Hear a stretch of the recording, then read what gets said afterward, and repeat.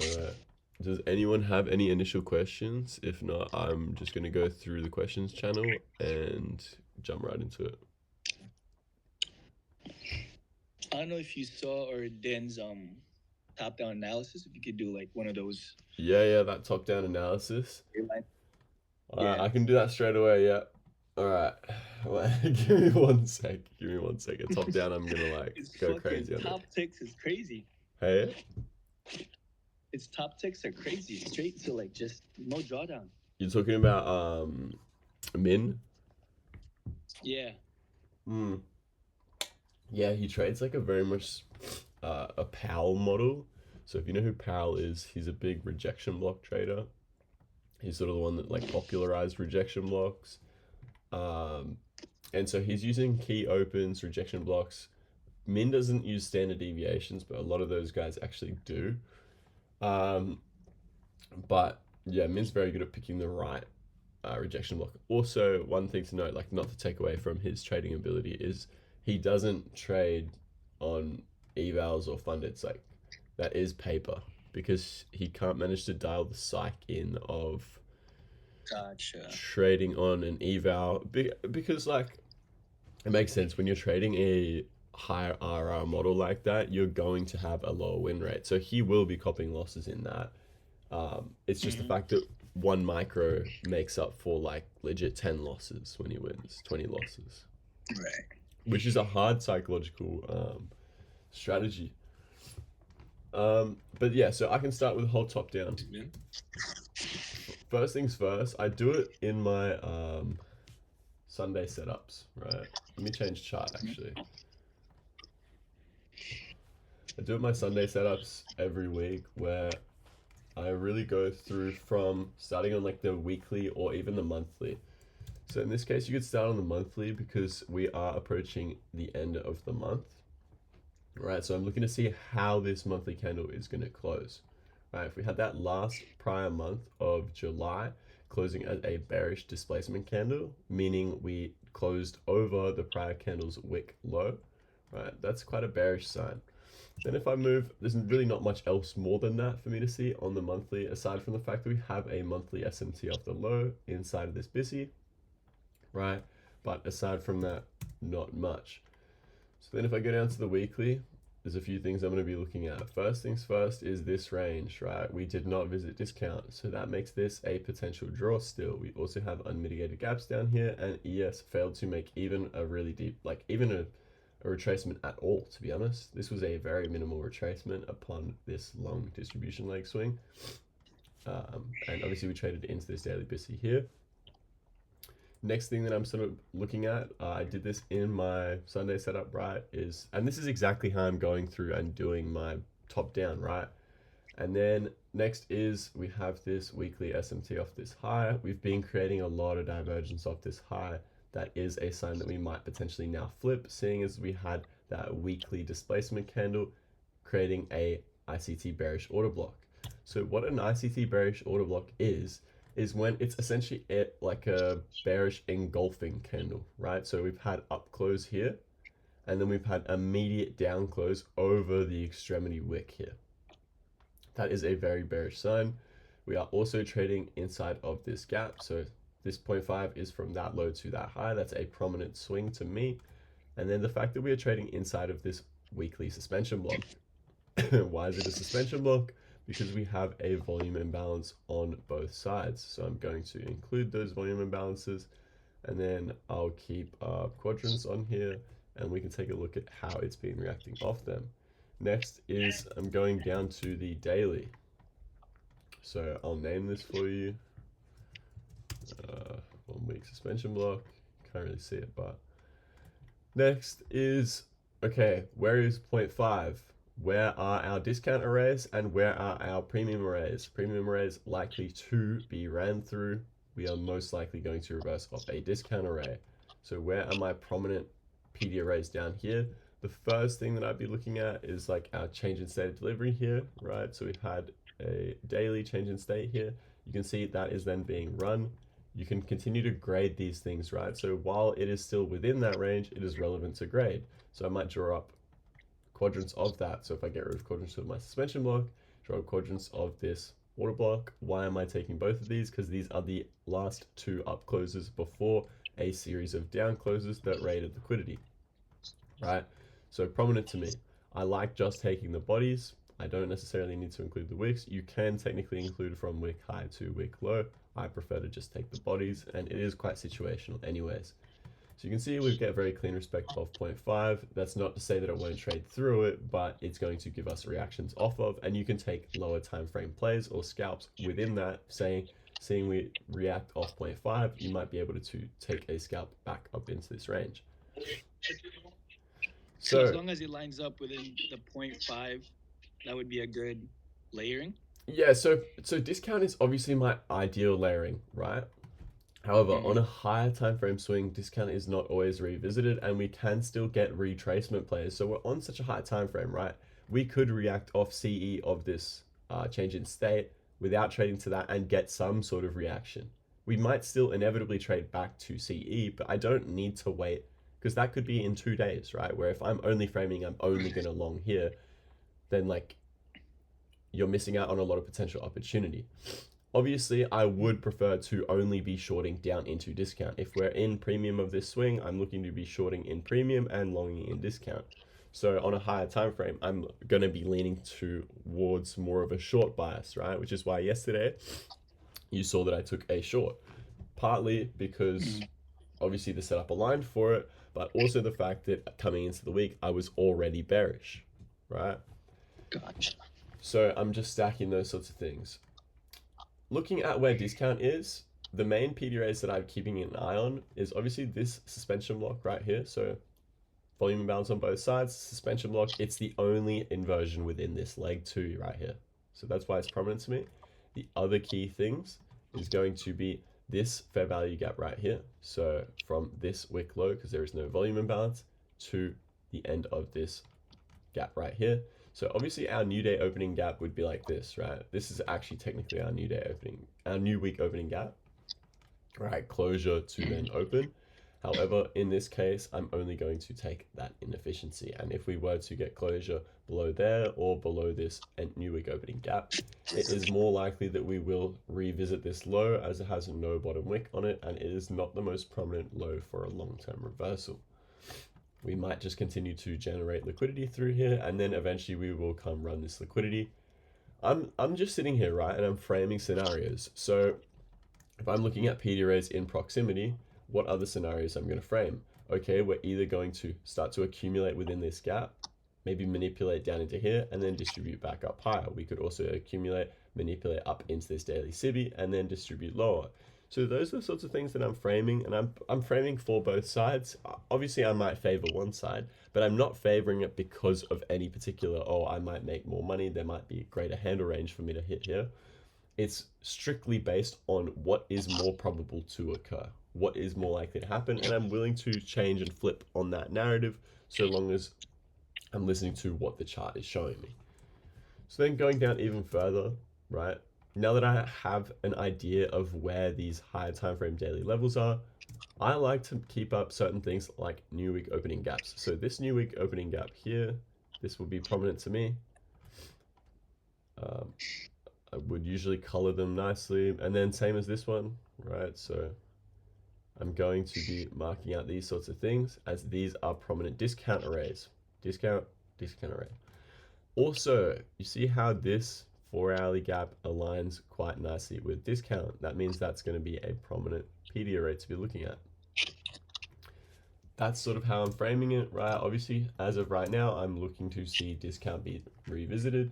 However, the things that may lead me to still take a long while in premium is significant divergence off the low is going to be one, right? So if we create high time frame divergence being a daily SMT or 4-hourly SMT, you have to keep in mind that that is a daily or a 4-hourly inside of a daily gap, right? So it's going to serve of some significance that would maybe then drive us up to this daily SIBI for a low risk, right?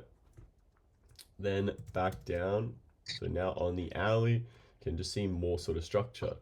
Why was I expecting a bearish run yesterday? Because this is low resistance liquidity through here. This low right here jabbed out that liquidity, but all these lows right here is low resistance liquidity. So you can see we pretty much run all of it. We trade into this rejection block, but that was very clean low resistance liquidity run. Further from that, holy botted is what the fuck is that on ES? So further, we are also generating a lot of low resistance liquidity topside, which is another concern for the potential that we come back up into this daily CB before then running lower, or vice versa, we run lower and then we run up into that daily CB. So as I framed in the Sunday market analysis too, is I frame this to be a potential original consolidation that we would have leave the range. That would be our low risk first stage. This is all first stage accumulation. And then through here is going to be our second stage. And then I believe that we should have some form of smart money reversal down in here. And then we will have our flip of the market maker model, and we can complete the buy side of the curve whereby we run all this low resistance liquidity. Right? Why is this a prominent draw? Because it is all low resistance liquidity, being we have a high, right? This high rated some liquidity over to the left, however, still left a failure swing with a prominent high, right? Then over here, failure swing, failure swing, failure swing, all equal highs, more failure swings. That's a very clear draw on liquidity for me. Failure swings up into an unmitigated gap. Very, very prominent. You can see here how we've had this sort of accumulate, manipulate, distribute. The other thing with that is like you can start to look at change in state of deliveries. So you could take from the high to that change in state, right? That's going to give me standard deviation projections. You can also do that on the 4-hourly time frame, for example. Say I do this up to change in state. As I do it on different time frames, it's going to show me areas where we are at least likely to reaccumulate. So on the 4-hourly, you can see we get to 2 to 2.5. We reaccumulate, then we come up, create some form of manipulation, and then watch if I zoom down further. Is that we would likely, if I zoom down to 15, we create another form of accumulate, manipulate, distribute with a change in state. So I can say, okay, we got to this 2 to 2.5. Now we have to generate more liquidity. So this is us generating more liquidity. And this is giving us another target next. You can see 2 to 2.5 bangs it right here. Very clean within that 2 to 2.5. Even 1, you see just as we get past 1, we start to reaccumulate. Yeah. And then, so how am I going to frame a high probability entry model off of that? Right? I'm going to zoom down further. Someone's mic's just wigging out a little bit. I think it's starts with D. It's all good. Dazer? Yeah, I think a mic's wigging out a bit. Just me. Yeah, Not bad. Mute up. You're all good. Yeah, so then zooming down further, right, is on the 5-minute time frame. You can just see this LRL even more clearly, right? So we have all these relative equal highs. We're failing to sweep liquidity. We're just leaving relative equal highs. That's very clear for me to want to target runs through. I don't want to be targeting high resistance liquidity to where we have jabbed out a lot of liquidity, right? So this is going to be high resistance liquidity still, as it jabbed out all this liquidity over to the left. So as I spoke about again in the Sunday setup, is I'm framing a lot of if and then statements, right? Using high versus low resistance liquidity. I only want my stop at high resistance liquidity, and I only want to be targeting low resistance liquidity. So on the 5-minute, for example, where are my potential draws on liquidity at the moment, right? We are sort of just in this range, right? From this high to this low, we are stuck within a range. That is not a good sign. I would prefer to see us gap out of a range, especially when you see how there is low resistance top side. There is also low resistance bottom side. So it does almost provide you with quite a free bias in the fact that you sit there being unbiased and you just wait for one side to get manipulated, and then you look for some form of confirmation to show that we have flipped and we can now trade towards the other side. So right, if I was looking and I'm looking to see us continue back towards 0.5, right? I'm going to look over to the left. I'm scanning to the left, scanning to the left, scanning to the left. Where is a prominent potential original consolidation? So range of accumulation that might line up with a gap. That would be this original consolidation here, what is just above it, an unmitigated gap. That is a very prominent draw, right? Why is this less so of a draw? Because this rated these highs over to the left. However, it did leave relative equal highs with this high, so it is a potential draw. However, I don't necessarily see this high to be a draw because this rated all this liquidity, and I want to see us trade through this low resistance liquidity and back towards 0.5 before then flipping. So from that, I'm going to be looking for either raids on ES of some of this liquidity or on NQ, and then I'm just going to be looking for a flip to then target this low resistance liquidity. The other way that I'm scanning to determine whether a high is protected or not is I'm going to be looking for SMTs.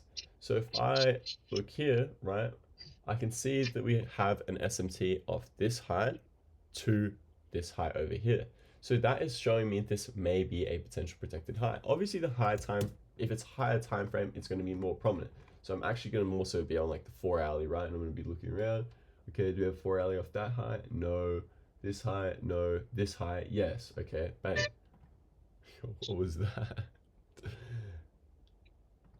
Like in the circus or something? I don't know what the fuck that was. Hey, Janice, could you mute your mic when you're not talking, please? Matt, appreciate it.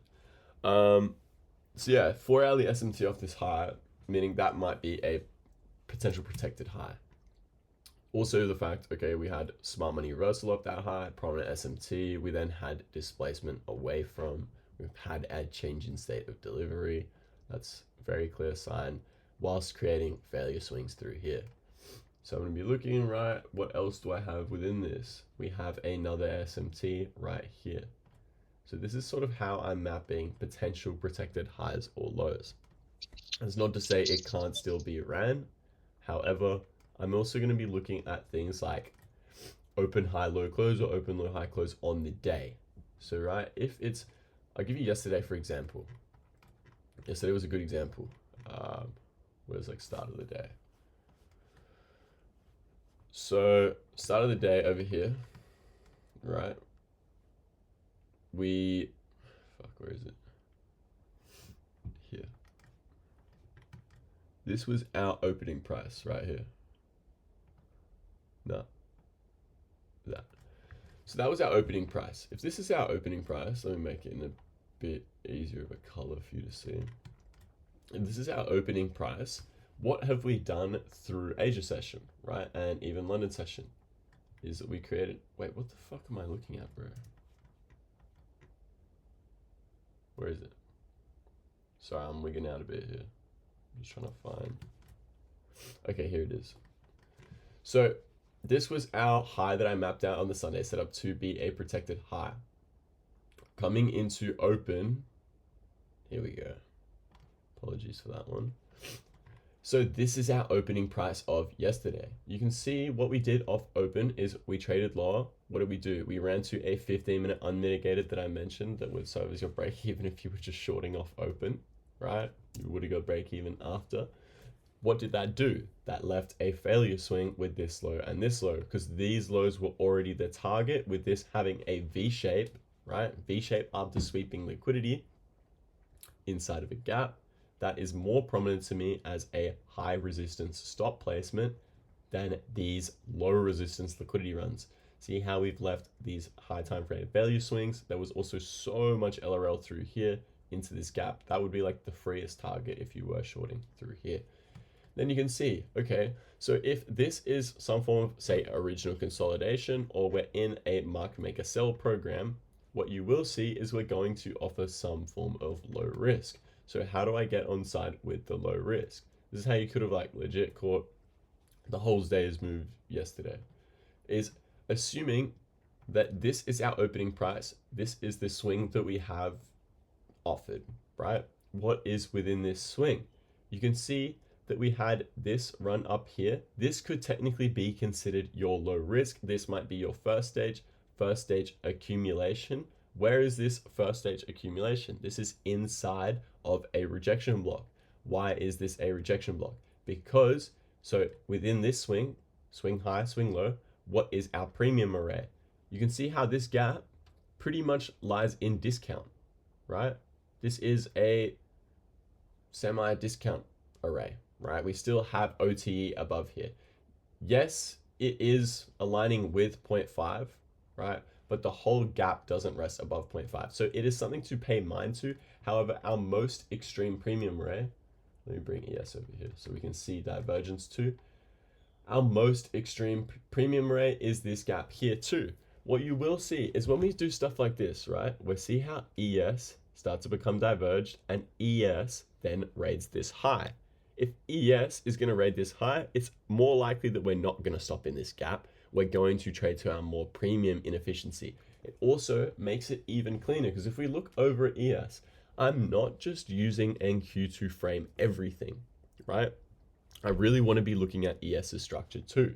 So you can see we have this original consolidation here over to the left. The market maker sell model is almost cleaner on ES. We have this original consolidation. We have that clear buy side of the curve and then a very clear flip for a sell side of the curve. You can see this high here had no real smart money reversal and it left relative equal high failure swings here. So it made sense for ES to come rerun this, which then gives us that SMT off the high, right? So we have an SMT of this high. Then that also makes sense for us to not run this high necessarily. So this high was failed to be ran on both. What you do see though is as this candle, you see how this candle would have been like a deep retracement into here, and then we get immediate rejection away from and then closing down close. From that, that's instantly telling me, okay, this is a continuation rejection block. A continuation rejection block because it is continuing this move through here and because it is rejecting out of this first presented fair value gap following a sweep of liquidity, right? That is very prominent to me. If I grade this, right, so we can see we're in OTE. Yeah. So the area will be protected, right? Yeah. So that's protected, right? 100% protected. We've got hella SMTs off it, V shape. We have low resistance below. I'm framing that this high or these lows are almost guaranteed going to be ran before this high gets ran. And if this high gets ran, see how it's only ran on one and it's just to put in an SMT. That's just further confirming, right? See, we'll get this off right here. Sometimes if you be drawing up OTE on rejection wicks, it does crazy shit. So yeah, you can see I just put quadrants on it, cleanly respects the quadrants. Obviously, if I zoom down, you'll see even further respect. That is how I'm doing it fractally, right? So I think someone asked that question in the chat. So say this is a 15-minute rejection block. Let me just go and replay so it doesn't move. So say this is a 15-minute rejection block. I'm going to be looking for respect on a 5-minute time frame and a 1-minute time frame. Like, look how you can see very, very clear respect. This is telling me that it wants to trade lower. When you get that 5-minute displacement, you could put the whole bank account on it and it should run down towards these lows. So even on a 1-minute time frame, bang, you can see. And this is how I stack for extra precision, right? So if this is the prominent area I'm looking at, I believe this to be a protected high as this swept out that high on ES, right? This is my protected high. This was my old protected high. This is my new protected high. This high also ran out that liquidity in there, very prominent. How am I going to position myself on side with this at a high rate of precision? I'm going to be looking for rejection blocks inside of rejection blocks. You see this? Rejection block inside of rejection block. Why is it a valid rejection block? Because we rejected, we had a down close there. It doesn't have to always be like closure opposing, right? I can have a wick up and it still close up close and I'll be okay to take it. However, I do like it in this case as we still got a closure inside of. So the main things that are validating rejection blocks is I need to see it validated. I need to see some form of body or candle closure open or close inside of this rejection block and then trade away from. Okay, so considering that, yeah. What's up? Someone speaking? No, someone's mic's just wigging. My bad. So just want to confirm, bro. When you have the rejection wick, you take the 50%, you want the first candle to close in the box, and then the next one would be your target or your entry to go down. Wait, so rephrase that, sorry? When you have the rejection wick, right? You said you take the 50% and you want the first candle to close in the box, and then your next one would be your entry. To an extent. Okay, so more so what I'm looking at, forget entries right now. I'm not framing entries. I'm framing how to get on side before the entry model. I'm framing how do I form a high resistance stop? How do I form a protected stop? So in both cases, we have a rejection block. I want to obviously see respect around this 0.5 level, around these lower quadrants. If it's a bearish rejection block, I don't want to see body closures above 0.5 necessarily or towards 0.75. So then what I can see is body closure or candle opens on 0.5. We then create a rejection block in the upper half. That is showing me that we're failing to trade through the upper half of this rejection block, and then we trade away from. I'm not exactly waiting for any set sequence. You can see it all through here, right? So if you ignore this, you look through here, there is no potential offering for me through here. When we come up in here and we close inside this rejection block, that is a clear sign, right? But I still don't know. I can't just like sell instantly, put my stop for that high. I need to see, okay, we start to respect 0.5 here, maybe on a lower time frame be even cleaner. And then I have to see some form of inversion or displacement away from. So the only potential offering here, and the reason I didn't take this, partly obviously because I don't trade Asia necessarily anymore, but it wasn't the cleanest offering for what I typically like. You see how far we displaced away from the rejection block? So that's what I'm looking for though. I want to see respect of and then displacement away from, and you can see how we get this inversion almost at the same time. So we get the most part of an inversion, and then what is for us to target? Low resistance liquidity, right? So that is more so what I'm looking to get on side with. I see rejection out of the rejection block and then displacement, right? The displacement is what's confirming, because the other ways you can see displacement is, say we got that displacement and then you go, okay, I want to get a fill for the change in the state of delivery. So that would be my change in state of delivery, the last down close before series of up close. That's my change in state of delivery. Bang, you could get a fill there, right? Your other option, this is more so what Min would do, is he would see displacement away from, and then you can put a limit for the bottom of the rejection block. That's how you top tick that shit, right? So we've had confirmation that it's a valid rejection block. If we trade up to it, you should almost know that we're going to barely tap it and we're going to roll away instantly. So you can see we tap it and then we instantly roll away. For reference, I have not looked at this example once, right? I wasn't even on during this time. It's just me doing it live. So if that's my change in state of delivery, that's going to be a more probable entry mechanism for you guys. Like I would highly recommend just entering off that change in state of delivery, whether you enter off closure or enter off retracement. One little tip that I would recommend for you guys to try out is, if you are using multiple contracts, work in the ability to enter partials and exit partials, right? I'm a big fan of partials. Partials pay 100% of the time. One way you can do that is, say you could enter half of your con size on closure, right? And then you're pyramiding on retracement. So say you were willing to accept maybe 10 contracts worth of risk at this price right here. I would put on 5 contracts maybe, and then I'm willing to pyramid up to 10 at these sorts of levels, right? Knowing that if I pyramid right here with my stop right there, I'm inducing very little to no risk, right? And it's just staggering your fill. So sometimes, say we do get this displacement, it just runs. It is what it is. You know, you're still on side with the move. There's no psychological issue. You're on side. What does it matter? You just made what, maybe slightly less. What does it matter? What you can also see here that's very, very clean to me is... Bro, question. Yep, go.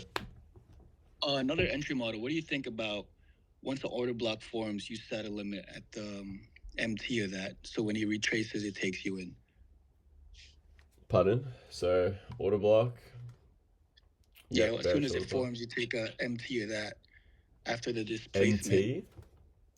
Yeah. You mean the middle, the 50%. Midpoint? Yeah. So at the top, after the rejection, there's an order block there. So you take the MT of that and then you set a limit. Well, this order block. Yeah, that one. Yeah, I mean, you can do that For the if you big want. I think he means my model with the order block, but also make sure you peep in the thing, Peyton, the chat. The chat? Oh yeah, I haven't even looked at the chat, my bad. I've just been yapping. With 1 minute, yeah, Jakeson.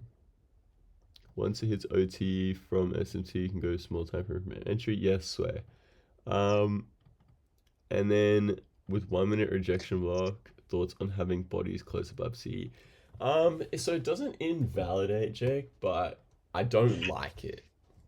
Right, and if we do it, I want immediate displacement away from. To an extent, it does invalidate, but like this case, obviously this is just a Wix. Let me try find a case where it's bodies. If it's like a higher time frame gap and we have lower time frame bodies closing over, it's all right like that. That shit's fine. So long as we are still showing respect at that level or some form of sensitivity at that level. That's actually a really good question though. It's something that I still haven't even like fully defined. Cause yeah, sometimes it is valid with it and sometimes it's not. Yeah, almost don't take it is low-key gonna be the best bet. Your best ones aren't gonna do that. They're gonna just immediately spool away from. But yeah, it's a tough one. So back to that order block question. Yes, you can, right? Like, but I would also say you can use any ICT concept, right? So I could literally enter anywhere of 15 different reasons within here. What I just see to be the most high probability is going to be waiting for other things, right? So in this case, if your entry mechanism didn't um, you don't validate change in state of delivery as an entry mechanism. Maybe you only use gaps, right? You're only using like FVGs. Is okay. So if we've had a sweep of liquidity in here, or we are rejecting out of my prominent level, right? So we had this SMT. That's still counting as a sweep of liquidity for me because ES rated that liquidity. There is liquidity within this rejection block, right? What I would say is what is our first presented gap following that sweep of liquidity? Okay, I'm going to be looking over, right? There's literally no gaps through here. Also, look at the time, right? So 20:00. This is very interesting. These are sorts of things. This was a very, very high probability setup. So genuinely lock in right here. You see open, 20:00 open. This candle right here. This candle, we open, we put in a high inside of the rejection block. What does ES do? ES was edging this New York PM high, which is that rejection block high over there. What do we do off open? This is PO3, 4 hourly open here. We have, oh no, sorry, it's just an hourly open. We have open, high, manipulate that high, low, close. So we have an SMT of this high, SMT of this high, and an SMT of that other high. What is that? That's stacking SMTs with all-time clearest draws on liquidity ever, right? Where we have this form of accumulate, manipulate, distribute. You can see it on both sides. Accumulate, we manipulate lower, we distribute higher. But however, we don't V-shape. We generate liquidity through that gap. What is this? Original consolidation. Leave the range, low risk, right? Low risk inside this gap. We have our first stage reaccumulate. Second stage, this is all smart money reversal. And then we have our rollover. So this was our short-term high, raid short-term high inside of prominent inefficiency. That's our low risk. So a lot of the times, most people would be calling like, oh, okay, inside of this, back to it, first presented fair value gap. This is not only first presented following a sweep of liquidity, this is first presented of Asia session. Asia session first presented. What do you see? We never inverse it. We just open above and then immediately displace. That's just it mohawking through, right? So back to this market maker model. This in here is what I would consider low risk and is offering the lowest risk entry for this market maker sell model. So if this is my low risk, we have some form of first stage, maybe a first stage reaccumulate inside of this gap, and then our second stage speed and distance. What is going to be, right? So say this wasn't as clear of an original consolidation. How am I going to frame high probability setup still? I'm going to use this original consolidation. So say we raid this original consolidation. I don't necessarily need to see this swept. I'm not going to be greedy and needing to see this swept, even though it is very high probability. market maker models are very fractal. I want to be taking the lowest hanging fruit market maker model. What is that? That would be this one, because even still, you could frame this to be leave the range, low risk. Market maker models is just framing narrative to an extent, right? I am framing the market maker model. Everyone might frame it very slightly differently, but you're going to build your own edge towards it. So in this case, you can see that we had open, high, low, close, right? For me, I see that to be a low risk. Lots of people wouldn't see that to be a low risk, and instead they could see that to be the low risk. First stage reaccumulate, then second to run all this LRL. The reason this ran so quickly too, and the reason you can get on side with these runs is two things: time and low resistance liquidity. All right, what happens? Well, I had a question. Yep. The first presented, does it need to be like a minimum of like somewhat handles, right? No, not necessarily. I don't really care for minimum handles. I care more for what is the narrative regarding that gap. So this gap was a displacement candle that was created, and then we had another displacement candle. But what did that do? That created a bearish order block. And what else did it do? We inversed this prominent gap over to the left. What does that do? This is low resistance liquidity. Yes, we have a gap in here, but that is simply a means for retracement. This is all low resistance liquidity. So even though it is small, this is prominent enough for me to draw up, right? It's still above like 5 handles. Well, no, it's like 3 handles, right? Not horrible, but also what else do we have to work with through here, right? You really don't have much. So I am comfortable to take this. And because it's all I have, I'm going to draw it up and I'm going to look at it, right? If I see it just gets railed, like, I'm not going to look at it anymore. But if it gets respected, I'll continue to look at it. So that's serving of some value. What do we do creating that? So we trade up into it. Then what do we do coming away from? We gap away and we create our first presented evolving. Even though, again, it is a small gap, what do? We respect it, right? So it is showing me, even though we're creating small gaps, we are respecting them. That is a bearish sign. Well, also, I wanted to ask, when you said the first stage reaccumulation on the left side of the curve, right? Where's the manipulation for that? Because it just looks like it's going up. Pardon? Yeah, so market maker models doesn't need. So you mean like here? No, one to the right. Yeah, right there, yeah. Yeah, so. I don't see manipulation. Yeah, you don't see manipulation. So in a market maker model, we don't necessarily need a manipulation off the low to continue us higher. What are we reaccumulating in? So accumulation is just the generation of liquidity. If we created boom, boom, right? That's running liquidity. In order to be able to create these runs like this or this run like this, we have to generate liquidity. I'm going to be identifying, okay, what are we generating liquidity inside of? So to me, I still do see a manipulation, right? This would be my manipulation. Because we are inside of a prominent inefficiency, it might not create a gap like sort of manipulation. It might just be a little like knock the fucking low off it and then go, right? And in that case, that is ES creating the manipulation. So ES has created the manipulation. So like in the form of an SMT. In the form of an SMT. And what is that SMT inside of? Look, so that's our daily opening price. This is our new week opening gap.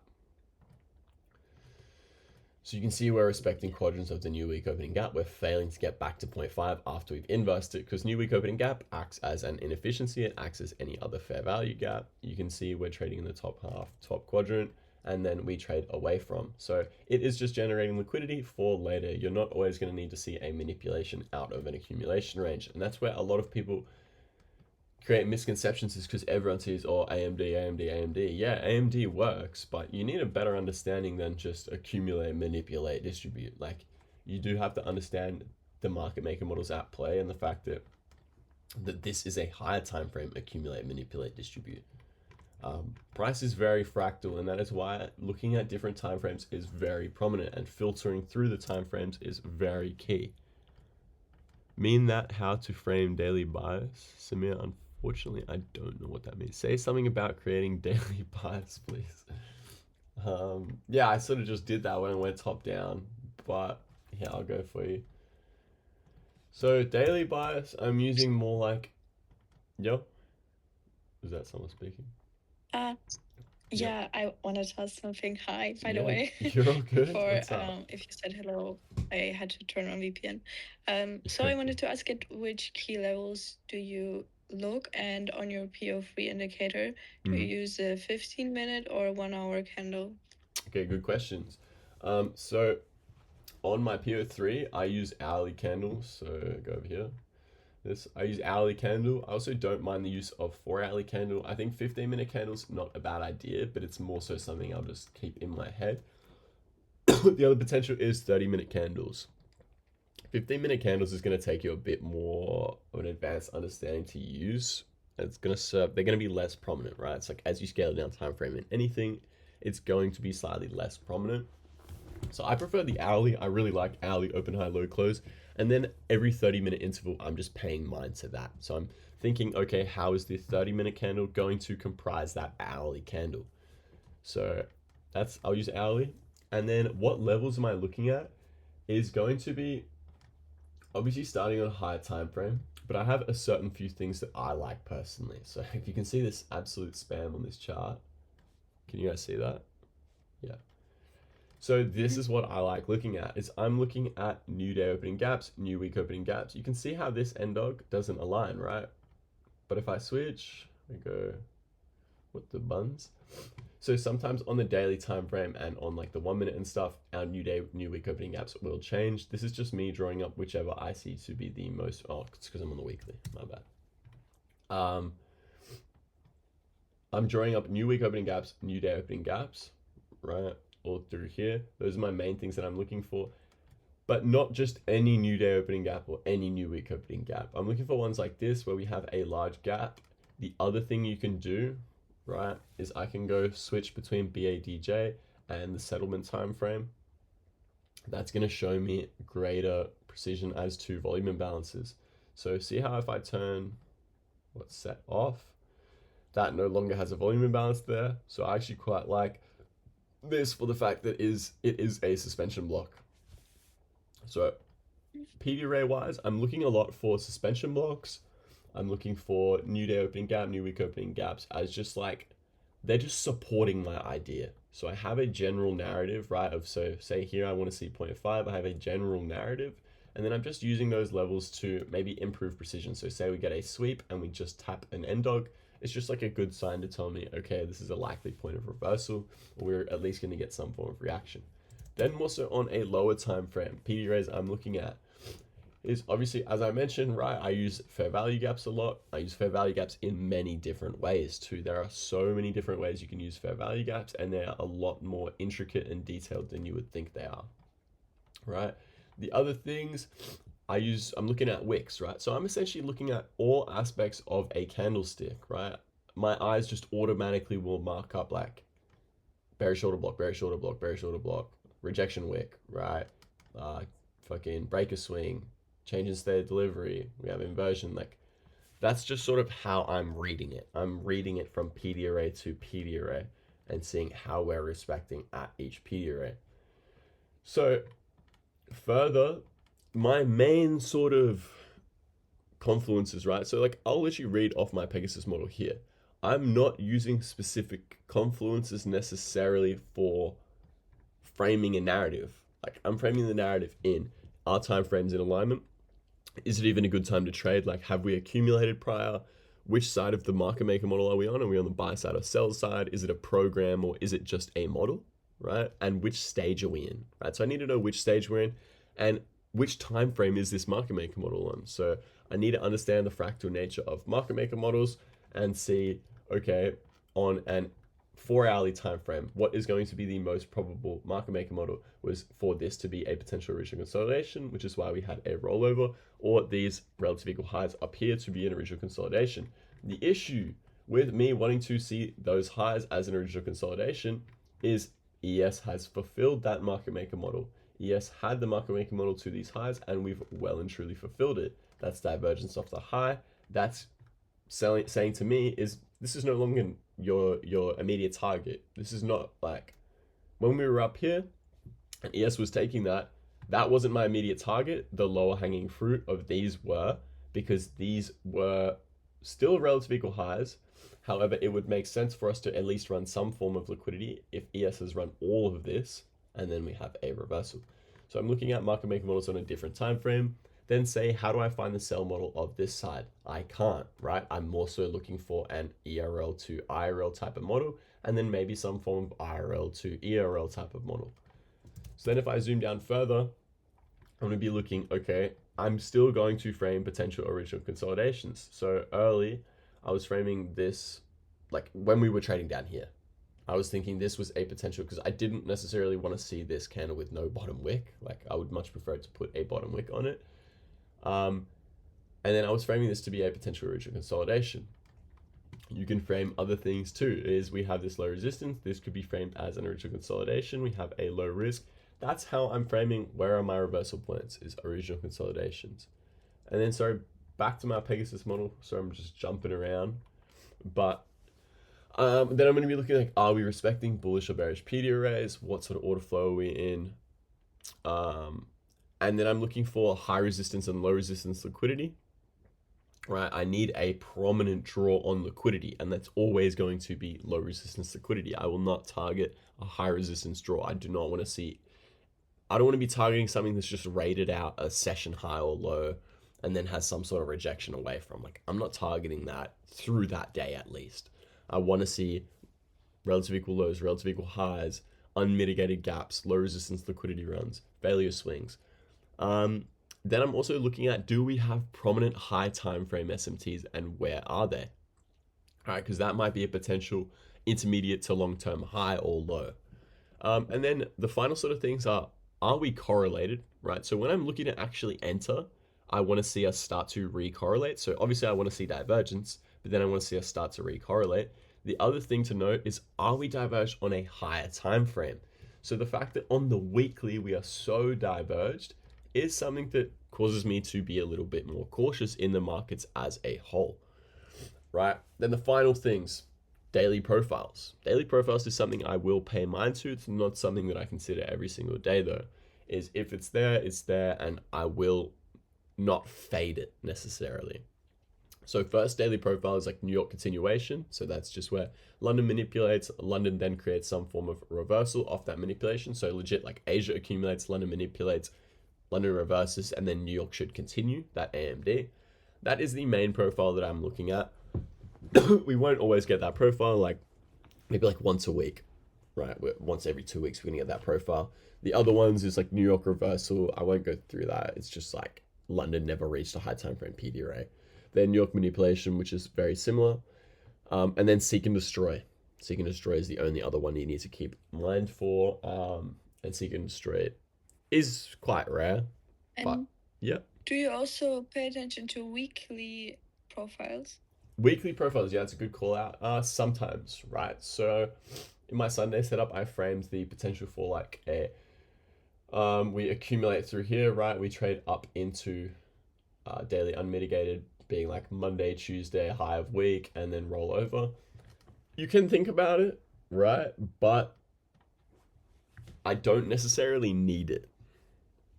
I think it's good to understand, and if you have a really good understanding of it, it's a great PD array to use. But those weekly profiles aren't always going to be like,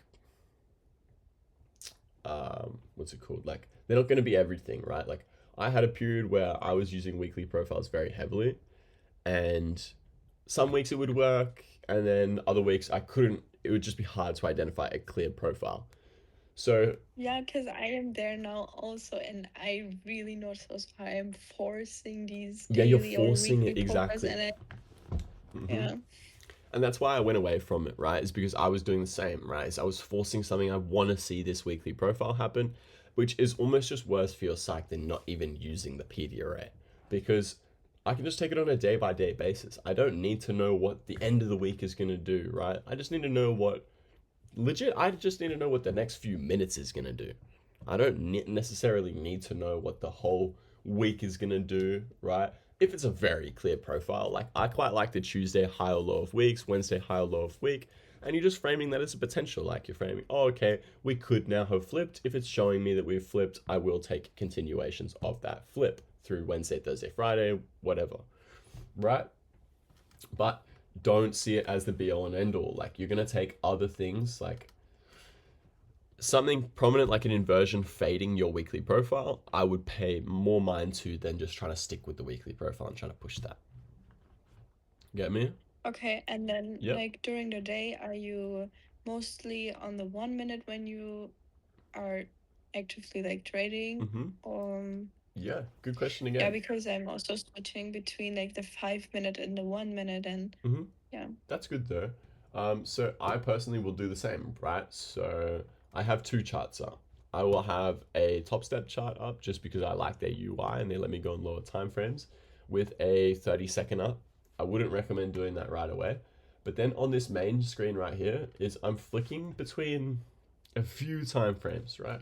Most of the time I'm sitting on the 1 minute just because it allows me to see the most, and obviously it is going to be the same things, right? So if I look at like, okay, 32 high, say, I don't know, it's not a good example, but I can essentially frame like whether it's a 5 minute SMT off the low or which low is a 5 minute low versus a 15-minute low, and those sorts of things just based on time markers on a 1 minute. All right, that takes a little bit of time to develop, but just the fact that the 1 minute allows me to see market maker models in low resistance versus high resistance quite easily. The other good option is to just sit on a 5 or 15 even until you see something prominent. So say maybe I'd be sitting here, right? And say I wanted to see this high inside of this gap ran, I'd be just legit sitting here on the 15 until that happens. When that happens, maybe we get divergence off of. That's what I'd be looking to see. And then we roll over from that, right? So if I'm like really looking for a higher time frame thing to occur, I will sit on that time frame. But a lot of the time, I am just on the 1 minute. Yeah. So like here, honestly, can't frame all that much. I wouldn't even like touch this shit. We've ran out low resistance top side. We have low resistance down here, but then we also have this V shape through here. We're simply just accumulating, probably more likely to run some of these relative equal highs up in here and just see what happens from there. But yeah, I'm always on the 1 minute, sometimes on the 5, sometimes on the 15. Obviously, like, the hourly's not going to help you with anything here. You know what I mean? Sometimes it's really useful, sometimes it's really nice, but the hourly here is telling me do not trade this shit. Like it's a straight barcode. Yeah, those are all really, really good questions. Do you have any more? Yeah, 5 minute or less is ideal. Yeah. You can sit like 2 minute, 3 minute. They're all good too. Okay, good. Yeah. And then I also wanted to ask on which time windows do you usually look to enter, like macro or Yeah, these are best questions so far, open? 100%. So I will typically always look to be entering during a macro, right? And part of that is because of the way that my model is. So I'll also consider 30 minutes to be macros.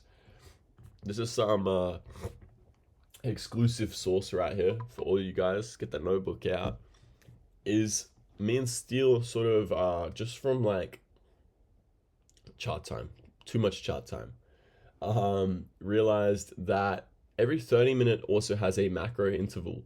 So my macro interval is going to be from 25 to 35. So that is sort of the PMMXM Steel NQ macro. And that mostly is going to apply to key 30-minute opens. So 8:30 open, 9:30 open. That is often how you see sometimes off those 9:30 type of moves, how I'm positioned on the side prior. And it makes a big difference to be positioned on side prior because I know that, say, 9:25 is going to start the spooling. So in a lot of my videos, actually, you literally see 9:25 positioned at like 9:24, knowing that this macro is going to spool for some form of, because macros, right? The whole intent of a macro is to spool to some form of liquidity or inefficiency. The way that I see it is it's either going to maybe create some form of low risk by jabbing the opposing side. So maybe putting in like a top side SMT with low resistance bottom side, and then we're going to go raid all that low resistance. So the macro is going to run through low resistance liquidity whilst creating high resistance for whichever side is onside. So I had a question about that. Yep. What do you think about like entering trades before market open, you know, and like catching like Yeah, so a huge vol? yep, same thing. I know some people say like don't trade that. No, I'll do it. Fuck 'em. So main thing for that, let's go to an 8:30. So let's go to not yesterday's 8:30. That shit was horrid.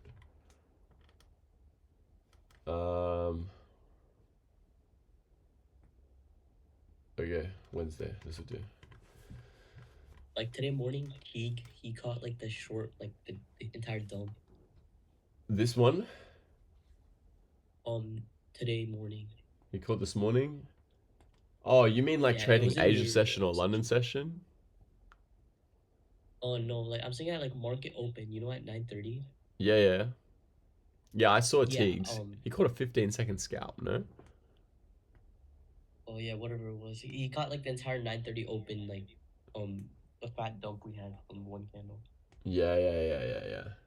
I don't know. I But honestly, like my other mentors, yeah. like IFBG mentors and stuff, they say don't enter before market open. No. Whatever Teague took, don't take that. Like, no hate to him. He's a great trader, but don't take that. Okay. Like, it's just not. I think Judas swings are good. Yeah, Like, Judas if you get swing's different manipulation, though. I was gonna go the other way. Teagues wasn't necessarily Judas swings, Judas. like- It was just like gap Yeah. and go with it. But Judah very good. Wait, do you mean like? Well, I think he means like catching the manipulation. Is that what you mean? Yeah, basically. Yeah. So I'm more than comfortable to try and catch that manipulation. You just mean like, are you okay to enter? Say here, right? This is 9:30. This run up here is a Judah. Let me go replay. So it's the same thing. It locks. Just want to see ES because I use SMTs a lot, right? Yeah, I remember this day. This didn't really provide much offering for the way that I like to trade, but you can see that up here. I actually do remember taking this. So I took a long off this back to our opening price and off 9 a.m. high because I knew that that wouldn't be high of hour. Regardless, ignore that. What your question is can you take the short of this manipulation? Like, can you be shorting this manipulation? Answer is yes, right? You're gonna have to be on a lower time frame. It's like on a 1 minute time frame, this isn't giving me much information, right? We don't have any real displacement candle. We have no gap created. What you can see though is what do we have through here? Low resistance. What is that into? A gap. What is that gap? That is a gap following an SMT and sweep of liquidity. So that is a prominent gap. We also had our change in state here. So this is simply a retracement, right? Even deeper than to OT. But what does it retrace to as well is our key open. So our 9 o'clock key opening price. But I think he means longing the retracement, right? Yeah. So like what I'm trying to say is, right, you enter the trade at like 9:29 or like 9:28, Yeah. and as soon as it hits 9:30, right, you get like that like insane volatility injection, right? You try and catch like the manipulation instead of Gambling, catching, like, G? maybe the distribution where you would catch like the Judas swing. I mean, yes, okay, yes, but I'm not entering like 2 minutes before, essentially like gambling on it. I would rather Yeah. Okay. be positioned on side prior. So like say this 8:30 for example, right? Considering this is an 8:30, like the whole thing is a Judah because we inevitably came lower, right? The whole thing's a Judah. You can be positioned on side prior through here, looking to maybe more so be, if it's 9:30, I ideally want to be break even before 9:30 opens. Because like 9:30 is a news injection to an extent. Not every day it's going to be like that, but 9:30 is some form of manipulation. And I honestly wouldn't recommend like entering 1 minute before and then trying and catch a manipulation late because it's almost as probable to manipulate your stop, even at the same time, you know? If I'm going to be in prior to 9:30, right, and I'm going to be trying to catch the manipulation, I need to be on side like prior to that, you know? I have to be almost break even. You get me? So I was just a bit confused by the question. That's my bad. I would much rather just wait, right? So there's no real need. If you're positioned on side for the manipulation, good, right? But if you miss it, it is what it is. You'd be better off taking patty swing or Judah. So just waiting for the flip and then running that low resistance here. Because like in this case, say I entered off 9, like what even would you be expecting out of this one? Probably not much. Like that method or whatever wouldn't serve you of any purpose here, unless you were going, okay, like the only other way that I would see it is understanding that, where is it? Yeah, even still, I wouldn't have necessarily liked it, right? Because we had a potential SMT. Fuck. We had a potential SMT off this low. And then the only thing that you could potentially frame is like, okay, we have an unmitigated gap. This should be a protected high, right? Where we have this 5-minute SMT here. And then assuming that we're going to Judah by opening, putting in a high, and then having a low close, like 30-second inversions, all that sort of stuff. Just because you had a very clear drawdown here, being these relative equal lows. Inside of a gap, some form of market maker sell model, more relative equal lows here. Pretty clean target. Did that sort of make sense, therapist dog? I mean, if you show your chart and you like show me an example, it'll probably make more sense to me. Just clear for this example, it wouldn't have worked. Maybe if I go look at a different one, it might have. But like often you will see I actually am positioned on side prior to 9:30 and I'm catching the manipulation like of it.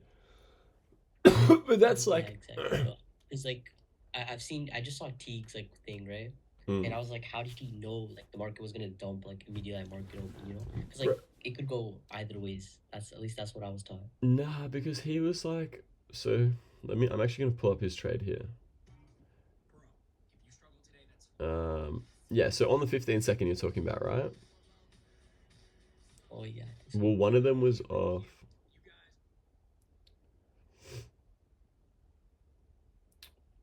Yeah, I don't know. Nah, Teague's trade was off 10 o'clock. Teague took one at 10 a.m. and one this morning. Oh, okay, then never mind. There's a YouTube video of his trade today. Yeah, well, that would probably be that'd be better to watch. But honestly, that 15-second trade, I could tell you what the 15-second trade was there. I think he did take one prior. I know what you're talking about. I think he did take one at 9:30. There was like another 15-second one. Yeah, straight narrative, right? But what he took off 10 o'clock was valid. The 10 o'clock one was valid. I don't give you a reason for that. Is off 10 o'clock. Where is it? Off 10 o'clock, we put in a 15-minute SMT off the high inside of a 15-minute unmitigated gap. Right, where is it? Here. So 10 o'clock legit opened here. See how this high fails to take that high? Whereas it takes it on ES. It was a 15-minute SMT. And then he's just forecasting this displacement candle. And then I think he got off like at this body low. It's just because on the 15-second time frame, it looked like a crazy run. But he's just taking like a 15-second scalp. But yeah, that was his reasoning for that trade, which I think that was a valid trade. What's good? I almost took it. What's good, Jordy? How you going? What's good? The profile Legit, picture how are is you? crazy, bro.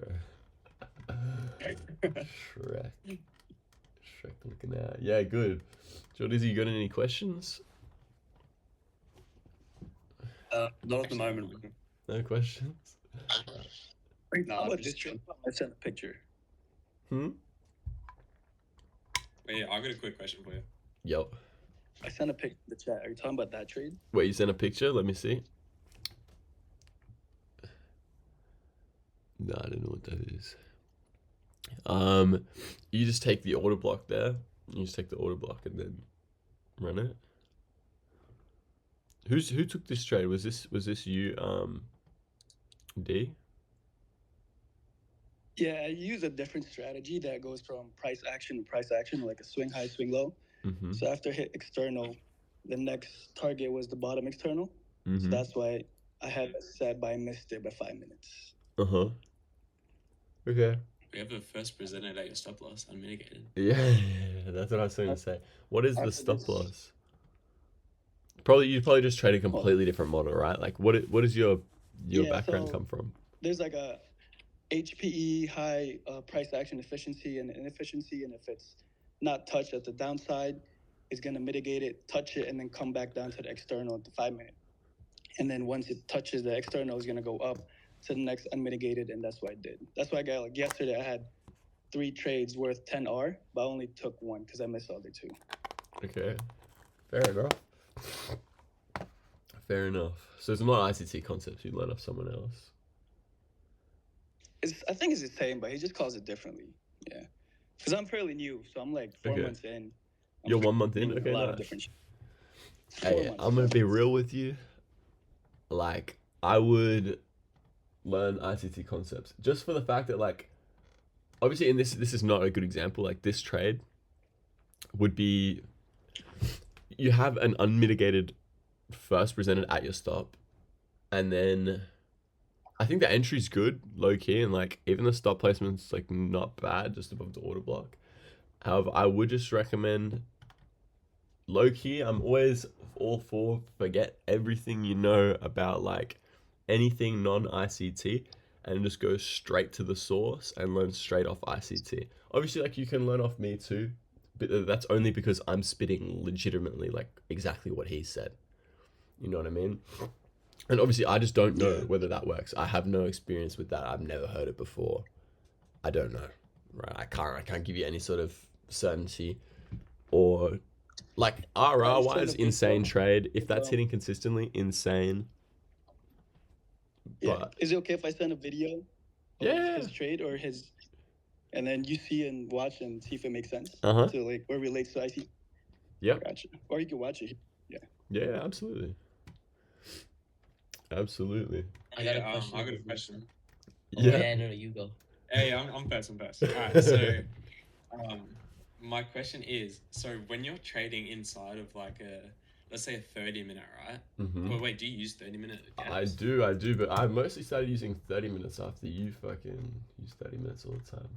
I was like, I best use Yeah, I them. use 2 hours as well. Yeah, 2 I hours, use 2 hours valid.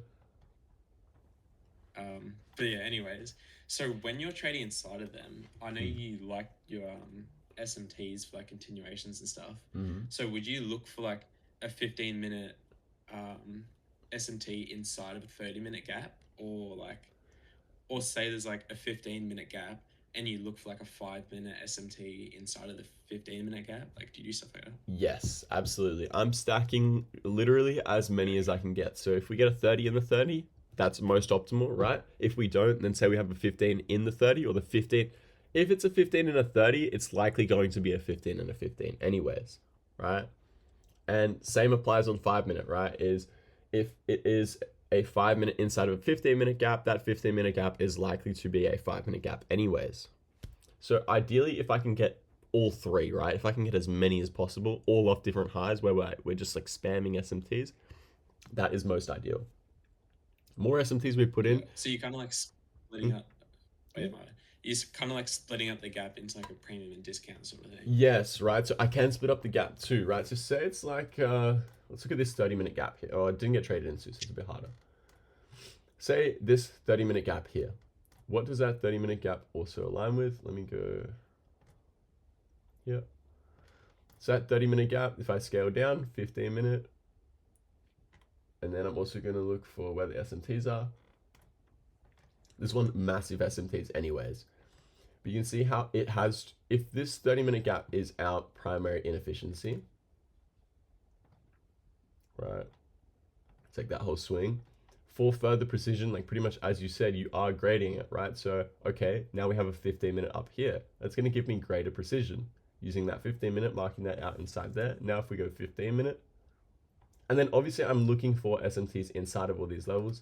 Then 5-minute, you can see we failed to trade to it. But yeah, that's fine. Like I really don't need it to trade to it. It's respecting 0.5 of the high time frame ones, respecting the lower quadrants of this 15-minute one. That's very clean to me. And then look at the divergence of it. Like significant divergence while one respects. So it's not the best example for like internal SMTs off this high, but that is how I'm grading it. I'm starting on a higher time frame and then looking on a lower time frame and finding like where is premium, which are the premium arrays of this array, right? Versus where are the discount arrays of this whole array. Did that answer your question, EJ? Kinda. Here, hold on. Let me look in the chat right now. Yeah, if you send me an example, I just need to find a better example, low-key, to explain it over. Yeah. So it's like, say we're like going for a continuation sort of thing. And there's like a 15-minute that gets created, and you wait for a pullback. You sort of, there's a 15, but then that 15 probably also has 2 5-minutes inside of it. Yes. And you look for divergence on the 2 5s. Yeah. So say on that right example with the 5s, say NQ was a different one, right? And NQ traded into the bottom 5. That's most ideal. So say one traded into the lower 5-minute and one only traded into the top 5-minute. That's very ideal. See how they're both inside the 15. And then even sometimes what will happen is, right, to put in that 5-minute SMT, that quite literally is, say ES is that right pair and then NQ is like a different pair. That will literally be ES stopping in that top 5-minute, right? Say the next 15-minute candle opens, and then that would be like NQ trading down into the bottom 5-minute unfilled, whilst ES still stays inside the top 5-minute unfilled. That means we have then a 5-minute and a 15-minute SMT inside of our 15-minute gap. Yeah, I get that. Yeah. One other thing. I thought so, but like I was just confirming with thoughts around.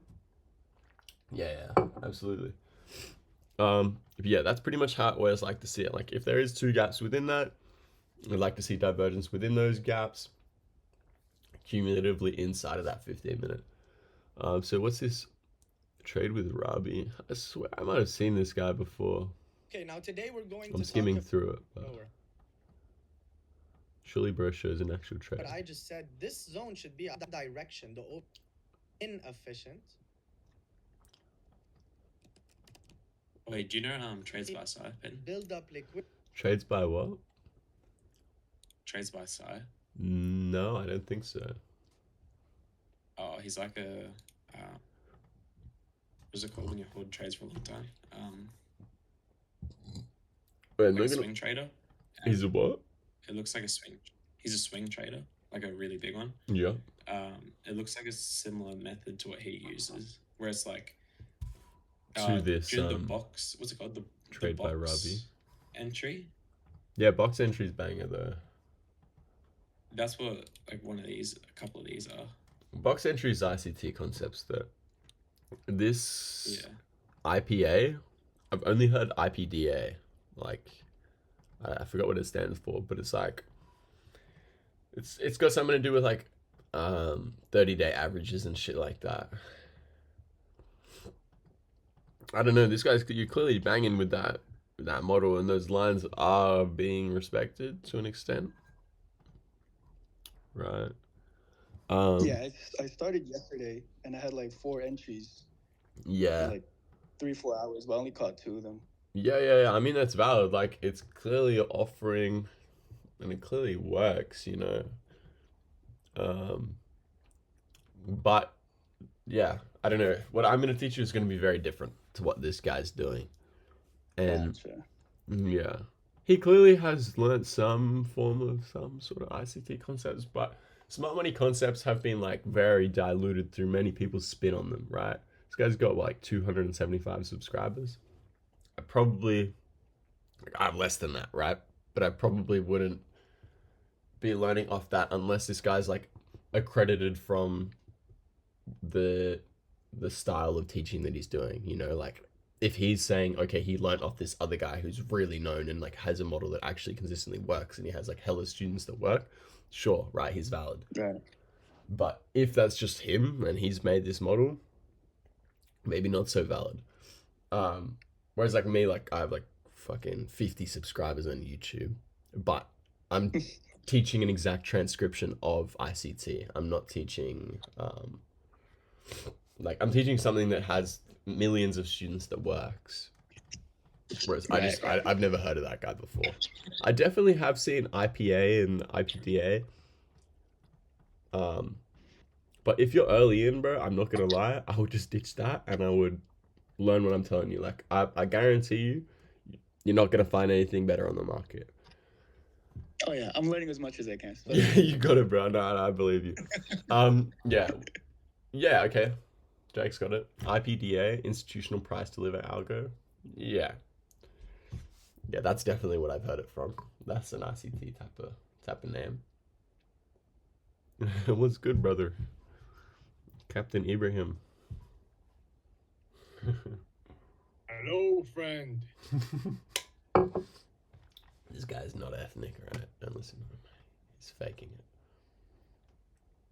Bro's been on Claude for 20 hours, though. That's kind of crazy. Big respect. Yeah, therapist dog. What was your question? Sorry. Also, therapist dog, your name for the first like 3 times I saw it caught me off guard, bro. If you read it differently, it doesn't look like therapist dog. Ooh. Anyone else notice that? Yeah, I do notice that. But AFK, maybe, I don't know. What was your question?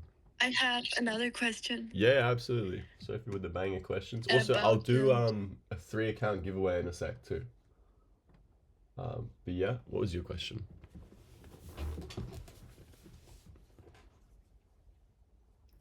I didn't hear you. Oh, sorry. I just said that in a little bit, I'll do it at like 3 or something. Maybe 30 minutes. I'll do a 3 account giveaway. So I'm gonna do a spin where like everyone in here can get an account each. Or 3 people will get 1 account, sorry. But yeah, sorry, what was your question? So I wanted to ask on the PO3 indicator, do you just look for the manipulation, like to put in the wick? Mm-hmm. Or So what exactly? yeah, good call out. So I'm using my narrative before that hourly candle happens, right? So I'm gonna go on here. Say I'm on the hourly. My bad. I'm using next candle predictions. Am I on replay here? Yeah, get me out of replay. I'm using the next candle model. So if you've watched any of T Trades, he talks a lot about the next, I think it's called the next day model, right? Where based on how the prior candles are closing, you're going to be forecasting that next hourly candle. So I'll pick an easy example for this. So say this, right? Even better one here. This candle, see how this candle displaced over that whole candle following we were rejecting off this wick. So this is a rejection wick. These are the sorts of things how I'm mapping out how this candle is going to print. So before any of it, I want to know what have the last candles done and what is most likely to occur on the hourly candle that I'm looking to trade. So here we created a hourly rejection block. Let me try find. Yeah. So what else are we doing off this hourly rejection block? We were putting in hourly SMTs at this high. So you can see how we're rating highs. I'll zoom in for you. We put in a rejection block on both, right? Same rejection block. What do we do inside the rejection block? NQ takes the high, ES fails to take the high. That's an hourly SMT inside an hourly rejection block. Then what do? We immediately displace over this candle's low. So if you're more advanced, I would heavily look at this sequence. Some secret sauce. I'm not going to say anything further on it. We have this displacement candle. What is this next candle likely to do? This next candle is likely to create some form of, I'm expecting it to be bearish, right? If we had a displacement candle, we have our hourly SMT, I at least know that this next candle and likely the subsequent candle after that is going to be a down close, right? So just based on next day predictions is that if we have rejection, we have displacement away from that next candle or next few candles will be displacement away from. So I'm essentially using the prior 2 or 3 candles to justify and validate what I believe the hourly candle that I'm trading is going to do. So if this is my opening price of 6 o'clock, we're going to replay. If this is my opening price of 6 o'clock, right? I'll let it actually play out and I'll do it live with you, right? I'm looking for 2 things. What I'm monitoring that is framing, okay, knowing that this isn't going to be a long-term low, is I'm going to see, okay, if this is our open and we put in open and a low here, is this low likely to be our low of hour, right? First of all, I don't think so because we have that hourly down close anyways. Then what else has that left? That's created rejection inside of a rejection block, but what did it also leave? It left relative equal lows. So that is likely to not be my low of hour. What else do you see? We've done really nothing off open. We put in a tiny little low and then we immediately manipulate off and accumulate, manipulate. What are we going to do? Distribute. So if I look within this range too, what do I see? See, we have traded back to 0.5. So 0.5 of that last swing, we traded back to 0.5. What are our premium arrays? These 1 minute unmitigated gaps. Why is it not going to go any higher? Where are the gaps here? Non-existent. This is my premium array. These 2 1 minute gaps right here, which is probably also a 5 minute gap. Now, how do I be more precise with this? I'm going to be looking for lower time frame SMTs. So according to time frame correlation, the hourly aligns with the 5 minute time frame. So if we have an hourly SMT up this high, you can see how nice this sweep inside this rejection block is. So that is our protected high. This is our protected high. I don't want to see that ran on either necessarily. It can be ran on ES because ES created failure swings. That would just be creating further divergence. However, I don't want to see that because of the hourly displacement away from these 5 minute inversions, and we created this 5 minute gap. What is this 5 minute gap? This is a 5 minute gap following a sweep of liquidity. That is a prominent gap to me. So from that, what else do I see off this low? So as I was validating that to be a relative equal lows right here with a 5 minute gap, see how this 5 minute gap is unmitigated on both. So when we put in our open low, which was a fake low, that low didn't put in any form of divergence. So this is not a protected low to me. Like, you'll see that I use SMTs a lot more than what most people do because it's validating whether a high or low is protected to me. And when there is no SMT off both, that is validating that this is a low resistance low. Even though it jabbed liquidity, it is still a low resistance low. It is just a short-term low. Also, with the fact that there's an unmitigated 5 minute, that is a prominent draw on liquidity. So what do I see off this open high? What do? We put in a 5 minute SMT. So we put in a 5 minute SMT. For reference, I haven't looked at this example once. Like, I don't know how this is going to play out, but 5 minute SMT off this high. I'm going to let it play out, right? What am I going to be looking for? I'm going to be framing if and then statements. So based on my model more so, I would need a displacement candle away from or an inversion of this gap. What EJ might take is I'll let it play out. See how we inversed it, and then we created a gap here. You could potentially put your fill for this gap, putting your stop for maybe this wick high or above the high, and then be targeting some of this low resistance down here. In this case, right, see how we had accumulate, manipulate, distribute. This has the potential to be a protected low, right? Because you're gonna think in terms of being a market maker. So a market maker, or just however you want to think about it, right? People or retail that sold this breakout. So lots of people trade, we've accumulated, we had a breakout. Say then we have breakout and retest. This is where people are entering. People are entering, retail is entering shorts inside this range. This is now going to be trapped shorts. Smart money does not want to let these people that are in short get out here. They're going to at least run them out, right? So it's run out all this liquidity, and then now it can run that later. So now in this case, now it has more so become a failure swing. But until we ran this high, this was trapped shorts, and this was never going to be revisited until we ran out sufficient buy-side liquidity. So now it could be a potential draw. Even still, to not be greedy and to just take lowest hanging fruit, I'm going to be looking to target the inefficiencies inside this range. So what is my most prominent point of potential reversal here? It's going to be this imbalance right here. What is this imbalance? This is a sell side inefficiency. What is it? Sell side inefficiency, buy side. How have I just turned retarded? Yeah, whatever. It's a CB overlapping with a BISI. So that is going to be a BPR, which is a balanced price range. It's sell side imbalance, buy side inefficiency. Sorry, I don't know why I had a mental blank. That is going to make this a balanced price range. See how that CB overlaps with the BISI? That's a balanced price range. That is going to be my most prominent draw on liquidity within this swing to not be targeting the potential trapped shorts. So we could potentially get a retracement, right? So we get a retracement. Stop is for that protected high. You can see we then play out to the lowest hanging fruit eventually, right? Good trade. The other potential is what EJ probably more likely would have taken rather than that 1 minute is see how we created a 2 minute gap off this swing. So this is like a model 22, right? We've had accumulate, manipulate, distribute. This has confirmed, right? We've had our distribution leg. We create a swing. We haven't hit our primary draw. So you still have the ability to get onside with a retracement.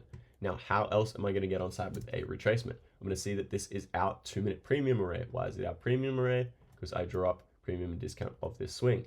Yes, this smaller gap aligns with premium. However, for low risk entries where it's like accumulate, manipulate, distribute, we're often going to offer a low risk. That low risk is going to be inside of optimal trade entry. So you could put your fill, most likely. What is our optimal trade entry? It would be within this range, right? What is the gap that aligns with optimal trade entry? Would be this gap. So you could either be targeting for a fill of this gap, like just at the low, or you could be putting your fill for 0.705. And then you could be targeting a continuation play through here. You can also see, as I said, this is low resistance liquidity. You could be targeting a full run of this low resistance liquidity. And then, right, so this liquidity jabbed out liquidity over to the left. So I might not want to be targeting it. I'm not looking to target high resistance liquidity. I don't want to be greedy in that sense. So your other potential draw is to target the end of the LRL run. Whereas the end of the LRL run, I would say this low right here inside of these gaps right here. Obviously that's on a 2 minute. So if I look at a 1 minute, it'll be clearer. Low resistance liquidity into a gap. That is also high resistance liquidity because it jabbed out liquidity over to the left. I'm only looking to be targeting the end of an LRL run. You can see that that likely does play out. Or not. It will, but. Wait, I got a question out of that. Yeah. So I posted a picture of it. So do you know how you talk about T-Trade's next day model? Yes. What he doesn't allow a candle body to close over the wick. Do you allow that? For the SMT, nah, so your example is valid, right? So I would prefer it to not, but it depends on the time frame of the SMT, right? So say it is a 15-minute SMT, it should pretty much, yeah, always not close over and displace. You do want to see it create that rejection by not displacing over the prior candle's wick high for like that exact example there. It's like, you see here, we fail to displace over that high. That is our rejection block. I mean, that is our 15-minute high that we're looking to see the SMT off. You see we don't displace over it and then we reject away from. I'm always looking to see it fail to displace and reject away from. But if it's like a 5-minute wick, then like a 1 minute body can go over. Yeah, 1 minute body can go over. Exactly. And that applies for all inefficiencies really. So if I'm ever grading something, I just don't want to see that time frame be the one that's disrespecting the quadrants or disrespecting 0.5 by closing over it and those sorts of things. I can permit a lower time frame to just maybe slightly close over it or reach up to that upper quadrant, because what that really is just doing is that is just creating a wick on a higher time frame. But yep, sweet. Yep. Did that properly answer your PO3 question, Sophie? So the last thing that I'll actually mention, right, is in terms of that PO3, the other mechanism for me to get on side is often going to be this first presented. So if this is our opening price, right? The other way that I use PO3 in Confluence is if this is opening price, I know that this is going to be our high of hour if we've traded back to 0.5. This is a very protected stop to me. We have a 5-minute SMT inside of a 5-minute respecting 0.5 of our other fuck, sorry, I'm a bit sick. Our other protected high. What do we do in this leg? This is accumulate, manipulate, distribute. This is how I'm forecasting inversions before they happen quite often. This would be a clean 30-second sequence up here where maybe we would have our rejection block and a displacement candle or a 30-second inversion. That's allowing me to forecast knowing that this is a manipulation gap. This is going to get inversed. You do not need to always wait for the inversion. However, if you do, see if there's a volume imbalance, no volume imbalance. If you do, you draw it up and I keep it across my chart until we are no longer at a valid point, right? Or we've ran out sufficient liquidity. So I keep it on my chart here. You can see how we trade back up into it and then respect it, right? First presenters are a very key thing to get on side with PO3. Yep, what's up? You see the left lows, right? These? And then the right side where you have it, yeah. About price efficiency, it's about tapping those lows before it goes back down. So I think that might be the retest that you're talking about. So tapping these lows, for example, and going back down. Yeah. Yeah, 100% valid, right? But look how much worse your fill is and look how low RR it is comparatively to if you were to use other concepts. So if you were to use my PO3 concepts and like understanding of protected highs versus low resistance, is you are able to also get a fill up in this range, right? You're looking to get a fill in here rather than, this is like a breakout and retest, right? This is what lots of people trade and it does work. 100% it works. But you see how if you were to take the breakout and retest over here, right? Oh no, I'm talking about the other lows in between that one. These? Those lows. And see how you retest up those and then all the way, those Yeah. internal lows, swing highs, touch it before it comes back down. That's what I'm talking about. Yeah, so same sort of thing though, right? Yeah, and you could do it on this other side. In this case, you wouldn't have gotten the retracement necessarily. Obviously, if you get displacement over and then you just set it for that. Yes, it does work. I'm not going to say it doesn't. But again, you just get a better fill by doing legit any one of those things that I said before. Even if you get on side with this 1-minute gap, you're going to get a better fill. Through here, right? Yes, it works, but how are you validating that this retracement is, that level is going to be valid? To me, like, look, you can see we wick straight through it. There's going to be things that provide you with greater precision. So to me, that's inside of this bearish order block. It's also at 0.5 of this swing, right? So 0.5, even OTE. So right, if I go back to OT, you can see we're in optimal trade entry. That 0.62 would have gotten you a better, if not the same fill. And then we're inside of this rejection block. I mean, inside of this bearish order block here, where that is going to give you way cleaner respect. Like, we're respecting 0.5 very nicely. I just prefer to use these sorts of things. And obviously, if you know how to use that well and you can use it right, 100%. But then again, if you're just using that, how are you even framing a protected high or low? Like, what is your stop placement? You know what I mean? If you were to enter here, what would your stop placement be? D? No, I'm just watching. I'm just learning. Okay. Nice. But yeah. So that necessarily, I don't know. Maybe he has a methodology for stop placement. However, to me, I need to use these concepts to validate a stop placement before I'm even looking at entry. I need to validate a protected stop and a clear draw on liquidity before I even look at entering. I also will refuse to ever enter off strictly one thing. So this would be strictly one confluence. You're using one line, one level, one confluence. This is stacking a whole bunch of reasons in my favor. I'm stacking as much as I can in my favor to align the most high probability setup. So yes, does work. I will always back this over it, to be honest. Like, even if I drop quadrants of first presented, very clean. Look, you see we respect the upper quadrant, we displace away from. And then you can see how once we've closed away from, we use the low and we respect that. And those sorts of things.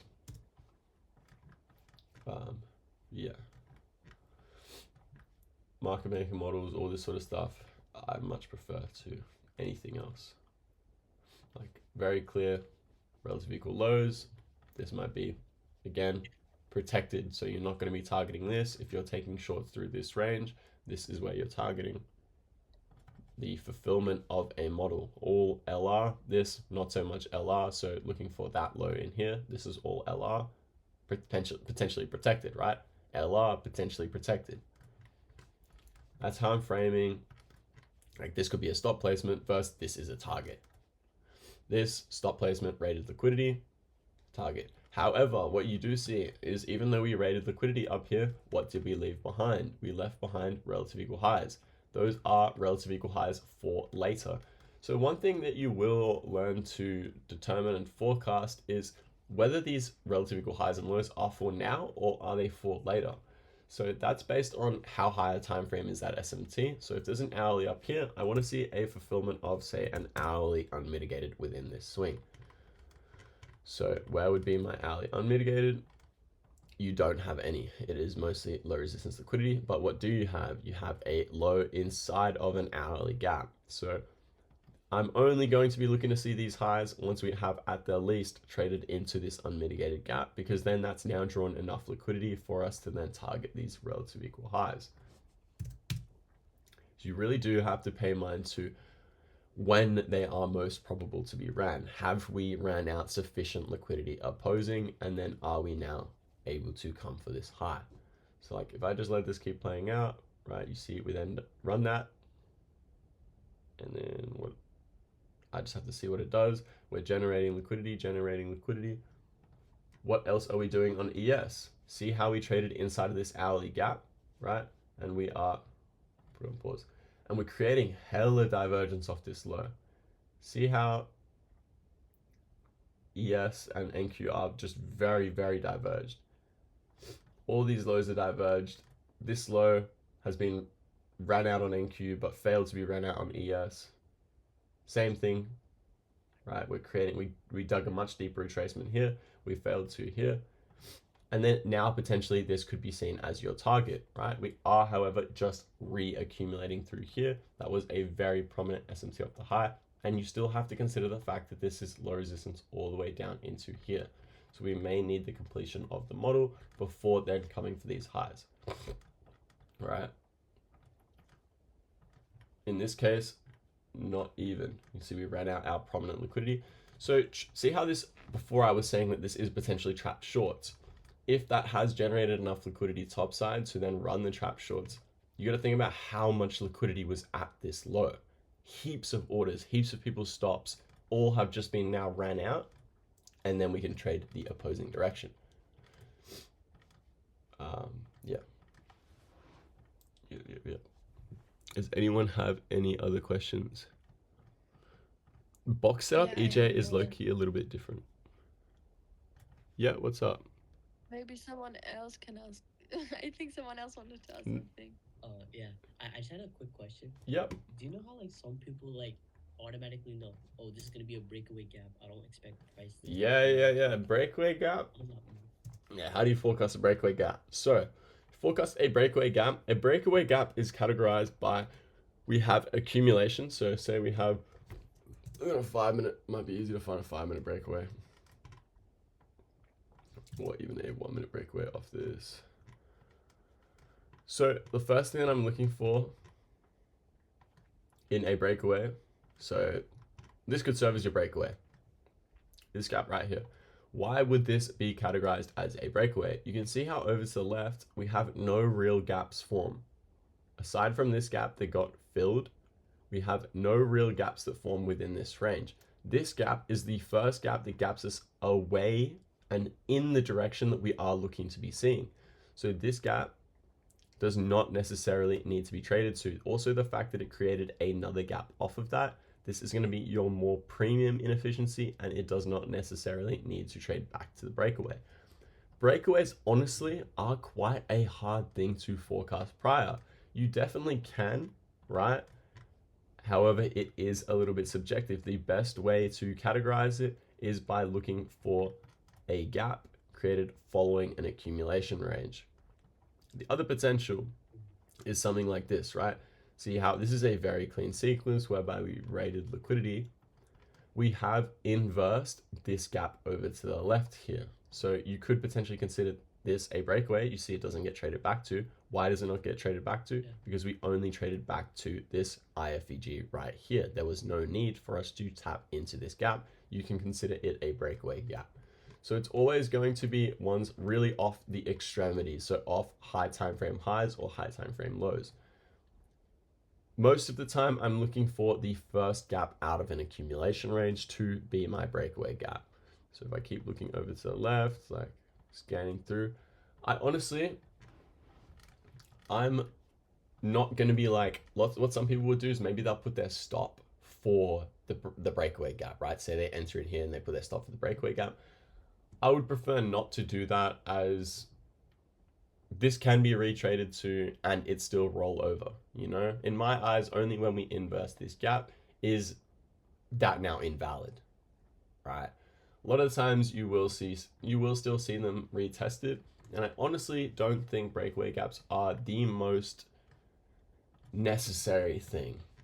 I often will see it in a different way, right? Where we've had displacement away from, say this could be your entry mechanism, right? Having displacement away from, and then knowing you could put your stop for the external SMT, as this is the most protected high. You can also see here, off this high, this is the sort of thing I'm looking for. Same thing, we have a rejection block, right? We open and close inside of. Yes, it closed above 0.5. So this is sort of back to Jake's question. Is it valid if it closes above 0.5? It depends on narrative, to be honest, because you see again here, this is another 1 minute rejection block. You can see how we've well and truly closed above 0.5. However, we are still respecting within it. It's going to be quite discretionary based, and I really need to see a nice displacement away from. The fact that we put no top wick on means you very well could fade this up here. Nothing wrong with fading it, and then waiting for, see what this is? This is your 30-minute first presented. So if you want to call this... Can you go to the 2-minute to see if there's a 2-minute rejection block and 0.5 is being respected or something? Yeah.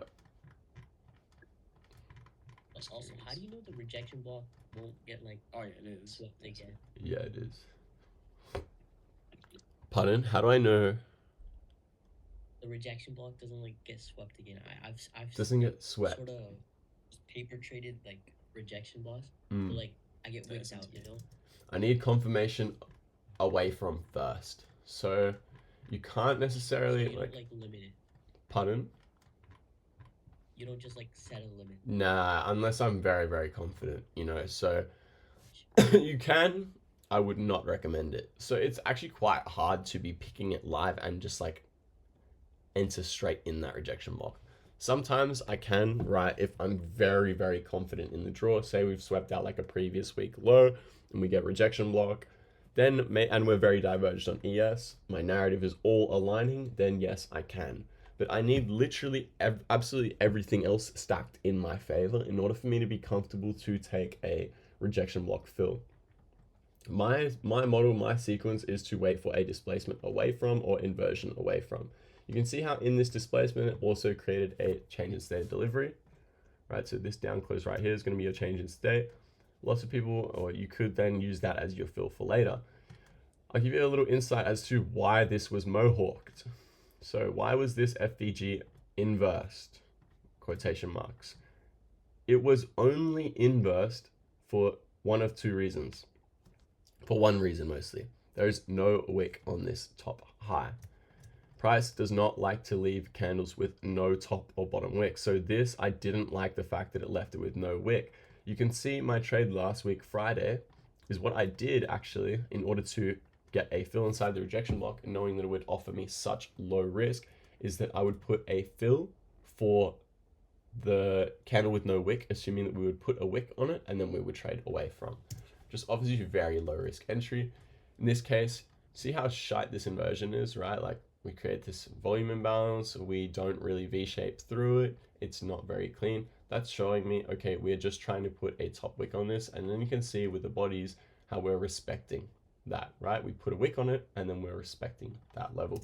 We then get displacement away from, and you can use this gap right here as a reclaimed inefficiency. So this realistically could be a very good trade here, whereby you're using this as a reclaimed gap, right? We've inversed, we re-inverse, that's reclaimed. Or you could just consider the fact that it is a mohawk being we close over. However, it is just to draw to a certain level before then rolling over. And you can see very clean respect. So these are the sorts of things that I would, this is why I much prefer the precision of this, because you can see how precise it is. You can see this is a very valid entry model.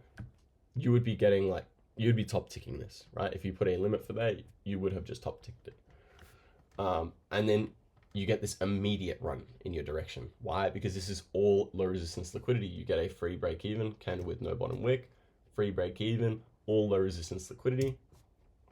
Very, very clear draw. That's why this run was so quick, because we've confirmed, right? We've then reclaimed this fair value gap we're respecting, and we are going to now speed run this low resistance liquidity back into, at the least, this rejection block. Why is this a rejection block? It rejected out of this gap here. See how we generate liquidity inside of. Rejection blocks are likely to be retested, and you treat this as a gap, right? This wick is going to be treated as any other gap. The one reason I like wicks a lot is because if you think about it in terms of smart money and institutions, where are they going to be positioned on side in order to be able to run out as many people whilst keeping themselves on side? Is they're going to be positioned within the most extremity wick. So they're going to be positioned inside this wick here. Why? Because when they go, or when price starts to hunt out all these are like stop hunts, right? So say anyone that entered here, they put their stop for just above that high, right? How some people are taught, okay, you just enter on the first fair value gap that gaps away, and you put your stop for above the high of the fair value gap, raids them, doesn't even trade back to the break even or anything of where smart money is entered inside this wick. And then smart money is capitalizing on the entire run of this move whilst having the lowest possible risk, right? Where they can run maybe 2.5 there, and you're going to get a very quick run. If IFVG or CISD doesn't look like V-shape, takes more than one candle, would I still consider it? Ideally not, right? So one candle is going to be most optimal, but I'm going to be grading it, right? So if it has 3 candles, it's probably okay. You start to get to like 4 or 5, not so good, especially if we're like accumulating or chopping through it. Very bad. I need to see it like legit, boom, boom, instant displace away. So we trade up, instant inversion. This is a time-based thing though too. But yeah, depends on the time frame. I agree. I also agree. All your trades need LRL leading to a high time frame draw. Yes, completely. I need a high time frame draw, and then I need low resistance straight into that.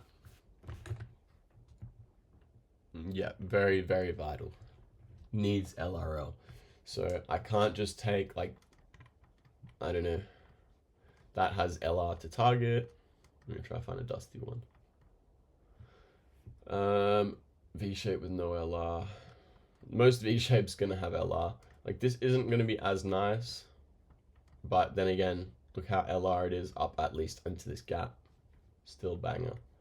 But yeah, you always need LR. Most of the time on a V-shape, you will see there is LR for it to target.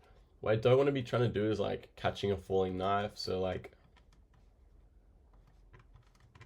this is a type of inversion, no good, right? Exact type of example. Look how many candles it takes for us to then inverse this. Horrid, right? All that is really doing is generating liquidity here. We then mohawk through, same thing, right? We raid the candle with no top wick on it, and we respect, what's this right here? A rejection block. Why is it a rejection block? It rejected out of these other rejection blocks. So this is more so a continuation rejection block. This is our rejection block off the high. Look at these levels, legit like fucking, it's like clockwork. right? We're binging straight off the lows of 0.75 there. Then we have our continuation rejection block because it has rejected out of that old RB. It is also, see how we opened inside of, displaced away from, we have inversion here. So you can also use this inversion to see the bodies being respected in it. Oh, fuck. So bam, you see how clean that respect is. We're trading up into this rejection block. We then trade away from. This was just accumulate, manipulate, distribute. This was simply this will be reclaimed, right? So you see when it is closed under, it was reclaimed as bearish. To at least run this low resistance liquidity through here. And then same thing, right? You flip it. See how through here, it wasn't exactly the cleanest V shape. It was generating liquidity. We've also left relative equal highs up here now. Now what do I see? Okay, potential original consolidation. This is low risk, or this being our low risk, we would have first stage reaccumulate. This is all second stage, smart money reversal. And then what do we have on the opposing side? All more low resistance liquidity. We have accumulation range. This is all low resistance liquidity. We then get V shape, inversing this fair value gap. Very clean. You could go break even at this high. It's a dodgy type IFVG. We have one candle inversing. Very clean. That's your break even. You're targeting all that low resistance liquidity. I realistically would be targeting like partials off, no top wick, right? Partials there. You could fulfill the low resistance liquidity run, relative equal highs up here. Ultimately, you see it taps the end of our original consolidation, and then we get some form of retracement. These sorts of retracements, I don't necessarily like having to be on side and wait for. I would much rather just get all off here and then be done, right? What else you can see here is you see how all these highs were inside of an inefficiency. That's even more prominent. That's liquidity inside of an inefficiency. What is this inefficiency? This is what the fuck is this inefficiency? Right, I think this is just a candle missing on my chart or something. This is not even this is not even an N dog or an N wog, but this is clearly some form of inefficiency. If there's any sort of gap, right, this literally looks like a new day opening gap. I don't know why that is at 12:30. It could literally be my trading view glitching and I'm missing a candle, but inefficiency doesn't change the way that you frame it. It's an inefficiency. These are all low resistance highs inside of an inefficiency. We're likely to rebalance those highs. There's no need for me to be targeting all this sort of stuff. I want the LR into a gap. It was good, EJ. Wait, can I add on to that? Yeah, for sure. I think an important thing is to think in terms of objectives. Like, I'll put a photo from my video. You see, like, the objective of the weekly fair value gap is to run all the way up to, like, all these highs and fair value gaps. So while you take all the low resistance, your objective is still higher. It's like the 15-minute is, like, attacking the weekly, but it's defending more. Like, low resistance doesn't just come in the form of, like the candles, like, that I have marked. It can come in, like, unmitigated. Unmitigated, yes. Absolutely. So while the 15 minutes attacking high resistance for the weekly is defending low resistance, so we can hold through it. Mm-hmm. And yeah, that's low resistance as a draw instead of low resistance as candles coming up to the draw. Completely. I have a question about that. Yep. Yeah. I would normally take TP at the 15-minute. Like, well, how do you know that you should probably, like, keep going through it? Market maker models. Yeah, that's because no, honestly, it's because attacking versus defending, right? So if we hit this 15-minute gap, right? What is the 15-minute attacking? It's attacking a weekly fair value gap, and it's defending an unmitigated 30-minute. Mm-hmm. So it's defending defending low resistance while attacking high resistance. Yeah, kinda. It's like, just think, what's it more likely to go to? A high resistance weekly fair value gap or a low resistance 30-minute? So we can assume that it's just going to get inversed, and it does in this case. Mm-hmm. For me, I'm also holding runners through, and the only reason I'm just showing it as low resistance, not gaps here, is because I'm just sitting on a 1-minute time frame. On a 15, you will see the gaps, right? So, like, if I put my select bar here or whatever, and I zoom out, it will give you 15-minute inefficiencies, but you can also see through this whole price leg, the only real 15-minute inefficiency is this gap here. All of these have, this is just straight LR. So this 15-minute gap can either act as your partials, right, where maybe I get half off inside this gap, and then I go break even, right? And I can hold the rest for the fulfillment of my market maker model. So if this is all LR, right, and I'm forecasting this to be a lower time frame market maker buy model, I know that we are only going to flip and we're only going to raid this low down here once we've fulfilled the market maker buy model. So we need to at least fulfill some form of original consolidation. This right here is going to be my lowest hanging fruit, original consolidation, right? Or potentially this right here up into this 15-minute gap. And you can see how we get that immediate spool to the 15-minute gap, and then we create some form of reaccumulation. But ultimately, I know that we will at least fulfill this original consolidation high up here before we then come for any of this low.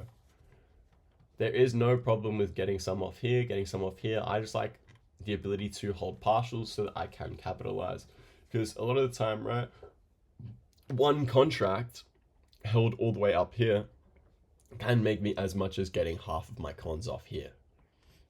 So that's just why I like to be able to hold at least a runner, and I need a very good understanding of the market maker model in order to do so. If I don't have a good understanding of the market maker model or we're in some sort of range, I'm all off at that 15-minute unmitigated or all off at this lowest hanging fruit original consolidation.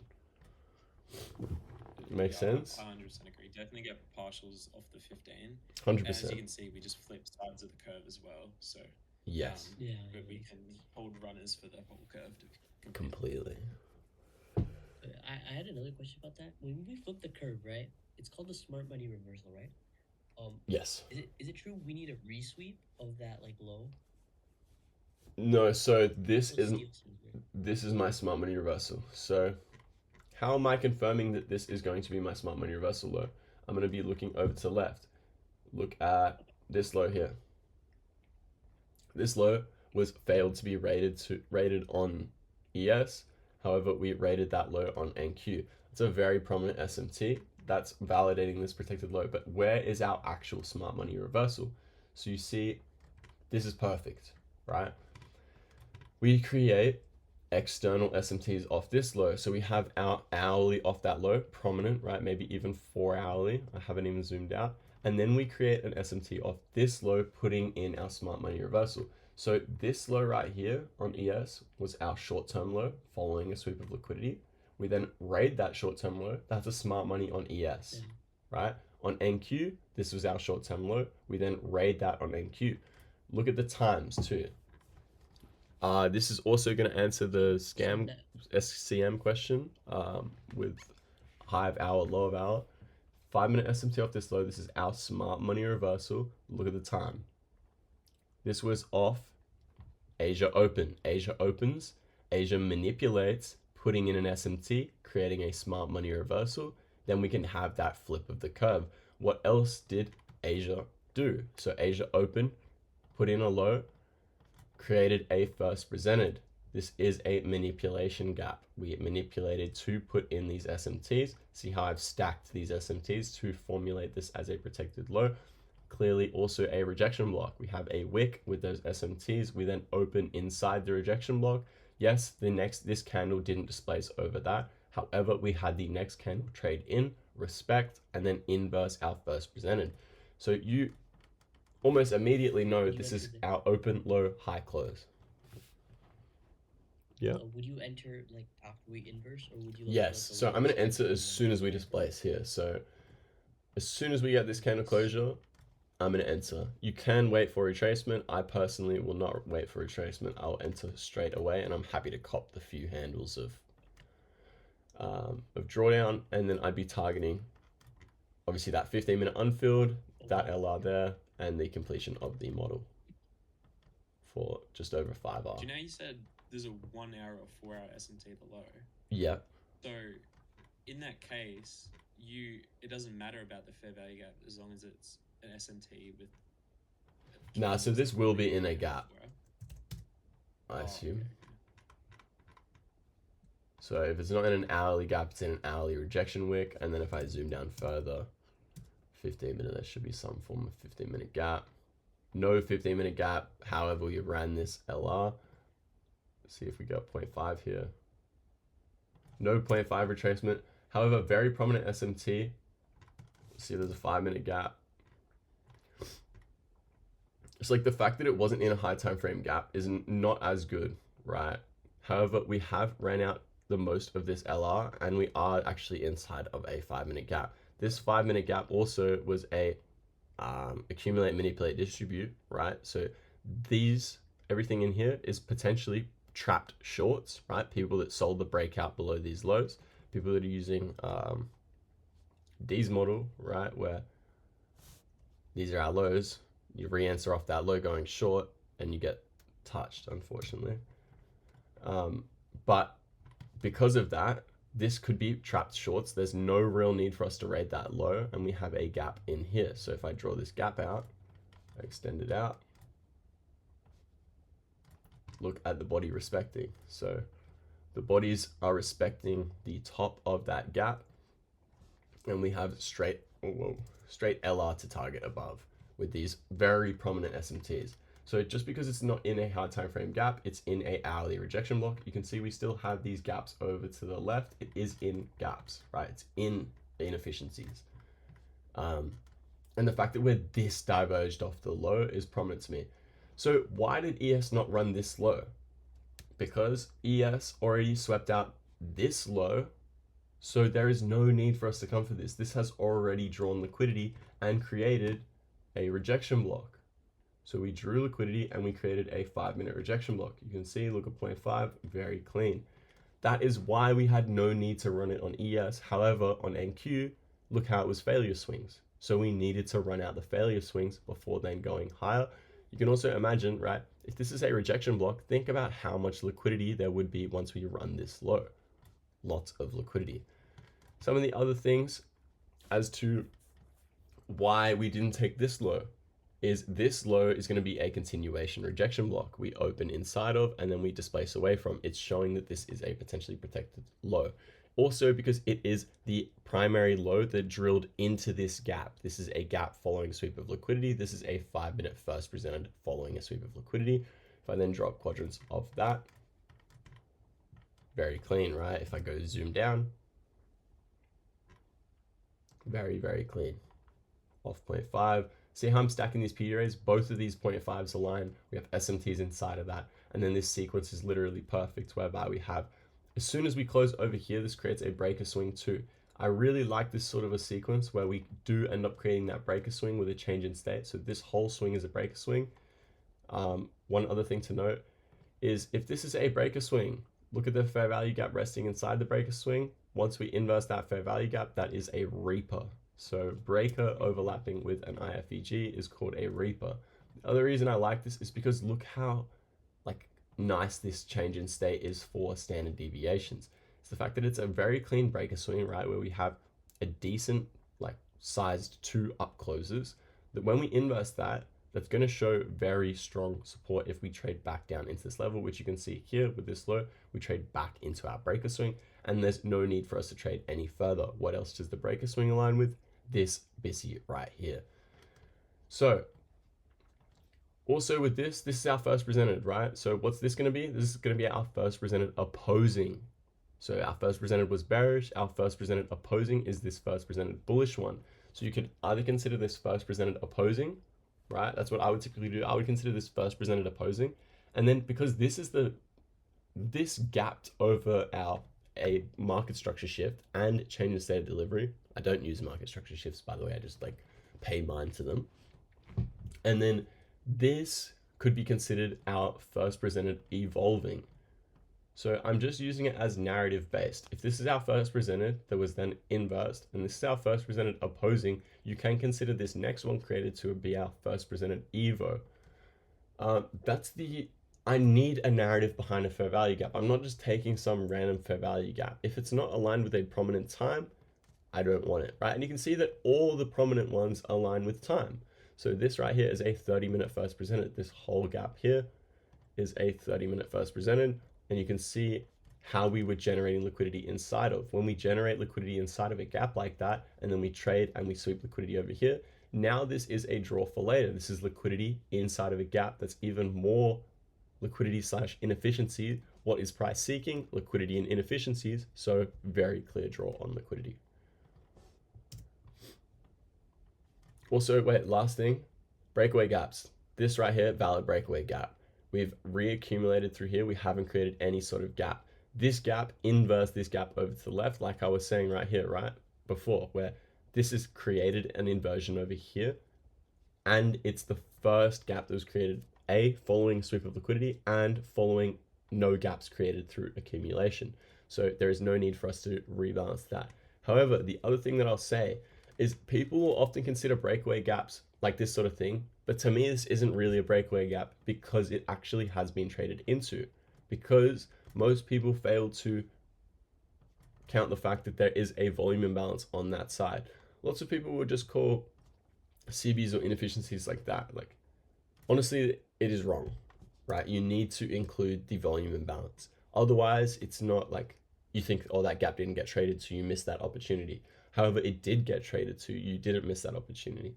And the same applies for closures, right? Like sometimes you will see closure on that, like inside that volume imbalance, and then we reject away from. So people think, oh, we inversed it. Nah, bro, we stopped inside that volume imbalance and then we trade away from.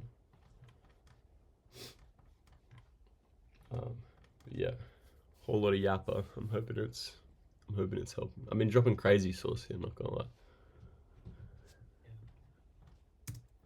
Did anyone else have any questions?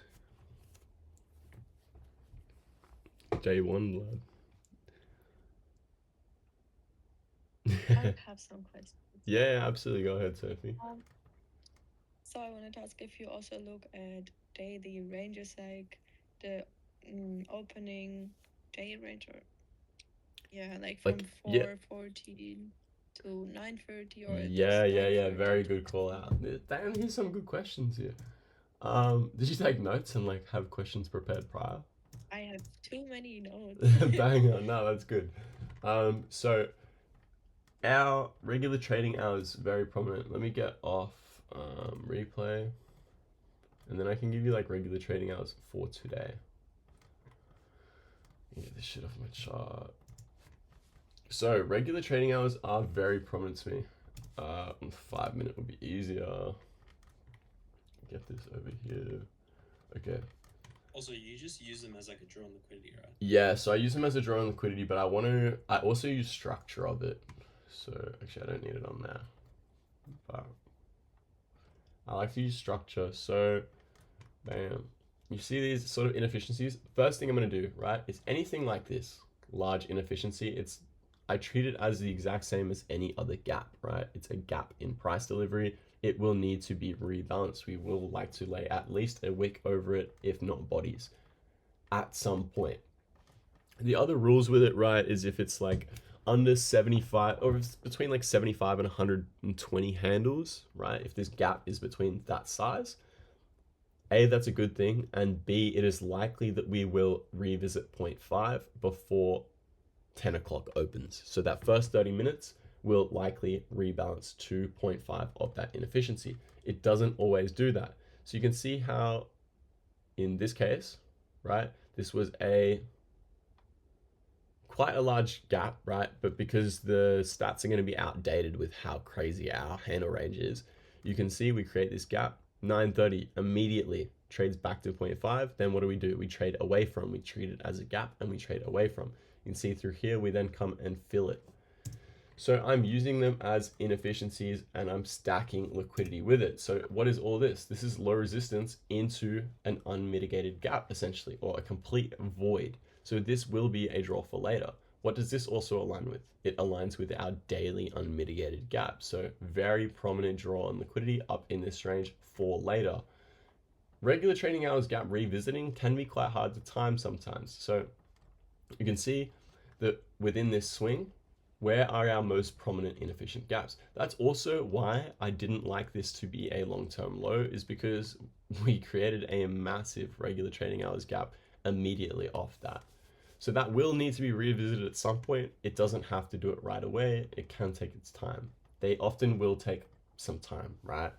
Unless it is within that conditions of 75 to 120 handle range, or it is at least small enough. The other rule with it is if it's a really small range, you can have a shit New York session. Like it might be dusty.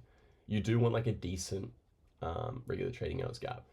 So you can see here, I'm treating this as an inefficiency. I will grade this and I want to see how it's respected. I do not keep this on my main chart as it creates so much like spam on your chart because you need quadrants of it. Or you at least need 0.5 and ideally high and low. But I keep this on a separate chart whereby I just keep regular trading hours gaps up, and that's pretty much just it. And I keep that on my top step chart with the 30 seconds up. But the main thing you need to do is any regular trading hours gap relative to where price is now, and ideally the last 3 days. So this would be 1, 2, 3. Those would be all prominent. So if you drew them all up, what I'm looking for is I'm keeping them up, right? And then I'm looking for what I'm already looking for, but I'm looking to see flips and reversals and those sorts of things occur aligned with these levels. So if I keep these up, right? And then I go into electronic trading hours. Look how clean this respect is, right? We use it as an inefficiency. You can also see, okay, see where 0.5 is? Look at this LR into 0.5. So if I can align gaps with this regular trading hours, so on the 5 minute, there's no exact gap that aligns with that, but maybe on the 15 minute, if it wants to load, you can see that inefficiency just above 0.5. That would be a good draw on liquidity. I'm trying to stack these quadrants with other things. You can also do octaves.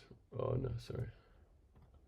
Octaves, right? So you can see this octave aligns with inside of this gap. That could be a good potential fill, or looking to see rejection or respect inside of this gap. So I'm stacking them, right? Then if I look over to the left, the loads, what is aligning with these levels? Like we have this gap that's just below that. That was then respected over here at some point. If I then zoom out further, right, I'm just looking to try and align gaps with this. This is a bit of a hard run to be trading through, right? Because A, there's no real inefficiency, and B, it's not exactly low resistance liquidity. See how we had that jab? We had that jab. That's why yesterday New York AM, when we were trading through this range, I was not trading. Like it didn't provide any offering for me, and I wasn't willing to trade through a range like this. I'm comfortable to sit on my hands if we're trading through a range like that. I would prefer us to be trading through like real proper failure swings. This is hard to tell between high resistance liquidity and low resistance liquidity. It can be quite hard to tell because on a lower time frame, some of these lows are high resistance liquidity. And then obviously the fact that we're inside of a gap, you can expect reaccumulation inside of these gaps. That's why I would often like to be trading when it's a large gap that just is fully inefficient. It's going to need to be trading and laying bodies around it. So I might just sit out while we're doing that until it shows me, okay, we've filled it. Now we've traded away from, we respect the top, and then it's clean. All right. But that is mostly how I use regular trading hours gaps. I just pay mind to them and then I try to stack them with other things. And then obviously regular trading hours structure is important too. So like looking for regular trading hours relative equal highs and lows, LRL, and those sorts of things on regular trading hours is going to be important, right? But you just treat these as a gap, and that's why we are reaccumulating within here, because it is a completely inefficient gap. You can see that also overlaps with this gap over here. That's why this whole range through here, I think 2 weeks ago on my Sunday market analysis, I was mentioning that there's likely to be a lot of reaccumulation through this sort of a range because this is inefficient in both sides of delivery. It's inefficient in buy side and inefficient in sell side delivery because it is a void. That's why like a BISI, right, is just inefficient in sell side delivery. So it needs sell side and then it can trade away from. This is inefficient in both. So it needs to fill that, right? And you can see through here, like it comes up, we fill most of it. We are using it very prominently. Like we come up in here, bang, we fill it, we respect it. And And then it's like same thing over here, right? We've come into a regular trading hours gap, we fill it, can trade away from. But when it's like overlapping gaps like this whole range of price is completely inefficient. It's going to reaccumulate. Also with the fact that we're around 0.5, it's also Jackson Hole Symposium. Like this is really a week where we are likely to sort of chop lower and generate some liquidity for topside that will be then ran later. So it's a week that I'm risking off, right? Like I'm just trying to stack allo, trading mostly evals. And yeah, I feel no need to be risking on in a week like this. What if low resistance liquidity is swept in a correlating asset? Yes. So if we sweep on one and not the other, and it puts in a prominent liquidity or it is off, I mean, if it puts in a prominent SMT or it's off prominent liquidity, then I might not necessarily be considering it. So obviously I'm going to judge that situationally. So as I was saying before, like maybe NQ did already raid out that prominent liquidity in some form or another and has an SMT off it. Maybe there is no need for us to actually run that low res on NQ, but ES has ran it, and then that's then putting in an SMT off your drawn liquidity. So one thing is I will pretty much always close or at least get lots of partials off when one asset takes my prominent draw on liquidity, whether that be the completion of an LRL run, whether that be a session high or low, previous week high, previous day high, those sorts of things, I will likely close, right? If one runs it, I don't need to see them both run it necessarily. That is going to be your lowest hanging fruit to just close when one takes it. If that makes sense or if that helps. Okay, I can try to find an example, but but yeah, if one takes and one doesn't, I'm probably gonna close it. Obviously, unless it's like straight LR, like in this case, right? If we are to run this high, our divergence would more so be something off like this high here. So this is a potentially protected high on ES, right? How so ES ran all this liquidity up here. ES put in SMT off this high. So ES might not need to run this. ES might just run these highs and stop. And then NQ would run this high and ES might not run that high. So that would be trading into our daily inefficiency with ES failing to trade into the daily inefficiency. And then that would be like a closure, right? And vice versa, right? So if you were trading ES and NQ took this high, whilst both of them took the original consolidation, close it, right? Because this is potentially high resistance for your pair. However, on the other pair, it is low resistance. So just making sure that you're identifying, is it low resistance on both, or is it potentially high resistance on one and not the other? And if it's high resistance on one, that pair is less likely to run that. But if it's low resistance on the other, that one might run it, and then that's where we get our SMT. Make sense?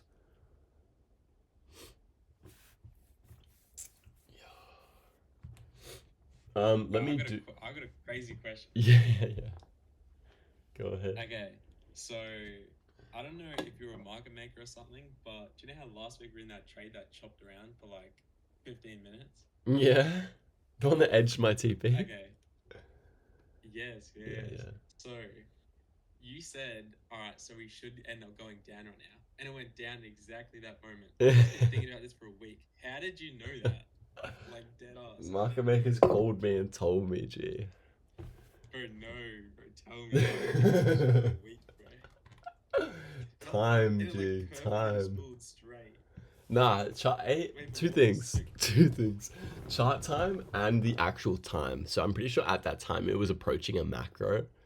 So it was like 45 going into 50. I knew that we would either run it before the macro to be like SMT inside the macro, which then I think we flipped off of, or no, actually keep running the whole direction. But I think it was a time-based thing. I'm pretty sure it was macro. Also chart time, low-key, like just based on the way the candles are printing.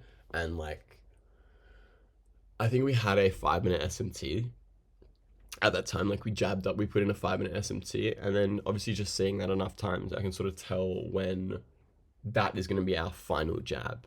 So like that I can tell that would be our last jab, that we shouldn't go any higher than that. So it makes sense for us to then roll over pretty much at that time. It's the same reason in some of my videos you'll catch me going like, I think there's one of them where I was like, it should spool now, and then literally that second it spools. Right, Yeah, that's time based, Have bro. you made the source, bro? Yeah, it's time based, and a lot of that is just gonna be chart time. Unfortunately, I can't give you like a secret tip that's gonna like instantly be able to time it, but mostly time. So like Okay. macros, and 5 minutes before a macro. 5 minutes before a macro is going to be some form of volatility injection, most likely. You see a few guys like ICT Keswick, he actually calls macros between, say, 9:45 and 10:15. So he'll add an extra 5 minutes on either side of that. Because a lot of the times, right, if I think at that time it was like 45 and we jabbed up, we put in an SMT, a 5 minute SMT at 45. SMT right before or during a macro is going to be a prominent SMT. And that means, say it was that 5 minute top side at 45, that means by 50, you can almost guarantee will roll over. The other things, I don't know what ICT video it is, but say we're 30 minutes into a candle, right? We put in an open high and we're 30 minutes into a candle, but I'm expecting it to be open high, low close. As soon as we hit that 30 minutes into the window, I'm almost expecting, okay, that first 30 minutes was our manipulation and this second 30 minutes will roll over. So it's all time based on 30-minute windows and macro windows. That's mostly how I'm doing it. Okay, yeah. And the do market you makers try call and me every enter- now and then too. So that's the other thing. So do you try and enter trades at like the first part of the hour? So 10 minutes before the start of the hour or 10 minutes following the start of an hour? That's more so my That's when you window. try Like and that's execute I'm that looking to trade. execute in that. I see. So you try and catch like the bottom or the top of the hour. Exactly, right? So if you think about it in terms of PO3, right? Your best offering is always going to be, say we're expecting an expansion candle higher. Sorry, give me 1 second. Say we're expecting an expansion candle higher. I want to see open, low, and then high close, right? Your best portion of the move that you want to be on side with is that body. You want to be on side with the candle body. So I'm looking to get on side with the wick low. I want to be inside that hourly candle's wick low. Anything in that is a discounted price for me. So if I see open, we put in a low, I'm looking to, if I have to already be forecasting it to be an up close before I'm even expecting open, low, high close. So I need to be already forecasting that we will get that open, low, high close. And then from that, I'm going to use, okay, do we open, put in a low, put in an SMT, create a gap off that manipulation on open, and then say we inverse that gap. So I'm using SMTs, first presented, and an understanding of liquidity, so like whether we're in premium and discount, where we actually are on a higher time frame, to then go, okay, if we open, we put in some form of low, say we trade into a 15-minute gap and we put in a 15-minute SMT, we create a rejection block, we create displacement and inversion. That's my entry model. Bang. That's what I need. And I know that that low should be low of hour, and I'm going to capitalize on a whole hourly candles expansion. Makes sense? Yeah, that's tough. Because it stops you from getting manipulated out or getting break even. If you're entering and you're in a portion of that candle body, we can retrace through in the body, but we're most likely not going to trade back to that low wick. And you confirm that it's the top or the bottom via SMTs, right? Via It's like SMTs displacement. and displacement and inversions and those sorts of things.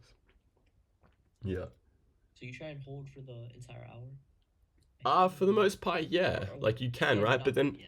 same applies for 30-minute windows, right? So say we get 30 minutes in and I think, okay, we've traded to a 15-minute unmitigated, we're diverged, ES is failing to trade to that, and we look like we might start to roll over.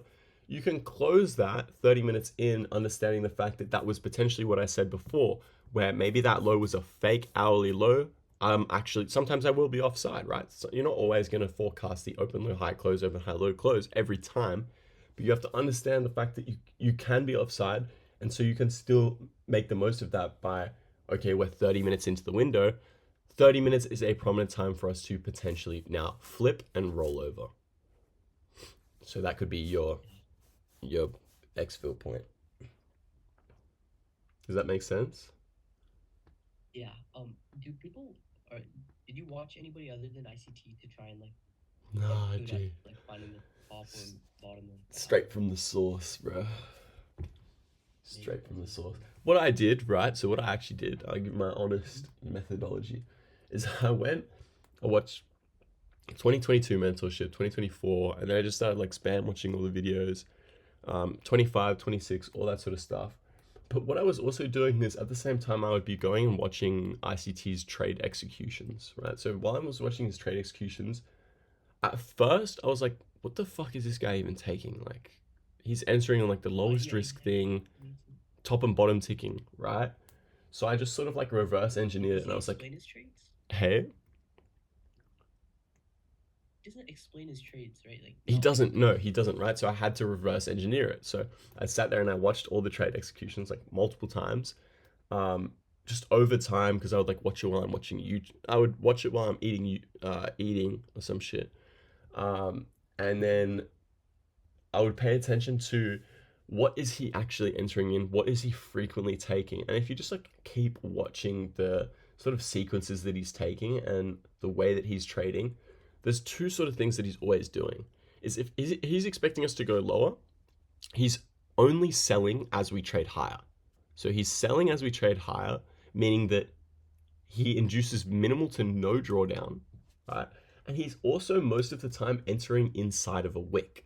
So his model, his best model, is the low risk. So he's understanding a market maker model, and then he's identifying where is our low risk within that market maker model. Immediately, I can almost tell from here, right? So if I look here, if this is a market maker sell model, you can just tell by based on LRL and then sell side of the curve, right? It's the fact that low risk would be if we've rolled over here, there's two possible entries. He's understanding that, okay, we've opened inside this wick, we're respecting this wick. He can either enter inside this wick for a low risk, or he waits for first presented following a sweep of liquidity to gap us out, and then he can position himself on side with this gap, providing the lowest risk entry, putting your stop for just above this high, because you can see how this time there is a wick high on that. There's no need for us to re-raid that, or you can put your stop for the protected high, right? He's always looking to get on side with essentially a reversal of the curve, or just a very precise continuation model. Being very precise in continuation models can be harder, and you are likely to endure a little bit of drawdown, but it's these sorts of things, right? So he's going to be waiting for I'm on the hourly, but he's going to be waiting for a time-based model where, like, for example, we get a displacement candle. He's knowing that we're going to now leave this range because we've displaced out of this range. You can see through here, no displacement candles. The only one was opposing direction. But if you're bearish, that doesn't necessarily mean anything. It's most likely a form of manipulation to put in an SMT, which is what it did, I believe, whereby we ran these highs over here. Did it put in an SMT? Most of the time, it is only to put in an SMT. There's a bad example when I'm on the hourly. But yeah, I just watched all of his executions. Appreciate the get wells. I need a book it though. For the executions, it's not in his like 2022 mentor. No. It's in its own playlist. So he has it. If you go on his YouTube channel and then go playlists, and then ICT executions will be. I'll look for that. Does he explain it somewhat? Nah, most of the time he doesn't even talk over it. You just have to reverse engineer it, unfortunately. It's something you'll build over time. Just watch them slowly. Yeah, exactly. Yeah. Also, I've watched the 2022. What do you reckon I should watch next to 24? Yeah, probably 24. Or for you, EJ, I just watch Gems. Yeah, I've done Gems and You've done it? 22, but I haven't got to. I would low-key for you, maybe even just like, maybe you just watch, obviously 2024 is good, like that's easily going to be my best next recommendation. That's what I watched, bro. I think I started trading in 2024, and the way that got me into trading was like, I would force myself to sit there and watch his lives like really late at night, just because like, I understood that it was so shit to like, I knew that I would skip through his videos if I didn't watch it live. Like, it gave me no choice but to be patient. So I just watched them live, and it was insane. Really good mentorship. 24, and then obviously you can just like be selective. Like if you see a really crazy name of something in 25 or 26, or something you like not familiar with that looks like it might be useful to the way you trade, go watch that. Yeah, wait. Did you watch 26? What is the obsidian model? I don't know what that shit is, bro. I think I saw it. Yeah, I didn't actually watch the video, to be honest. I don't know. Oh, yeah, by the way, I watched the video. You watched the video? It's just, yes, it's just like 2 wicks, and then you mark out the equilibrium, and then you just like look which wick is respected inside of this, like inside of 2 opposite rejection wicks. You know, like for example, a buy side rejection wick and then sell side rejection wick forms a range. Valid. I've never heard about that. That's Yeah, I'm sure it's good. Honestly, I'm sure it's good. Any of his things are good. A lot of it is like stuff that can be interpreted without you having to put a name on it too. Like, I don't know, there's certain stuff like a Venom model, like there's a few things that that almost have multiple names for it that you could have an understanding for without watching the video. I think that's good though. I think my only real understanding of that is like sometimes I'll drop stuff like this.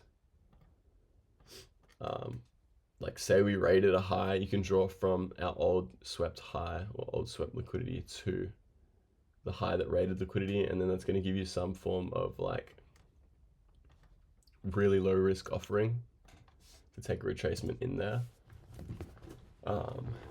And same applies on the other side where it's like, I don't know, say this is the liquidity we swept.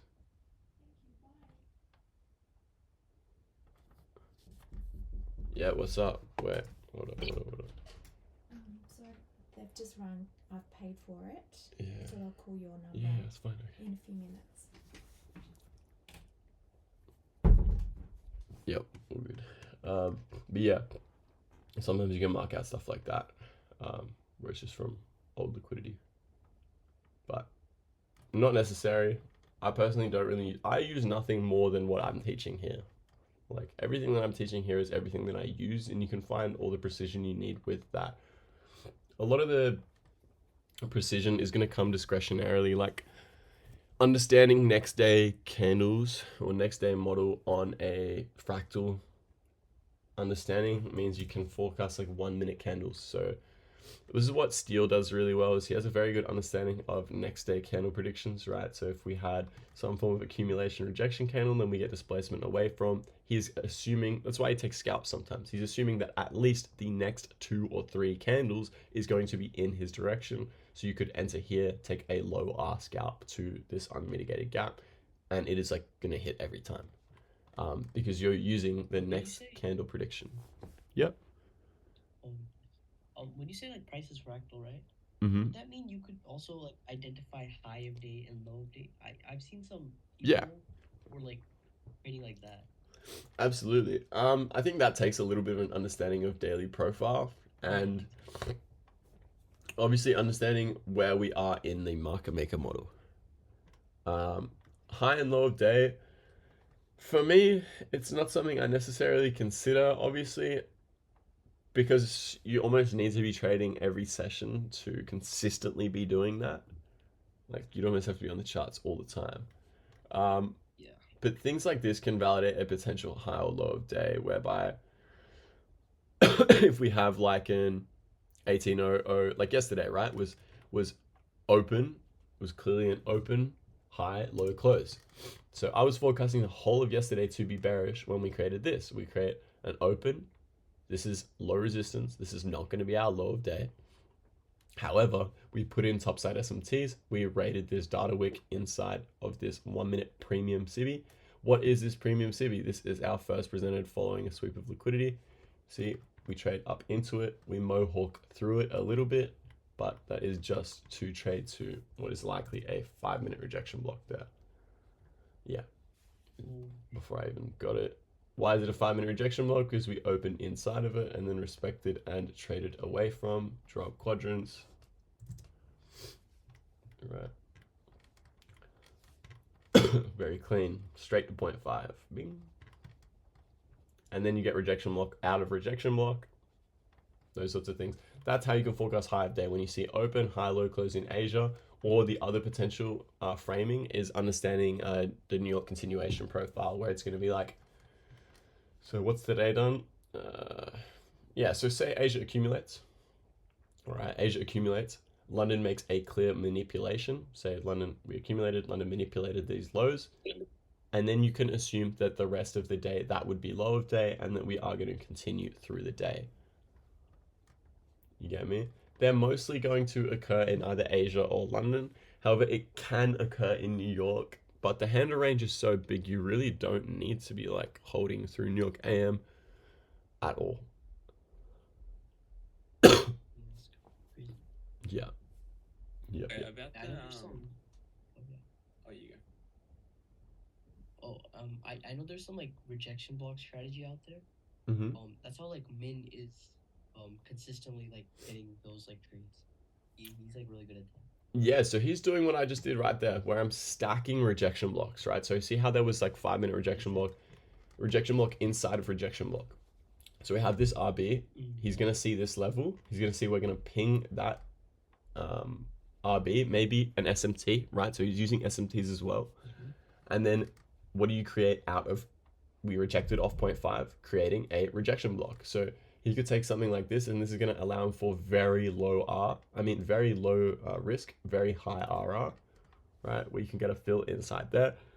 What Min is good at doing is he's actually very good at holding for the completion of a model. So he would be holding to the completion of this sell model right here with a 15R. You know what I mean? Like, this is what he's catching. They average like 200 to 300 RR. Hey? Yeah, I mean, and he's going to have potentially 50 losses before that if you're doing that. You know what I mean? Like, yeah, probably. I mean, okay, so I respect Min, and I think he's got a good way of trading, right? But it's impressive, but it's not that consistent. Like, it's very hard psychologically. Yeah, that's what I was thinking. Yeah, it's very hard psychologically because, bro, you have to be able to cop losses and just like get off and not change your risk at all, right? It's a matter of using one micro constantly, and you're just trying to top tick and bottom tick. It looks impressive. It's genuinely not worth your psych, though. Like, if you can do it, and I'm sure Min will get to a point where he can do it because technically he's very good, but he's not doing it on evals and he's not doing it on fundeds, and there is a reason for that, and it's because you lose a lot, right? Like, obviously he's showing the wins and stuff, but there would be losses in there, guaranteed. You're not catching 300 R This type of strategy. without losses, yeah. It's the same as Powell. Like, Powell doesn't show his executions very much because he's definitely taking losses. When you're souping a rejection block, you're taking losses. But then again, like, the win easily recovers all of that. But it's just about what's going to work psychologically for you. Everyone's going to be slightly different. I notice that I can do it sometimes with very high conviction, but I don't want to be taking more than 2 trades in a session. Right? So if I'm going to be taking one, yeah. To the strategy of power and rejection wicks, I tried that as well, and you really start to overtrade because you will get stopped out so many times, and it's so bad for your psych. Really, I crashed out when I tried this strategy. Yeah, valid though, but it does do that. Like, I noticed myself that I've done that as well. I need some form of confirmation, right? You get a confirmation out of, it's confirming your rejection block. It's essentially using rejection blocks to forecast an inversion. So I'm in between the two, right? I'm getting a better fill than all the inversion traders, but I'm getting a worse fill than the top and bottom tickers, but not by much, and with more confirmation and a higher win rate. So that's why I do see the way that I trade to be quite optimal. Like, I really have been liking the way that I've been trading in terms of stacking rejection blocks, obviously understanding narrative, and then waiting for confirmation that that is a protected high or low with displacement or inversion, or even just a gap away from, and then trading it like the EJ model, right? So where you get a gap away from, say we get a 2-minute gap here, and then you take a retracement into the 2-minute gap, or this 1-minute gap here, because this is our first one created, and then you can trade away from that. But that gap is confirming a inefficiency in delivery, showing that we are bearish. And bro, it feels very marginally different. Like, I think it is definitely worth waiting for confirmation. Also, about to say on that, when you like, do you know how you have an internal SMT at the next day model wick? Yep. So if you don't have that SMT, does that mean you have to wait for more confirmation, or because then you're more unsure that you're if I don't have like an internal as well? So say I had one off this high, but I didn't have an internal. Yeah, I just want to see a clean sequence. So like if we didn't have an internal off this high, there is pretty much no way that I would take that displacement candle there. But the fact that we did... So you wait for like my model type? Yeah, I'm more likely to wait for that, right? Or, yeah. Or at least even just wait till we get one. Because a lot of times we will get that extra internal SMT off that high. But I'm comfortable in sitting out of it. I don't need to force that. If this SMT is like, I'm really sure of that, and we have a rejection block like that, then yeah, it's valid, right? You might not necessarily need that. However, for the most part, I want to be stacking those SMTs. I want a higher time frame one, and I want some form of lower time frame one. Yeah. Because what I've been thinking is when there is that internal, then I'll take like the displacement like you take, and then when there isn't, I'll take what I take. Well, yeah, I think that's a really good way to do it. I agree. Yeah. That's good stuff. Question for P. I have a live account on 99% short. I think it's probably wraps, buddy. Nah. You should actually open a live account, Jamie. You should put all your money in it. I reckon that's low-key method. You just got to add more money into the account and then full port, and it will probably, you might be able to get it out. All my money's saved for core pulse. Valid. This guy's a scamming dropshipper. Does anyone else have? Also, yep. Yeah, I got. Yeah. So I can't lie. I only use like EQ or 0.5, but like I don't really understand the like necessity for quadrants and octaves. Like if I like say I draw it out, I go, oh yeah, respected 0.25, cool. But then that's like, what is it? It doesn't mean anything. Nah, it's just adding to it. So the way that I like to see it, right, is so I want to see the first retracement to be deeper, right? So the first dig in, this is pretty much exactly what I like to see right here. So you see how the first one trades up to 0.5, right? Then we reject away from. It's showing strength in being bearish by then going, okay, I'm only going to trade to 0.25 here. Then we trade away from, and then we trade only to 0, right? So it's showing that we're failing to trade to the upper quadrants or even past the lower quadrant once we've respected 0.5. That's more so how I'm framing it, is like, how deep are we going to go into that? And I want to see it go, maybe trade through the first time, and then I only want to see it respect the lower parts after that. So that applies for any inefficiency where, say, you find a high time frame one.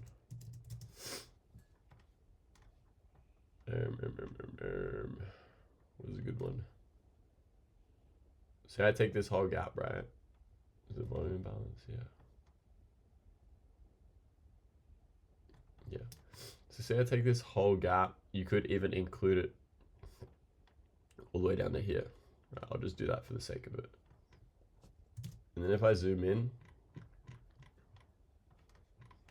I'm looking to see, okay, we traded a little bit through 0.5, but then we trade below 0.5, below 0.25, and then we come back up and we respect 0.25. So I'm just using it as a little extra confirmation, right? Like then here, I'm considering that to be trade to the low with that gap in there. Then here, we fail, we trade up to the bottom, we dig in a little bit, right? We dig into 0.5, and then we reject away from.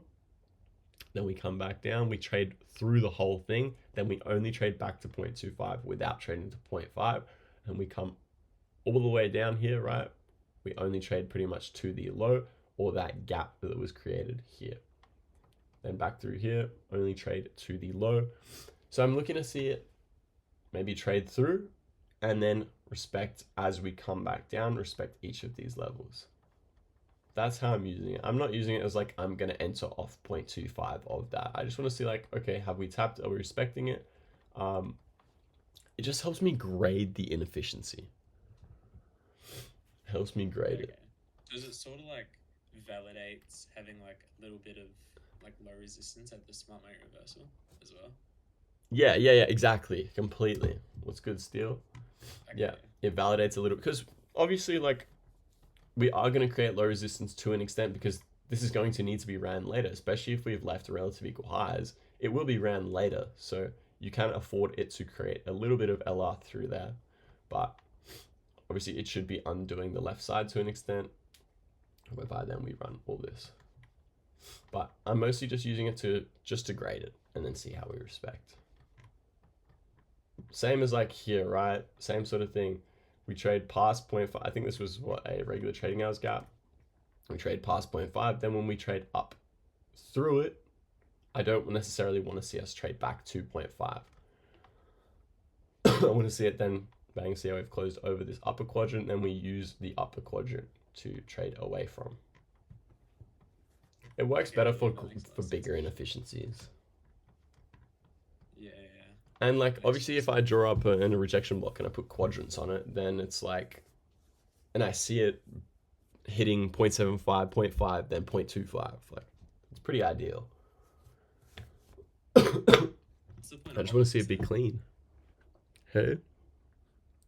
What's the point of octaves then? Octaves, same thing, right? Exact same concept. Yeah. And it helps you align it with other things. So like say there's an octave that aligns with a PD array, then that's going to make it a more high probability PD array. Helps me just stack.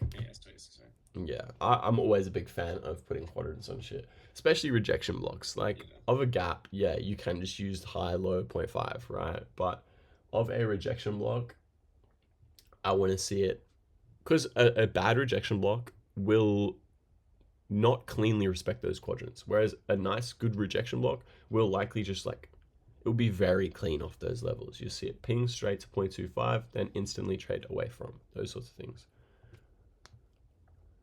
Okay, I see. Yeah. Still, that's a valid point in there. To predict high low of hour, usually need accumulation. Exactly. Yeah. You want to see it and you extend in one direction. Yeah. SMT. Yeah. That's your essentially manipulation gap. That's how we'd be forecasting them inversions. And then rest of hour to rebalance. Yeah, completely. I bet. So do you have a rule with like the time frame of the SMT? Like Jenny said, like 5 and 15 minutes for. Yeah, so it just has to be 5 or higher. So 5, 15, 30 is valid, hourly, 4 hourly, daily, weekly. Yeah, I mean, but like, do you know how like maybe it's like an internal and external? Then you go like 5 or 15, and then external to internal would be like a 4 hour or 1 hour or something. Depends on the gap that we're in. So if it's IRL to ERL and where there is an hourly gap that we're trading from as our internal, then back to external, then I want to ideally see an hourly SMT inside that hourly gap. But say there's no hourly gap and there's only a 15-minute gap, then I want to be seeing the 15-minute have that 15-minute SMT. Wait, but didn't you say that sometimes you can like split the gap in half? So like there might be 2 30 minutes and you take like. Yeah, that 100% that too. Okay. I'm considering all aspects of that. So yeah, I'm going to break the gap up because obviously if you just scale through the time frames, I'm going to start on highest time frame and then I'm going to scale down and draw up those gaps for more precision. And then that's giving me a total range, right? It's giving me a larger range with that bigger inefficiency. And then I want to see where we create the divergence within that. I want to see divergence within that range. I don't really mind where within that range. However, I need to know where each of those like 30-minute or 15-minute gaps are so that I can see, okay, has ES taken the lower 15-minute while NQ's only at the higher 15-minute, but we're still inside of this hourly, and then maybe we're putting in 15 minutes and hourly SMTs. Makes sense? Yeah. Yeah. I get it. Yeah. Yup. I will just have to take I'm gonna take like some doctor's call in like 10 minutes, but I'll just keep going until then. I'll just let you know and I'll mute. Wait, let me do a giveaway spin. I don't know what the best way to do this is. I hope I win. You're not getting one, Jamie. I think I should be able to copy everyone's name. Bro's gonna full port and blow the account. Hey? So my mom's kind of home, so I need this on. Yo, bro. I know your ass getting payouts, but you don't need that shit. No, I'll fully randomize it. Please. Wait, can everyone just type then? Like no one chat in the chat. But can everyone just type their name? Jamie, get out of there. I need to make it an easy copy paste. Yes, he is. He is. This is Okay, fuck off 1 sec. Okay, sorry. He's just on. He's on a call at this second. Alright, give me 1 second. I'm just doing a call. Fucking hell, man. Hey.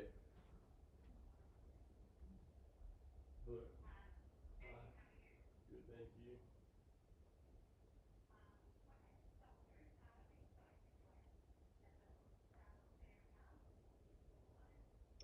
Nah, so I haven't been taking it because I ran out like a good while ago.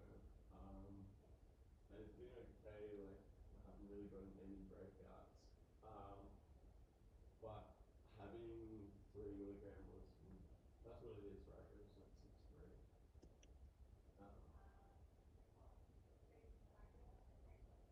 Yeah. And then what's this around? 3 or 5? Okay, 5, 10. Yeah, if we could go down to 5, that would be ideal. I can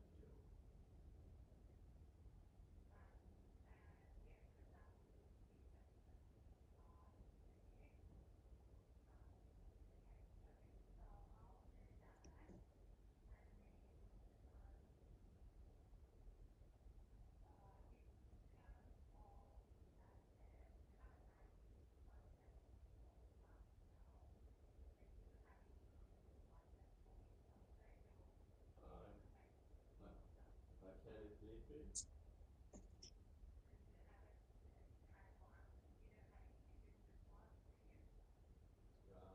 I prefer not to get blood tests, but if I really have to.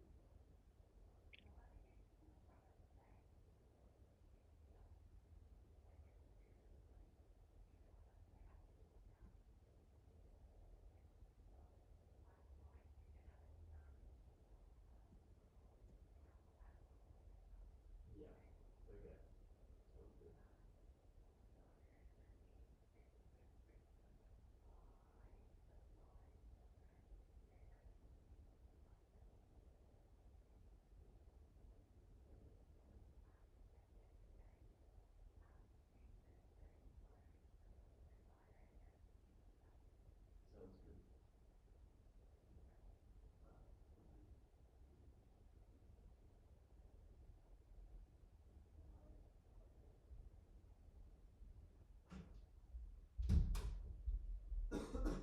I'm trying to answer some questions. Anyone got any questions that Peyton hasn't answered? I can help out answer a couple of questions if you need.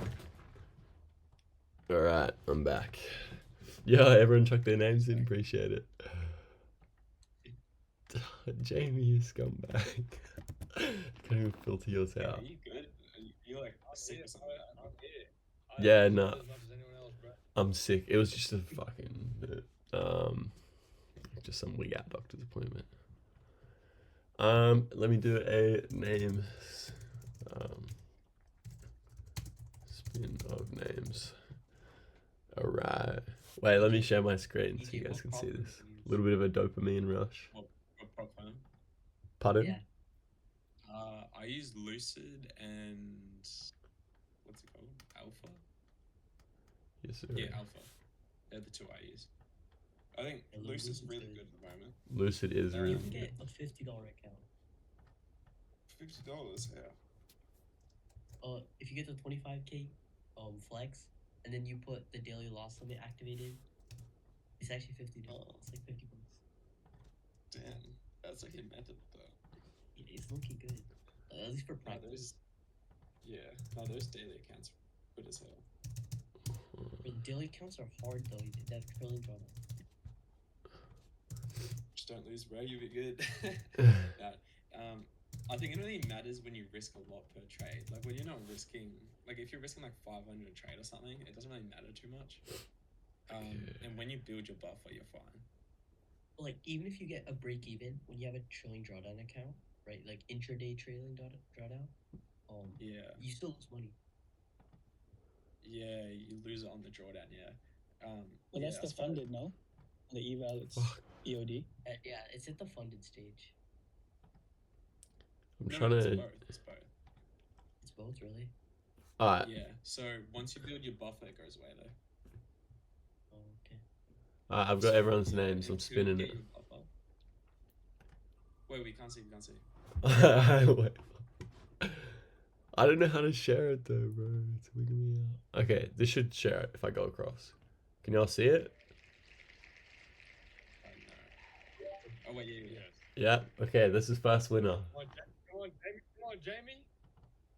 SCM. Yeah, let's go. Yeah, alright, that's one. And I'll remove you. Alright, let's go next one. Let's do it. Come on, Jamie. No, Jamie had 2 entries, bro. Why did Jamie have 2 entries? Scammer. Ignore that one. That one doesn't count. Bro doesn't trade. Bro doesn't even trade. That's not true, bro. I wouldn't here if I did it. Please. One. You can't move if you really want. Bro's gonna have to like make an account. Let's give it to someone in need, bro. Maybe I'll just give it to Joy instead. Oh my god. Brom is going 2 weeks in a row. And KNT. So y'all 3. Alright, can you just DM me after and I'll send it through to you. Or just DM me now so I remember and I'll send it straight through. Yep, congrats. That's huge. They're just like 3, they're Apex codes. So you can pick like any account 50k up to 150. But I would recommend go with the end of day trailing drawdown ones. So just get a 50k end of day trailing. Bet. Alright, let's go. Let me change my screen again. Wait, can you spin it one more time to see who would have got next? Who would have got next? Yeah. Just for fun. Just spin it one more time, bro. Oh, I already closed it. Hold up, let me go one more time. It's still up.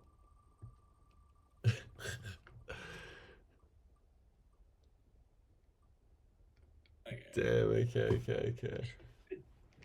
I'm just gonna see if it landed on like me or this, bro. Just how funny that shit would have been. Yeah, valid. Alright, good stuff. That was actually a good spin. I think K and T might have got an account before, but none of the other 2 have. Can people hear me? Yeah, I can hear you now. It's my first time. Wait, you guys can hear me? Yep. What's up, K and T? I was gonna ask. First of all, cheers for the account. Yo, good, bro. The live stream. Yes, I sir. was just gonna ask like people in the chat, how much are you guys risking for your 50k accounts like per trade? So I'm personally risking. I'll risk $200. So on an eval, different, right? Like on an eval, I'll try pass it relatively quickly. The best method is probably only risking 500. If you're a beginner or anything like under 6 months to a year, I would only risk like $100, $200, which is like 3 to 5 micros. Yeah, 400 when buffer's built is 100% valid. Like once you've passed and the buffer's built, or even on an eval, once you're past like 2.5, that's good.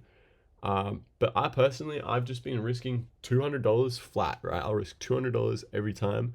And then I'm slowly stacking my allo. So I'm still scaling, right? But I'm not scaling in terms of having to change my risk. So everything stays the exact same for me, except my accounts scale. That's the best way I find to do it. $200 risk gives you 10 losing trades in a row. Like if you're going to lose, It's probably something to do with your model or you're crashing out, right? So just avoiding crash out days is massive. EJ is more aggressive. You can do it that way too. EJ's model is also lower RR, higher win rate, right? So it affords him to be able to do that. Whereas for me, like, I will cop a loss every now and then, you know, and you see in a lot of my in my trade reviews, sometimes I might get break even prior, or I'll cop like a really small loss, because I'm comfortable accepting that, knowing that it's only like 150, 200 bucks, and that next trade typically makes back like that and way more, because I'm trading higher RR. Yeah, 5 losses in a row is improbable, especially for the way you trade and you manage your emotions very well. So it's also quite personal, but 200 is a really good amount. What's my RR?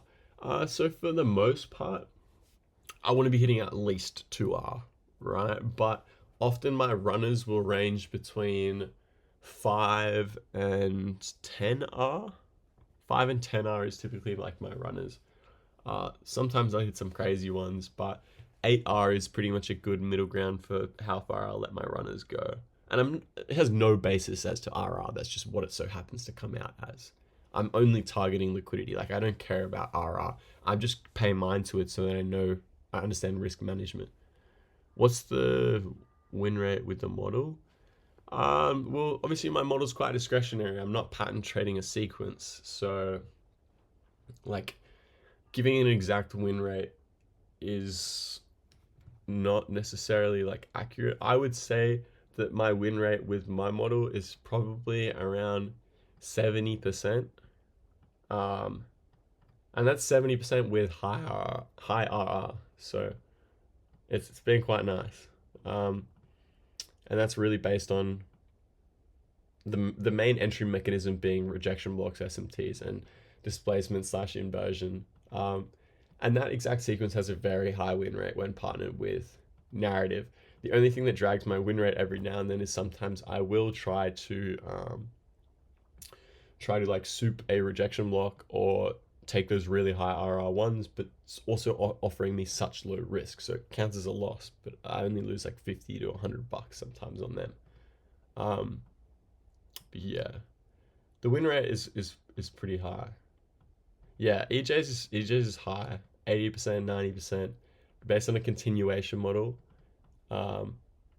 and lower RR. Lower RR always gonna have higher win rate. Like, you're realistically not gonna be hitting like, I think I've been hitting probably 5 RR or more consistently, and it's gonna drop your win rate a little bit.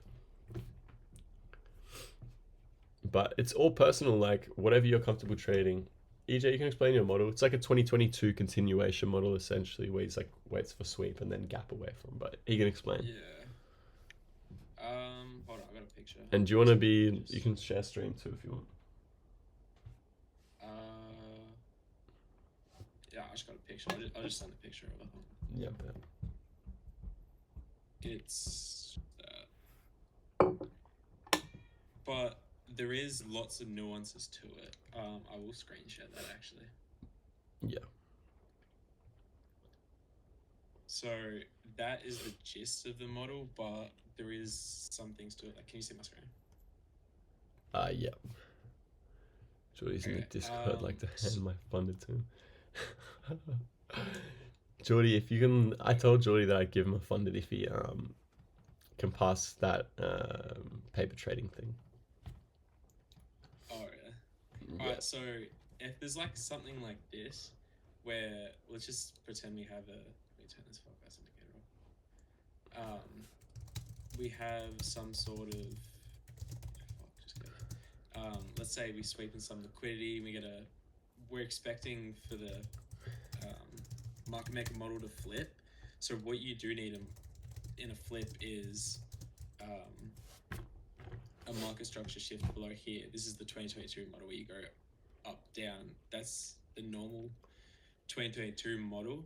But if you see, if I was to take a 5 minute in here, I may want to see this like us distribute a bit lower to know that we're changing size of the curve before we get a retrace, or I'll wait until we go lower then retrace into a more discounted, or we can get a more premium, whatever we retrace into. So, but if I was to go to like a 1 minute, see how this is the market structure shift here. So I already know any retrace in any of these gaps here.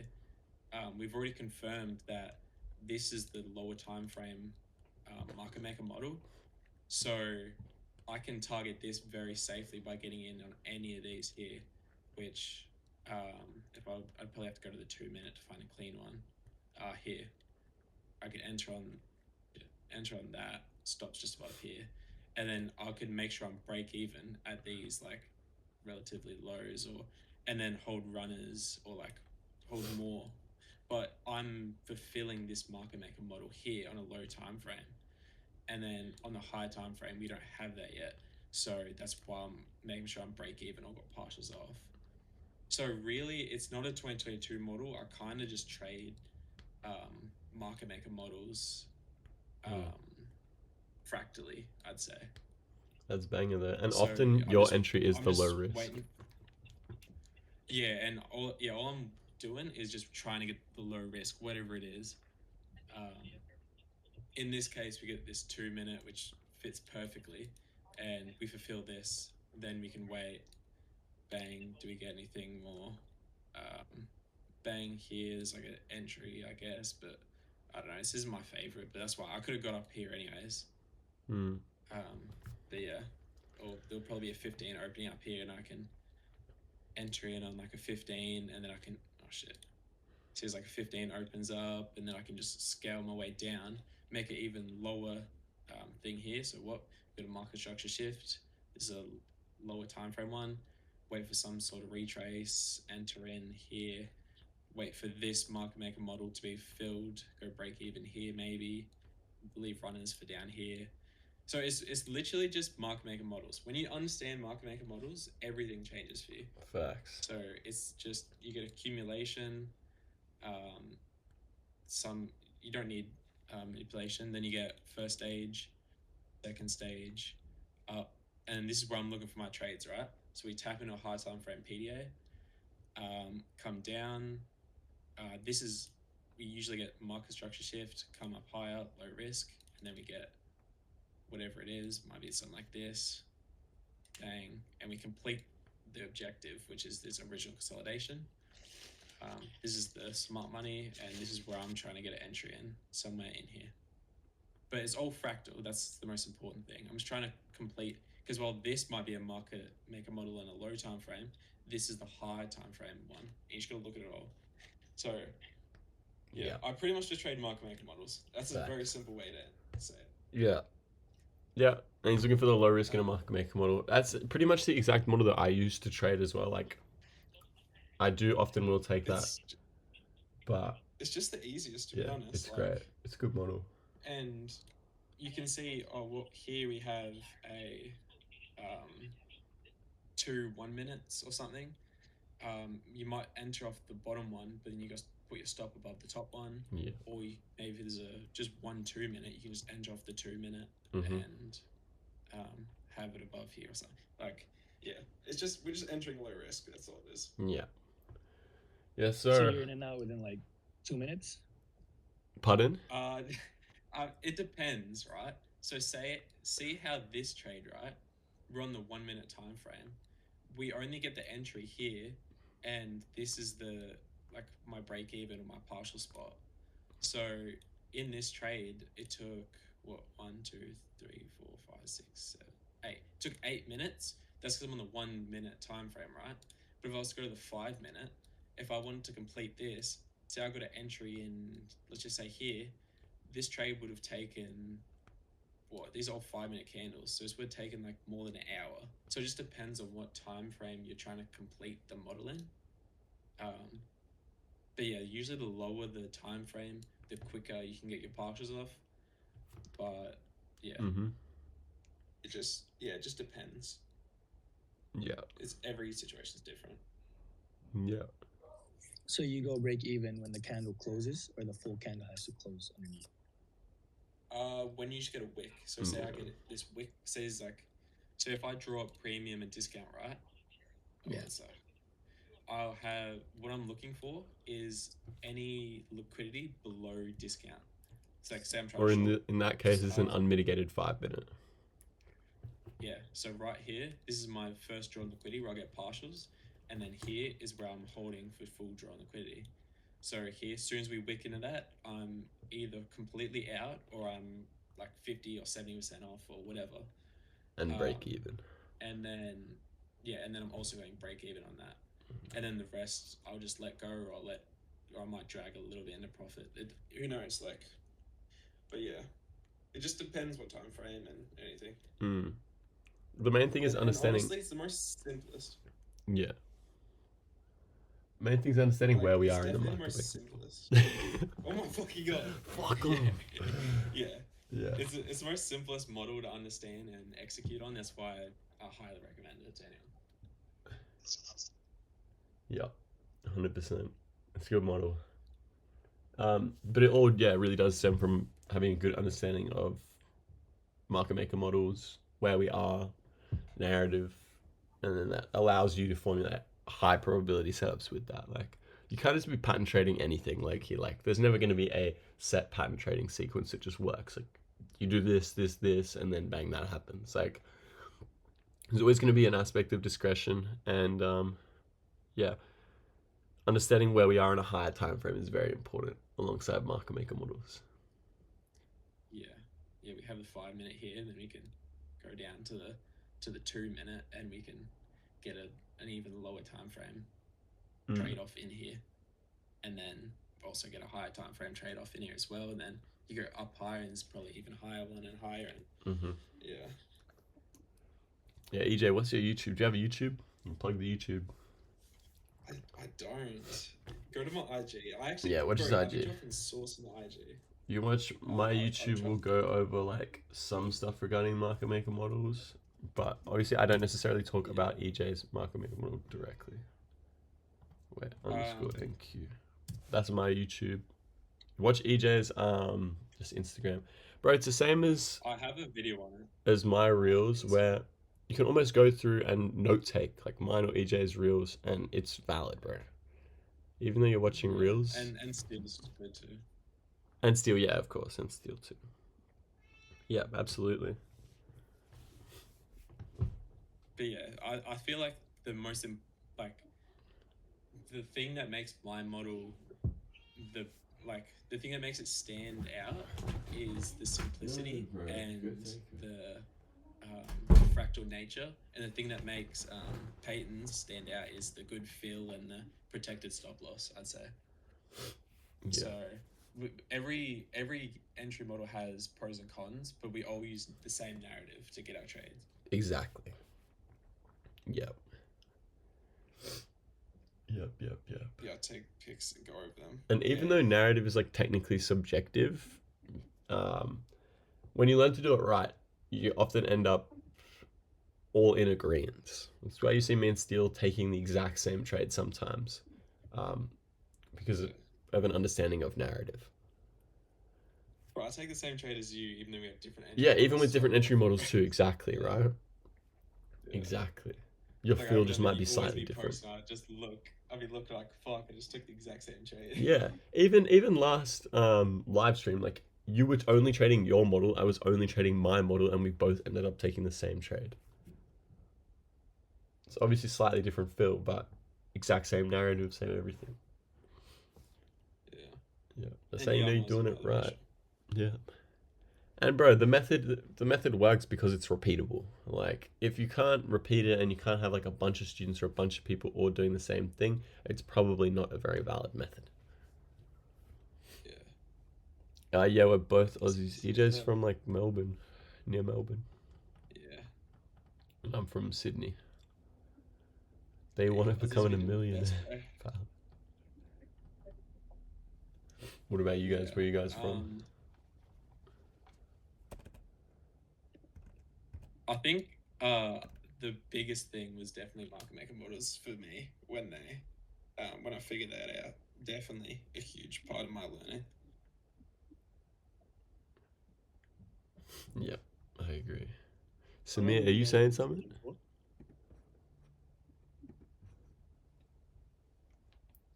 You said, wait, sorry, what'd you say? Just ask how long you've been trading for. Oh yeah, there you go, Pen. I've been trading for 2 years now, just over 2 years, and it was like pretty much just straight ICT from the jump. I watched T trades first. T trades is what gave me like good standard deviation understanding, next day model, and a little bit of market maker models, but all the real precision was from ICT. Yeah. I've only been trading for like since the start of the year, to be honest. But I've only been trading ICT for like probably like 4 or 5 months. Yo, me too. Damn, you guys already profitable? Shit. Yeah. Yeah. Oh well, trading took a lot longer than me. I did take a lot longer. I was just dialed in. Yeah. Yeah, absolutely. So some people it just clicks too faster. Yeah. I've only been profitable for a few months, but I've been able to get a lot of success in those few months. Yeah. Like when you get your first payout or two, it just scales. Yeah, it starts snowballing a lot faster. Mm-hmm. Yeah, past 13 evals, and then boom the next week. Right, it happens, you know. It's genuinely a canon event. It does happen. Yeah. Everything was just following the strategy. Yeah. No, I speed ran everything. So I speed run blown accounts. I was doing that shit like every week. Yeah. And then like everything you guys went through, I did the exact same thing, just probably faster too. In like a day or two. I was actually quite different. EJ and Steel were more the same in that. What did you start with? Hey? Yeah, what did you start trading with? What do you mean? Me. Oh, wait, EJ, yeah. Did you immediately start ICT? No, right? No. Do you know Trey's Basai? Oh my yeah, I know him. That guy's Is he legit? I don't. I think so. I think he is. No. Why would you lie about that? No, this one guy leaked it. He doesn't sell a like course, so I was like. No, but he makes hell. Wait, if you guys watch this video on him, it's called. When I sent to my friend, it's called. I remember. I coded Trey's Basai's trading strategy. Does it work? And this guy like goes in depth about everything. But that's what I started off with. Yeah, I don't like when people try and code like the ICT stuff, though. You know. Yeah. It's like, but it's also quite discretionary. Like you can't exactly. It's quite hard to code. Yeah, exactly. Like they expect us to take every freaking IFEG. Yeah, that's not using discretion. Yeah, exactly. No, I mean it wasn't a part like the coding part. It was about like what he said. Oh, his actual like model was just not. Yeah. Yeah, he was like debunking his like payouts and shit. Damn. I think I was like, bro, if you've seen his titles, it's like, I'm gonna like click on this video real quick. Let me like, bro, it's like actually bad. Let's watch like, it. I don't know how big then. Put him stream. Up.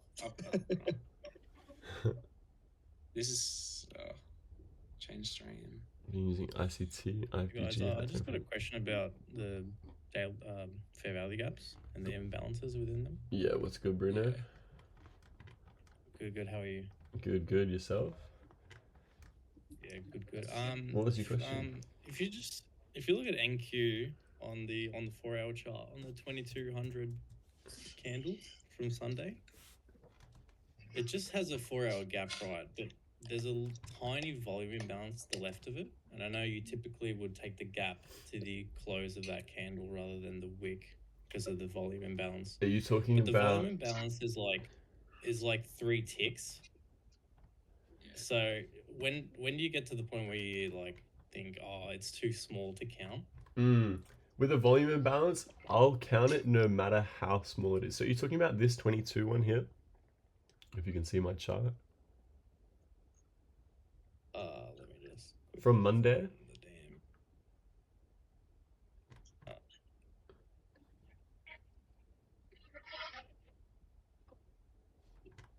So it'd just be this one. Sorry, it's like You're okay. Nah, sorry. It is the Sunday, 23rd of August. Sunday, 23rd of August. Oh, so Mondays. Yeah, okay. I see. Yeah. This I'm definitely including that volume imbalance. Even though it is small, right? I just will always naturally include it. Also because that volume imbalance is within this bearish order block. This is also a propulsion block sequence to an extent. It's not exactly that clean. I know steel whenever PBs with you. But yeah, I'm absolutely including the volume imbalance there. Also the fact that that volume imbalance is yeah, nah, I thought it was going to be a new day opening gap. But even though it's small, it's definitely worth including. Obviously inversion wise, right? So say we were to inverse it and we were to close over this, you could consider that an inversion, right? Because it's a 4-hourly candle close, we close well over 0.5, could consider it an inversion. However, I would always be paying mind to it with the volume imbalance. Regardless of how small it is, I would still include it. It's always worth including. Hey, size doesn't matter, bro. Yeah, bro, literally. On this. Size doesn't matter. We all know this. We all know this. And then I'll have to check out the YouTube. I've only been learning ICT, IFEG, high time frame gap delivery with CISD.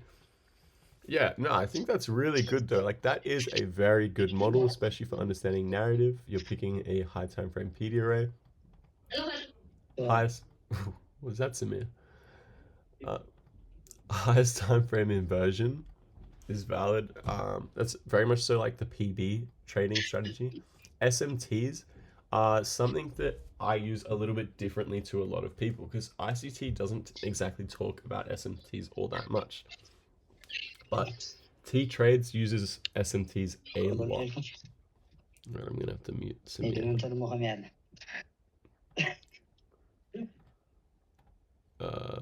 Okay, better. Okay, sweet. Yeah, SMTs I'm also learnt off T-Trades. So T-Trades has a good SMT understanding. The way I use SMTs is the way I use everything else, right? Understanding the fractal nature of prices. So I need to be stacking SMTs. I need to be using SMTs inside of my high time frame PD arrays. Honestly, I do believe that they're actually a really easy PD array to use once you understand it. It's literally just looking between the two pairs and seeing divergence. I always have ES up over here, like always, right? So I'm just looking to see where we create divergence. But before I even look to see divergence at an area, I want a PD array first. So say I was looking to see divergence for us to then trade lower. I'm going to go, okay, where do I want to see this divergence? Where do I want to see these SMTs? In some form of premium array if we are to be bearish, right? On the opposing side, where would I want to see bullish SMTs? Okay, maybe inside of this gap as it overlaps with 0.5. This is largely inefficient, and this liquidity right here would be prominent for us to raid. So if one raids this liquidity and one doesn't, that's prominent for potential reversal. So I'll mark it out here, and then I'll go over on ES, and I'll go, okay, where is that low? Bang, I mark that out. From that, I wait to see if one gets swept and one doesn't. On, say, a 15-minute time frame, I'm going to be looking for, say, a 15-minute SMT inside of a 15-minute. We're unfortunately legit in slop right now, so I can't give you any good examples. But say we go up here, right? Let's go over here. So very prominent SMTs. This is how I validate SMTs. Same as like what I was explaining before. So we're inside of a prominent PD array. You can see octaves definitely do serve of some purpose. You see how we respect these, right? To me, that shows me that this is a valid PD array, right? I'm looking over to the left. Yeah, sorry, I think I might have only muted him for me. Yeah. Who was it again? Oh, yeah, I'll do it. Samir. Yes, server mute. Done. 8. Is everyone sweet? So I'm gonna be looking. Sorry, let me the chat up. It despawned. So first things first is you can see how diverged we are. When we're creating divergence like this is showing me that this is bound to be a potential protected high. Yeah, I'm recording it. So you can see how we have a high here, right? That high was already an SMT high off this. that has offered you a whole potential trade right here. This is a whole potential trade idea based on this one SMT right here. Then we create further divergence. This is creating higher time frame divergence. So you can see that was an hourly SMT to then drive us back down into here, right? What did that do? That put in an SMT off this low right here. Then what does that SMT do? That SMT is used to drive us back to raid this old high up here, right? Then what do? I'm just moving SMT to SMT. Okay, now we have an SMT off this old high because ES has failed to take this high and NQ's taken it. What does that do? That offers us a move back down into this gap, into this inefficiency, right? Then I'm looking again. Do we have SMT's bottom side? Yes, we do. Okay, so off this low to these lows, we have another SMT. We've created a 15-minute SMT inside of a 15-minute gap. This is also an hourly SMT. So this is an hourly SMT inside of an hourly inefficiency. If I scaled up, you would see that is an hourly inefficiency. So that is going bottom side SMT to then be able to run this top side SMT. We can also see ES is frequently, every single time, ES is the one that is failing. That is showing me ES is the weaker pair. So I can expect NQ to be the one that raids these highs over here. That is very prominent to me. I'm going to be looking to determine which one is the weaker versus stronger pair. So yeah, you're a good Samir. So the stronger pair in this case, in bullish strength, is NQ. NQ is running out all this liquidity to trade up into this inefficiency over here, right? Off this high. This is our final raid. We have 1 high, 2 high, 3 highs. That is a 3 drive on a higher time frame. Look over here, right? Where does ES trade to? This inefficiency. So I'm looking at ES2. I'm saying, okay, is this a valid spot for ES to then reverse? Yes, we are inside of a 15-minute inefficiency. Is there a volume imbalance after that? No volume imbalance, but we are still inside of a 15-minute inefficiency. There would be a 5-minute inefficiency there. We are off an accumulate, manipulate, distribute, right? Whereas NQ has now ran out our prominent buy side liquidity. What is this? This is a new day. So this is a daily SMT off the high, right? From that, this is confirming that this is going to be a protected high. Also, the fact that it was NQ that rated all the liquidity gives me even more confidence, right? Then we get displacement away from. How do I then get on side with this? So if I wasn't able to get on side inside here, look how we have these inefficiencies in here. Very, very clear target. This is a new week opening gap. That is a money back guarantee draw if you are shorting in here. You can see, what do? We get into the inefficiency on both, right? Do we put in any prominent SMT? Yes, to an extent. We put in an SMT of this 1645 low, right? What does that do?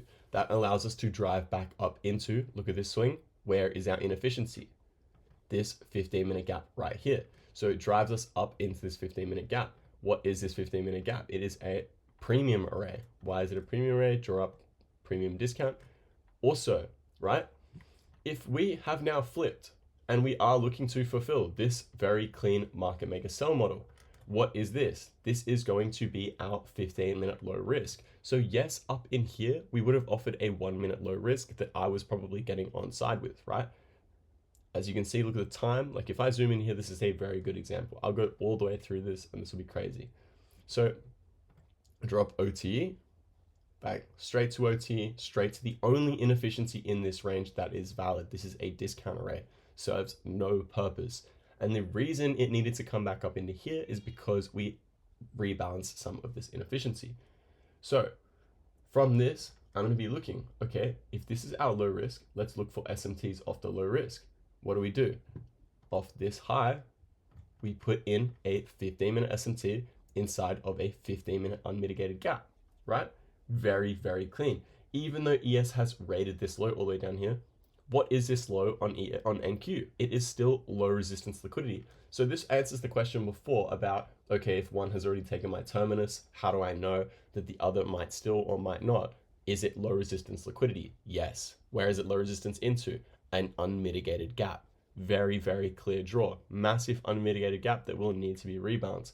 What else do we have to the left? More low resistance liquidity and a data wick. This is 830 data wick. Very prominent draw. Also, all LR all the way through here. So very, very clean.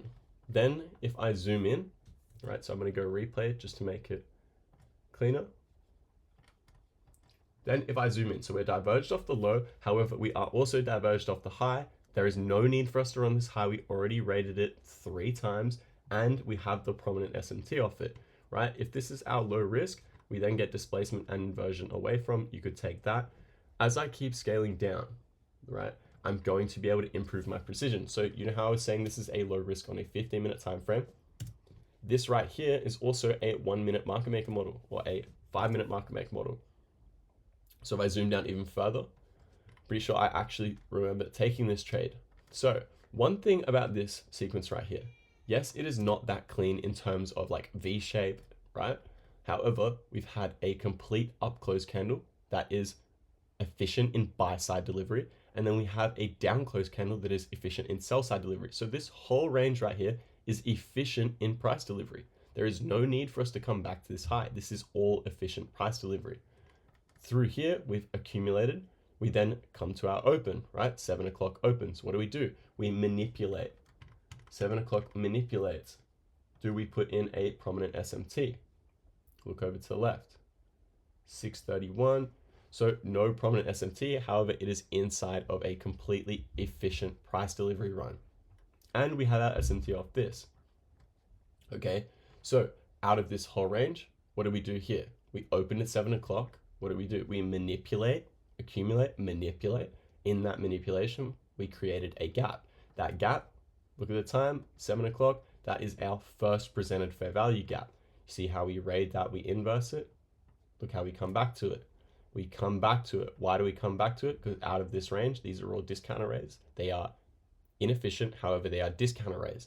Where is the primary premium inefficiency? Drop 0.5 or OTE. Again, same sort of low risk. You see 0.62, perfectly respected. We have this inefficiency right here. That is the start of our inefficiency. However, you can get on side with our first presented. Another thing to note, what is this inefficiency? This inefficiency is our first presented following a sweep of liquidity, and it's also what I would consider to be our first presented EVO. So our 7 o'clock first presented EVO.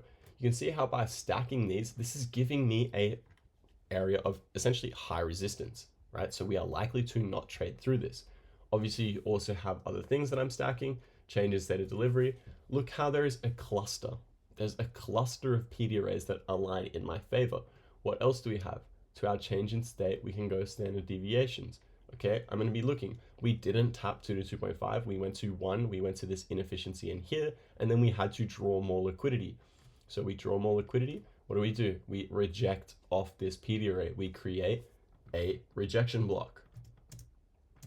So draw up quadrants of this rejection block. I want to see how we respect the quadrants. Bang, upper quadrant. This is why I like having quadrants. Yes, it closed over 0.5, clean respect of the upper quadrant. We then displace away from, we get an inversion of this gap here. What is this? So look at time. It is not a 30-minute first presented. However, it was accumulate, manipulate, right? No gaps here. This is our manipulation gap. When we inverse the manipulation gap, you know that we are at least going to run this low resistance liquidity right here, and you could go break even. So even if you had a fill here, you put a break even for the end of this LR right here, being these relative equal lows, you're hitting all the way, right? You didn't get break even and you hit full TP. I think what I eventually took through here was either this displacement candle, or if you wait for the next hour, right? Fuck, this cat's just at my door meowing, bro. 8 o'clock, right? Open. Is this going to be our high of hour? No, right? This is actually what I took. So knowing that if 8 o'clock opens, right, and we put in a little nothing burger high right here, that is not going to be our high of hour. So, bro, this cat's actually about to get pegged. Like thrown out of the fucking hallway. Yeah. Can you guys hear her? Yeah. I'll I'll go throw or some shit in a second. So if that's not gonna like be a sound effect, bro. it's annoying, eh? She's a yapper. So if this is my 8 o'clock high, right? I'm gonna mark out this 8 o'clock high. If I don't believe that's gonna be high of hour, what do I need to see? I need to see some form of manipulation or SMT off this high. So if I drop ESs, see how I put in 3 equal highs? That's even more so showing you this is not going to be high of hour. So what do? We need to draw more liquidity. What is this gap here? This gap is our 8 o'clock first presented fair value gap, right? See how it got inversed. That is simply it mohawking. Why did it mohawk? Because this is our first presented order block. So first presenteds are fractal, right?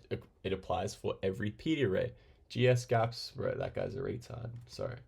But it's so true though. I don't like that guy. But so you see we respect this order block and we put in a 5-minute SMT. That GS brother is not ever giving you narrative and explanations this deep. You see we go up, what do? We put in a 5-minute SMT. What else do? We put in a 15-minute SMT off these two highs right here. So if this was 14, when we next roll over on that 15-minute candle, see how we sweep that high? That is a 15-minute and a 5-minute inside of a 5-minute up here. So I'll go here. Should see that should be a 5-minute. Yo. So what are we inside? A 5-minute. What does ES do? Where are we? No. I guess select bar.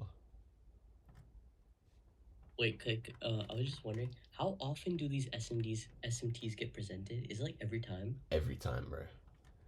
Every time that there's a move. So look here. You see here. See how we traded up into that on ES? We rated that high, and we also rated this high with no top wick. So that's putting in an SMT all the way up to that high. You need to look for like individual candles highs. Hey? No, it's only highs with a fair value gap there, right? Yeah, inside of a gap. And yeah, Bruno's right with that. He just rebranded that shit. And so look on the 1 minute time frame, right? What did I take here? Is what I took was respect of this first presented order block. Then we get 15-minute SMT. What do we get off the 15-minute SMT? So also this is a rejection block. We have a 5-minute SMT off this high. This opened inside of, this is a valid rejection block. So if I get rid of this, valid rejection block we're rejecting out of, you can see we get this gap right here. So if this is our first presented, this whole gap is our first presented, what is this to me? This is our first presented Evo. So the fact that we inverse this in one candle, this one candle Drake straight through it, we get displacement candle and inversion. That is a very good sign. So what I did is I entered right away. I think I pyramided as we traded up into here. I'm pyramiding. I'm adding more cons. I put my stop for 1 tick above the first presented order block high, knowing that this should be a protected high, and even that should be. However, I'm going to afford it the ability to potentially run this high without running this high, because if we run this, it invalidates the 15-minute SMT, right? So from that, you can get an entry there. And then what have I got to target? I have a free break even at this unmitigated gap right here, because premium discount, this is our discount array. However, what I ended up doing is understanding that this is a market maker sell model. Look at these relative equal lows right here. Right? This guy is so annoying. And then if you let that play out, it should just straight to TP. Yeah, so this is how I got the Drake candle straight on side. And then you like look how clean of a run you get. Hey? You don't mind entering like among the chop like at all, right? Because you know like it's. Well, I know that this is a protected high, right? And even though this is like, chop, yeah, you can't lose anything. Yeah, exactly. We gapped out of the chop here to put in a high. So even though we didn't technically manipulate this high on NQ, we did manipulate it on ES. So that is still a manipulation. The fact that we traded up into here, inside this rejection block, generating enough liquidity for us to then roll over lower. But yeah, I'm okay to enter inside the chop only because I got exactly what I wanted to see. We had correlating SMT. So we had a 5-minute SMT, and then we got a 15-minute SMT off that high, being a 15-minute open, high, low close, right? So then what do we get off here? Time-based model. So this is how I knew that it would spool at exactly that time. Look at the macro, 825. 825 displaces out of the range instantly. You know that this next 5 minutes is going to continue to spool in your direction. It is a macro. We're going to seek out liquidity, right? Then what do? We keep trading lower. We open off 830. 830 just continued that dump lower. That's why I don't mind being positioned on side prior to these key times, right? So it would be the same sort of concept as 930. This has offered you nothing following 830 to get on side with the cleanest run of the day, which is to fulfill this model. Once this model's done, we don't necessarily have to do anything. Like, that is going to be your best move of the day. You can just hop off after that, which you wouldn't have even been able to catch if you weren't aware of the fact that 825 is a prominent time that you can be on side prior to. And the thing with that is the fact that that 5 minutes, knowing that that 5 minutes would spool, means I can get a break even. As soon as we get this displacement, I go break even, regardless of what 830 does. I make money, or I'm gonna get break even. Right. Speaking about your TP, I know like I've seen videos when Steel is using his TP, right? He doesn't put it at the wicks. He says like the liquidity is resting at the bodies. Yeah. So like he like put his TP at the bodies instead of wicks or something. He would do this. So you see this? This is what he's doing. I'll do this too, right? But this is very clear LR, very clear relative equal lows. Like this, you can target the wick low. However, you see this rejection block. We're expecting inside the rejection block. We're generating liquidity. So this rejection block was very prominent to drive us higher, right? However, because we've generated so much liquidity inside of it, now when we get over here and we've ran all that out, this is now a draw. But what you can target for lowest hanging fruit is just trading back to the rejection block, because what is likely is rejection blocks are likely to be retested. And you can see, right, as we get to it, now we just boomed it straight away because it generated so much liquidity over to the left. And look at this gap. Like this is a new week opening gap, straight void, right? Which I assume we played out all the way into, right? As it plays out. But you see how choppy this delivery gets because our nice clean run has already occurred. And then this was 8:30. I think I actually held this all the way. No, I did. I held this all the way back to this. So I got most off here, and then I remember sitting through all this chop because look, my break even never getting retraded to. And off 9:30, right? Let's look what happens after 9. So 9 o'clock, open. Do you think this is our low of hour? No SMT on both, equal lows on ES. No, not our low of hour. So we reaccumulate, we manipulate back up into what? Look at this. All low resistance. What is this? High resistance, because this is a largely unmitigated gap. We trade back up into the large unmitigated gap, right? Which was the gap that gapped us out of an accumulation range, so a prominent gap. And then we roll over from that. So off this accumulate, manipulate, distribute, it gives you a draw of that new week opening gap to at least be retapped. And I don't need to see a full fill of this gap, right? Even though that's inefficient, I don't even need to see the void tapped, right? However, like it can, I think it did. Fuck, does this want to lock or what? Yeah, so it did, right? It's gonna tap the void and then trade off. So you don't target the whole fill of the gap, just the entry of it, right? Yeah, I don't necessarily need a full fill of that because you're guaranteed to get a reaction off of. Like, this is so inefficient in delivery that just nicking this will guaranteed cause a reaction that I don't feel the need to be on side with. Like, I don't need to continue to hold this position once we've already tapped. And like, look at the handle range. Like, do you really want to sit through? And it's also likely to reaccumulate through here. I don't want to sit in chop, right? Like, I want to be done. I want to be have my terminus hit before any of the chop. And then you can see it when we get through here, we do chop. Like, we get a reaction out of. Even when we come back into it, we are likely to chop. It's like same thing. We bing it, we trade away from. Same thing, bang, hit it, trade away from. Because it's generating and filling this inefficiency. Like, I don't want to sit through any of this. If I was targeting a fill of the gap, I would have never got my final con off and I would have got break even. Y'all get me? Look at this sequence here too. This is put this in the notebook.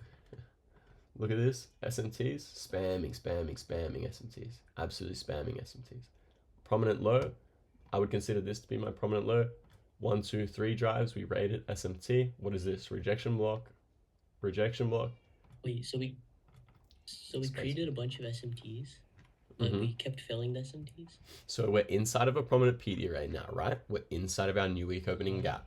We're spamming SMTs bottom side. We're legit, like, ES is clearly failing and NQ is raiding all these lows. We then get rejection away from that gap. That's confirming that this might be a protected low. You can see how we trade back to new week opening gap high. We ting it, or fucking bounce right off it. And then we immediately displace, inversing this gap over to the left, creating our first presented following a sweep of liquidity. So you could get on side with either a closure there or wait for a retracement inside of your first presented following a sweep of liquidity. There is a volume imbalance top side there. All right, you could wait for a fill below this low, but you don't really need to. And then you can see we start to fill this gap a little bit. What is this? This is a continuation rejection block. See how this wick wicked deep into here, into this. If you go from wick high to wick low, that is a bullish order block. You can see how we create this rejection block inside of. We see how we react in it. We displace away from. Bang. Low resistance.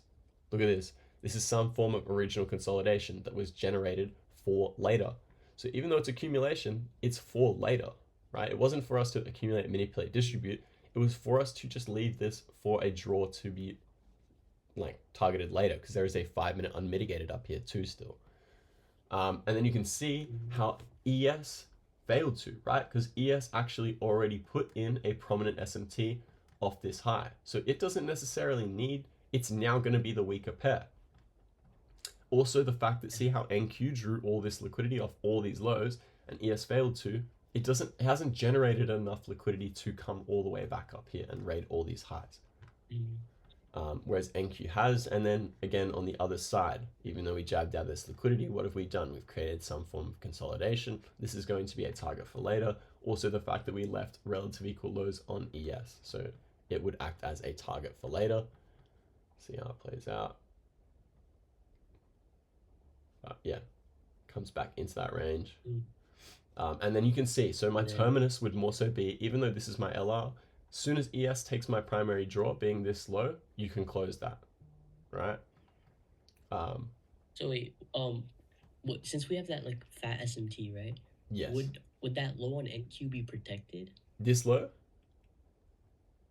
The right side low. This? Or this the low? right one, that like wick. Yeah, okay. It is until the objective is met. Yes. Oh, okay. That's what I low-key don't understand. Like, how long is it gonna be protected? Okay, so see how we rated on ES? Yeah. This low on ES seems more so protected to me. However, this is not protected on NQ. See how we barely swept this, right? And this did offer a run, right? So we had rejection block, we had displacement. It offered a run back up into this bearish order block. What did that do? That put in 5-minute SMTs off this high. So we come up, we put in 5-minute SMTs, actually a 15-minute SMT too. It's likely a 15-minute gap, right? So no 15-minute SMT off that gap. However, we had a 5-minute SMT off that gap. You see how ES traded to the, NQ only traded inside the lower, and then NQ, and then ES traded to the higher. And then off that, see how we're putting in more SMTs. So we had this high, got rated on ES, didn't get rated on NQ. That's more prominent that this is going to be a reversal high, and that we will need to continue and run this LR, right? This might not need to be a target, but this LR is, at least back to this rejection block. So you have to use the overall like drawn liquidity. Yes. And just understand that like, we might be looking for like a small retrace, but it's not like an actual one. reversal. Completely. So it is essentially moving from SMT to SMT, and you're just validating which one is going to be more prominent than the other. And so like if we trade up in here, right, say I took this long, and as soon as we diverge, right, as soon as ES takes my terminus, or like my main DOL being this premium 5-minute gap, I have to at least go break even at the minimum. Likely to be getting off cons. I know Steele immediately closes his trades whenever he sees an opposing SMT. Yes, but only valid opposing SMTs. So like this is a SMT inside of premium. If you just close it at any SMT, you'll never be able to hold for the whole runners. You need to understand whether your SMT is going to be forming a high probability high or low, whether it's going to be like a intermediate or long-term high versus a short-term high. ICT has a video on that. Check my screen share, by the way. I got a thing about that. Yes, sir. Yes, sir. So we get an SMT at the low, right? Say we're in a market maker sell model. If to complete the sell model, we got to come down to this low, right? You get the SMT. So knowing that, we've just practically swept that on both assets. So what's the next step? External to internal. So once we get this internal, so the objective of this external is to go to internal. So once that's met, then that low isn't protected. So this is protected until the objective is met. What's the objective? This internal liquidity. So once this gets hit, then we can go back again if this gets respected. But until then, this won't get retraced too. So we could go like this. So but then you think you could probably scalp the small retrace, right? You can. You could. So long as you understand that it's a retrace. It'd be like you a need mech something model. like that.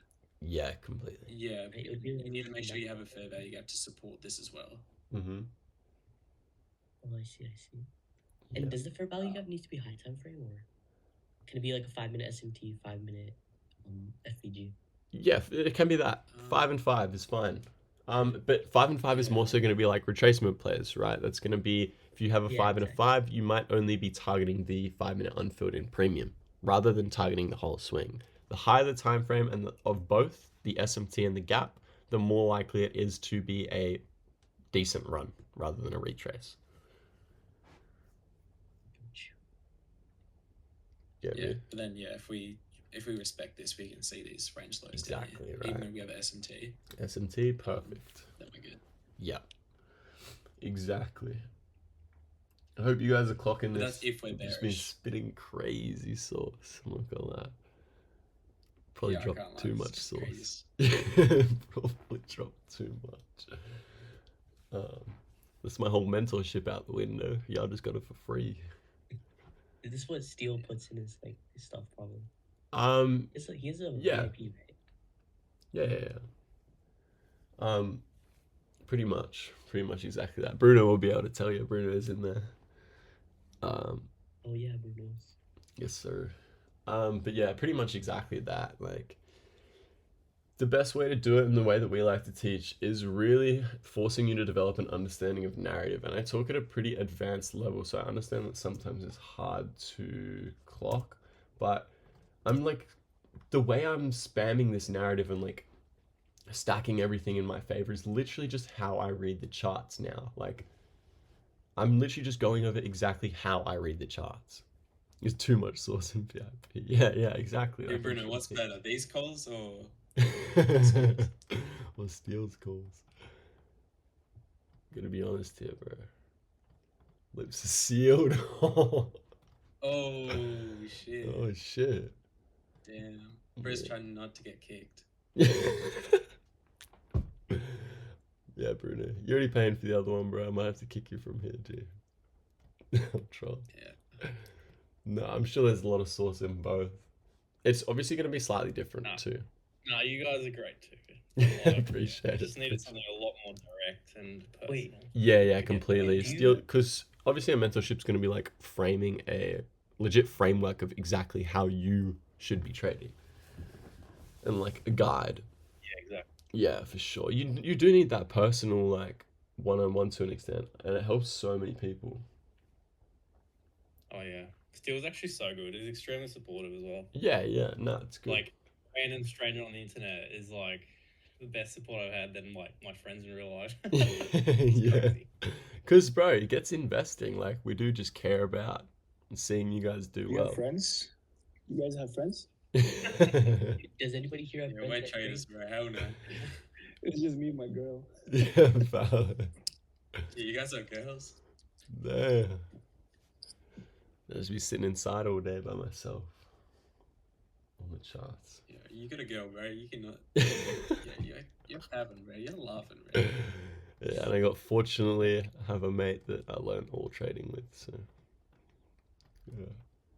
Hey, but I've met so many fucking cool people through trading. It's I try to actually teach her what I learned, but I'm still so new. She's like, what the fuck? yeah, absolutely. Yeah, trust me. You can Just build it. break up with your girl. Do the method I did. Just spend 6 months straight inside, 8 hours a day. Yeah, you gotta come successful How somehow, did you bro. guys? How did you guys spend that long for trading? Like, EJ, do you not have a job? I'm in school, bro. I took the semester off. I can't lie. So person. what happened? School ended. Me and my girl broke up. I had at least 12 hours a day. I could at least put in this shit. So I put in all my time, bro. Yeah.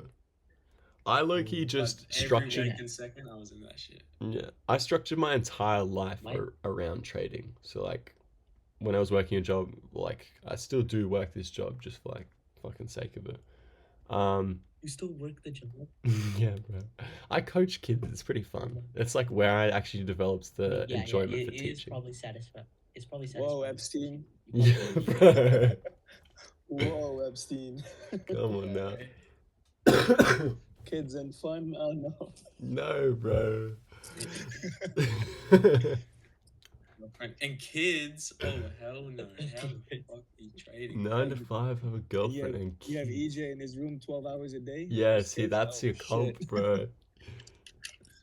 Yeah, 12 hours is probably an understatement, bro. I can't even count. Yeah. No, I was the same. Like, I would genuinely spend like all day, every single day, watching videos, studying, trading. But I should have started ICT first, bro. I started with like, you know those patterns you find, like the No. candlestick pattern. nah, don't wait. Everyone starts with that. When I started trading crypto, bro, I was like sitting on the chart, wigging out on like a 1 minute time frame on what Bitcoin was gonna do with like Look at that. fucking engulfing candles and shit. I tried paper trading every one of those like shooting star candles. Yeah. Oh my god. Yeah. It happens, bro. Yeah. No, it happens. ICT is the way to go though. Once you find it, it's my sleep broke. So It's you crazy how some people still don't like it though, you know? Like I don't know what to tell them.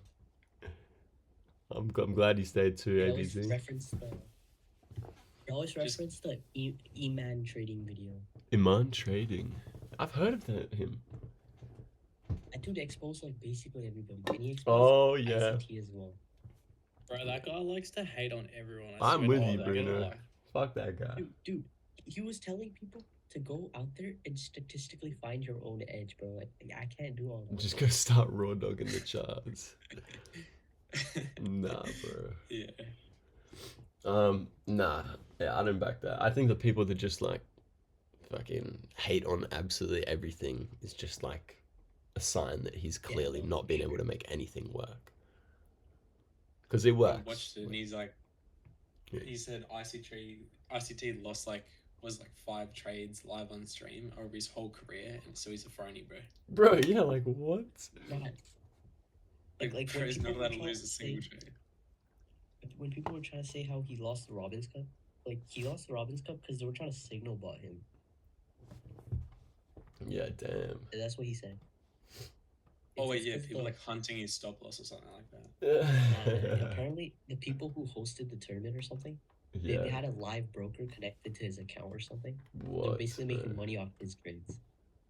That's crazy. Damn. I'm low-key gonna miss this, unfortunately. But you could probably take this right here. And I'm in. Bro's in straight away. Whoa, we got a signal? Yeah, you guys got a little signal. I haven't done no signal. analysis. I just zoomed in and saw the sequence. But look, his fat SMTs off the high were inside of a. Yo, am I entering? I'm not giving you Enter right sequence, now, bro. enter right now. No, Bro, please don't. Yeah, you could probably take that. I'm not logged in on any of my shit, unfortunately. But yeah, I just realized the time that it's 2 o'clock open. You're pop an EJ model right now, bro. It's not too late. Yeah, you could wait for an EJ model still. Let me stop sharing for a sec so I can add all my shit. Let me log in and stuff. He's revenge trading, by the way. I'm about What's the stop loss at? I missed it. No, don't copy trade. You don't take profit. No copy trading. With one that I've actually done analysis, bro, you could probably copy trade it. Even this will very likely hit.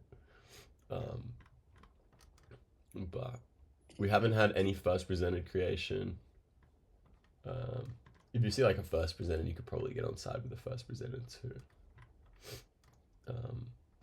But I'm looking at these sorts of things, right? So has open put in any form of SMT? No. So this is likely to not be low of hour. We are more likely to have had an open high low close.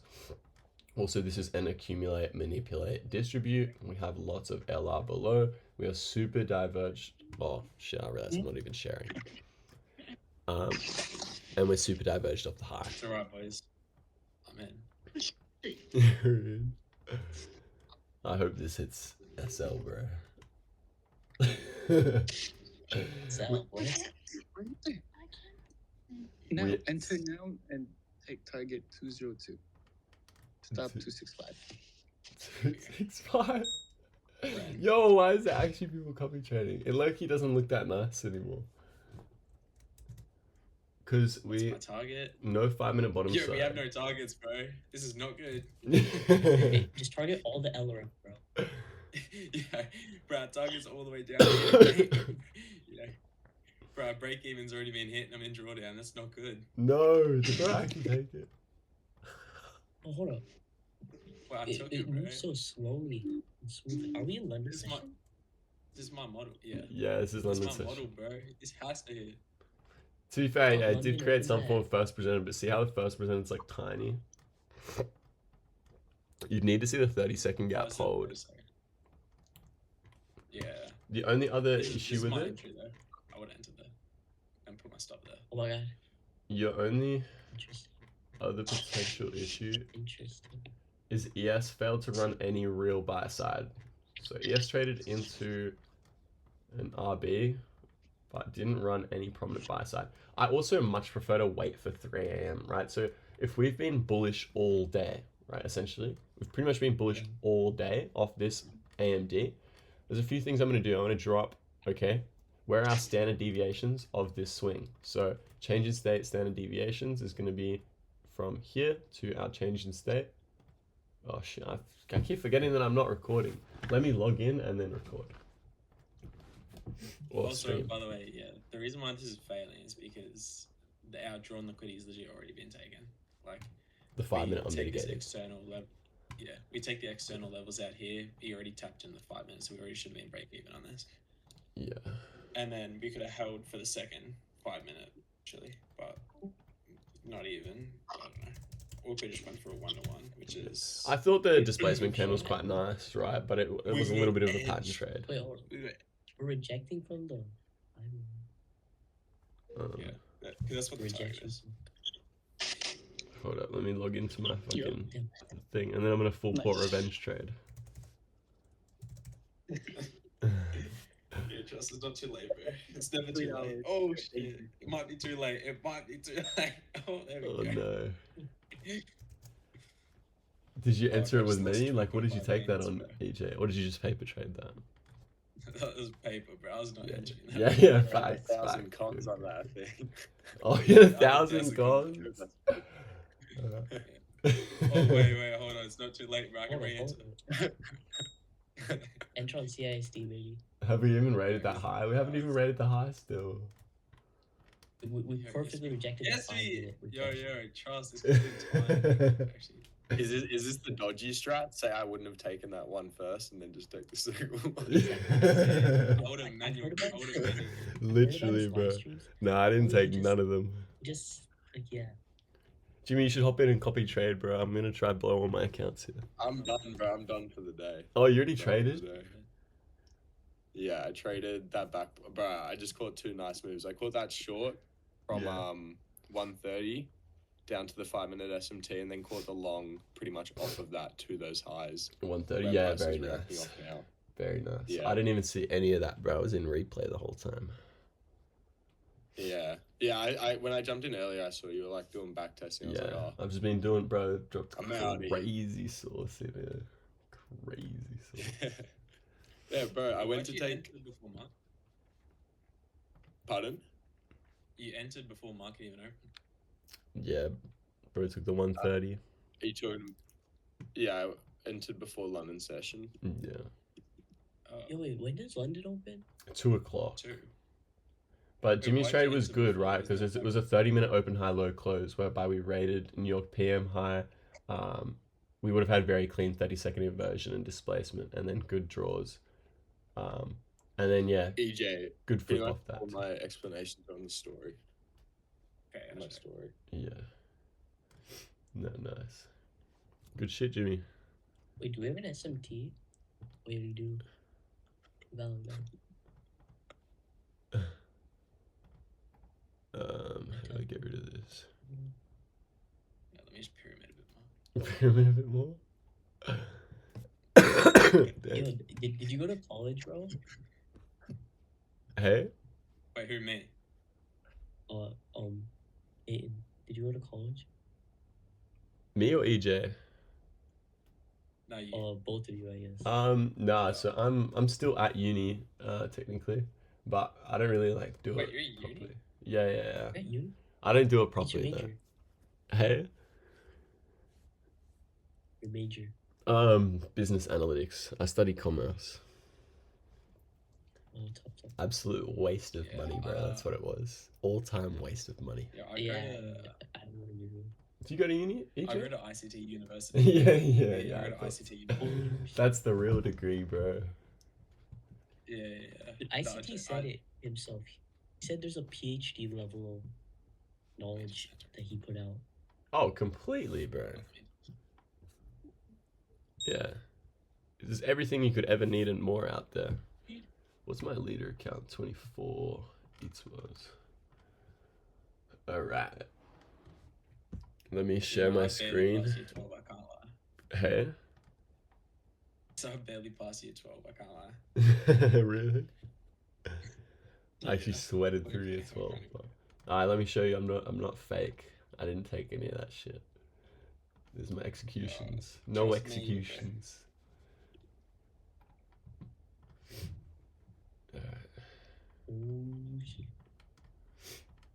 But yeah, I'm just gonna sit here and spectate. 50 trades in one candle? What is that? Hey? Why is it 50 trades in one candle, bro? You've been I was revenge trading while my screen was off, bro. Sir, why are there 1,000 down arrows? Nah, pal. So this is gonna be our real first presented here in my eyes. I'll call this 2 AM first presented. Obviously you could consider this, but I would rather consider this.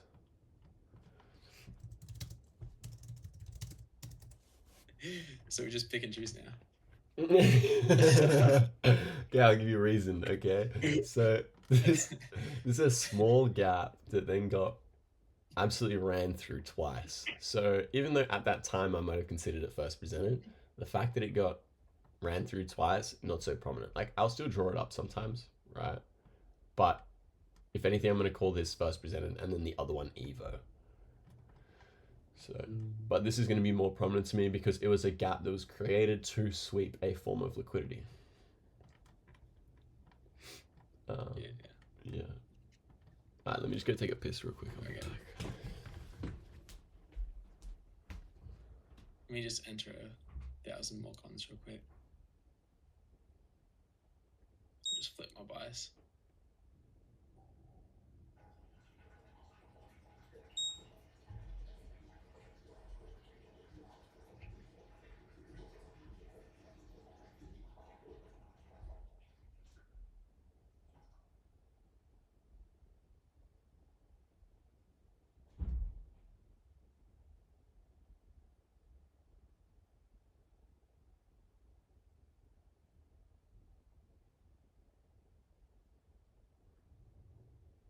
EJ, what you looking at for your entry? Just this fake first presented here. You get this cheeky little, cheeky little limit. Yeah, that's what I was gonna say. Looks like we're taking this 1 minute.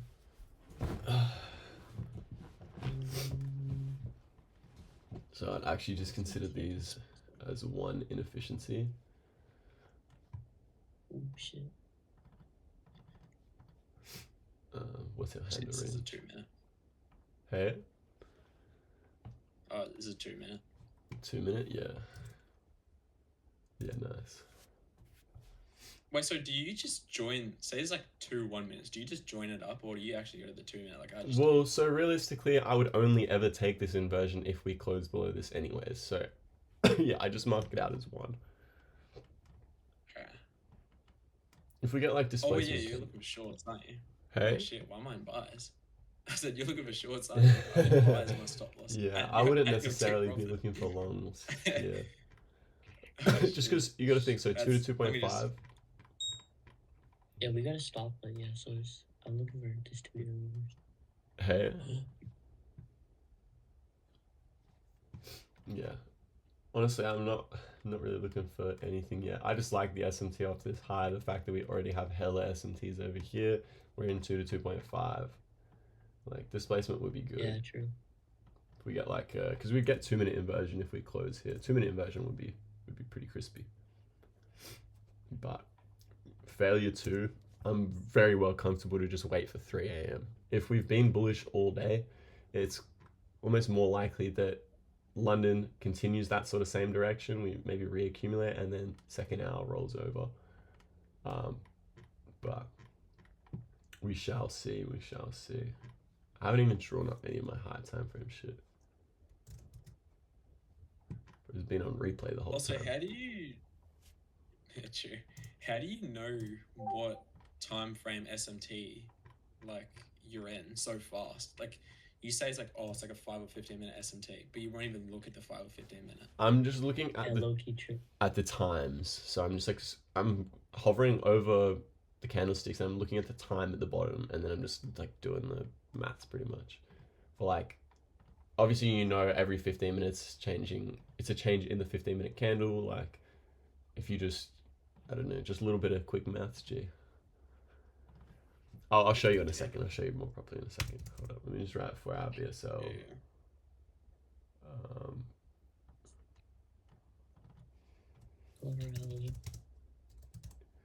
So this is my sort of annotations that I'm doing too. Like, this shit's pretty good to pay mind too. Obviously, the other thing with trading lower is you're fading a 4-hourly displacement candle, right? So if we do next day model, right, is that this next 4-hourly candle could be an accumulation up close. Like, it doesn't necessarily need to flip right away, right? Because you'd be flipping straight into this gap right here. I mean that full up close there. Let me just, bro, all my annotations are actually binned right now. That's previous day low.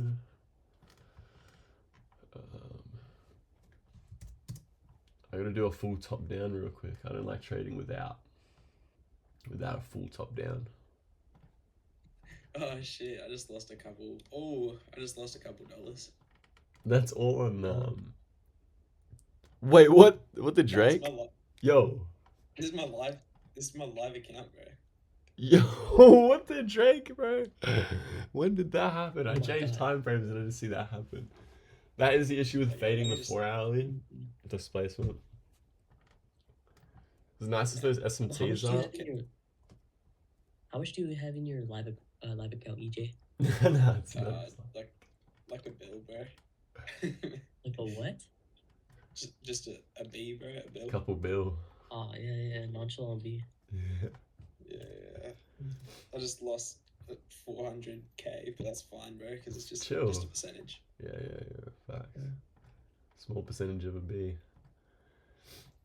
So here I'm marking out. Strategy that I use. Where price isn't efficient. I think 308 is the target before it comes back down. Yo, if this works. 308. Yeah. Because usually the swing low and swing high, price says to tap it, it comes back down, and based on that guy's video, break a structure after a sweep of liquidity, that's a protected, and then the HPA or HPE, that's the inefficient price action. So as soon as price taps that, then it's gonna go down. 308, if price is gonna tap 308 and go down. Yeah. So I'm just watching it. I'll trust you with a quarter of my whole bank account, bro. Butler said this is going down now. Did you get immediately draked by that? Usually it goes external to external. One thing I'll say top side is, okay, so look over here, right? Look on ES. We have equal highs, 4-hourly equal highs inside of an hourly gap, right? So that needed to be ran. Also, this is an accumulation range. I really need to see us manipulate one side heavily, and then I'm really not trying to catch a falling knife on a move like this. I want to just wait for it to roll over, and then I can start to target these unmitigated gaps and the LR through here. But for right now, no need. That's why I wait for the market structure shift a lot of the time. Exactly, and that's why waiting for your continuation model is really good. Because like you never would have even taken any of those trades, realistically. Right? No, yeah. No, I've taken all of them. Trust. Hey? So I've taken all of them. Taken all of them? This is my live account. But... This is the real live account. Valid as fuck. Yeah. Bro, this would have been nice too. That 15-minute S&T inside that 15 LR was nice. Here's another thing that I like to draw up. Where is it? So midnight opening range, right? If this is our midnight opening price, I'm going to take the low of our midnight opening range to the high of our midnight opening range, which is this high right here. So I'm going to go from low to, is this one higher? No, low to high, and then I put on my maxed standard divs, and I'll show you. Same thing, and then it gives me some targets, right? So 2 to 2.5, 1 standard deviation, and I'm going to be looking to align liquidity with that. So you can see like previous day highs up here with these levels, and then on the opposing side is previous day low inside of these levels. So that's like sort of that's sort of also how you can catch high and low of day, is expecting us to fulfill one side of this and then potentially move to the other. And then obviously we have this N-dog stack here too. So you'd like to see how we react in this N-dog stack, but also this is LR up into a gap. So you want to see this gap most likely tapped where 2 to 2.5 lies as well. So if I go like 15 or hourly, right? I don't think there was anything on the hourly of interest, but there's this 15-minute gap. And think about it, right? So of all this liquidity, if previous day range is this, right? What is our premium array? It is this 15-minute unmitigated gap, right? Even from this swing high to this swing low, same thing. That is our unmitigated gap in premium. So I'd be looking to see something off of there. Until that is met, I don't need to be trying to catch the falling knife. Obviously, I'm going to mark it out on ES too, right? So if ES takes it, then maybe I can consider, right? But until that, I'm not really like interested in anything. You're going to look at that 30-minute, bro. That's unmitigated 30. Yeah, and I'll check that in a sec too. Check that in a sec. I'm telling you, bro, the 30-minute and the 2 hour. Yeah. So 30-minute unmitigated too. Absolutely, I'll mark that out.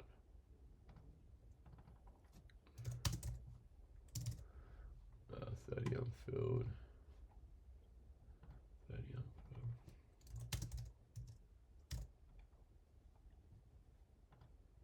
Yeah, EJ, have you got a limit for it? Yeah, pal. No, I'm gonna limit it what that guy said at 308. At 308, okay. Whoa, bro, that actually is an unmitigated gap. That's actually not that bad. What the hell? Yeah. Oh wait, no, maybe it's meant to be this. Right. He said 308, but it's 302 here. Yeah, 302. Yo, guys, average what time do we take a trade? Well, so now that we're already like 30 minutes into the window, right? It's not in a macro, so I don't like it as much. I'm gonna stay for another. Yeah, I like to wait till second hour. Does anybody know? There is a gap in you guys' model. Pardon? There is a gap at 302 in the model that you guys do. Yeah. There's a gap there. So Loki aligned. And like obviously if this runs without, it runs without, because so no prominent SMT off this high, right? I don't necessarily like it. However, like obviously it would still be an SMT off these highs because NQ failed on this run, but yeah, really not interested right now. I'd like to see us just generate some more bottom side liquidity for us to then flip and run later. So also, right, if this is my 2 AM first presented, this is absolute buns, then I'm going to probably consider this my Evo. So see how we trade inside of that. The other reason I don't like this is I would have needed an external SMT off this high. So I would need one to run that high. I just don't like this sequence right here. Like, it is a nice inversion, but it's not phasing me, to be honest. I'm only waiting for light bulbs. Does anybody here trade New York AM?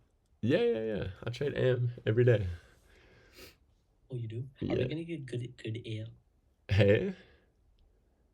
Yeah, you use your predictions, like the power. What? How do I get good at AM? It's too hard to say, but no, he's trying to say, do you reckon we get a good price action? Oh, do you think we'll get good price action? Yeah. Low key, it depends on what London does, but yeah, I do think it'll be alright today. Got you. Also, should we just not trade on no news Mondays, bro? So the reason I didn't trade yesterday in New York AM is partly because like you can just identify, right? If you just sit there, there was no light bulb setups for me. It was just not very clean. New York AM on a Monday can be nice. However, because it's like Jackson Hole Symposium, right, which is towards the end of the week, it's probably more likely that Monday is not very nice. Right. Monday with news can be banger, right? And even Monday no news sometimes can be banger. But just for the week, it is Jackson Hole Symposium. And also, you got to think how we closed last week, right? So last week we had a weekly down close, right, into a gap. So Monday was either going to legit just like reaccumulate lower inside this gap, would do what it did, right? Where it was pretty high resistance liquidity. And we'd already made a large range expansion off the prior day. So what was it? Oh no, we actually didn't off Friday, but the whole week had made an expansion. And Monday's delivery just ultimately was not nice. London session was clean. London session was banging. But often... Has London session been clean all of August? Pardon? Has London been clean for you guys in August? Yeah. Honestly, like... I feel clean price action is almost quite subjective. What was this? That was Friday. What was yesterday? So yesterday, where was the move that I took?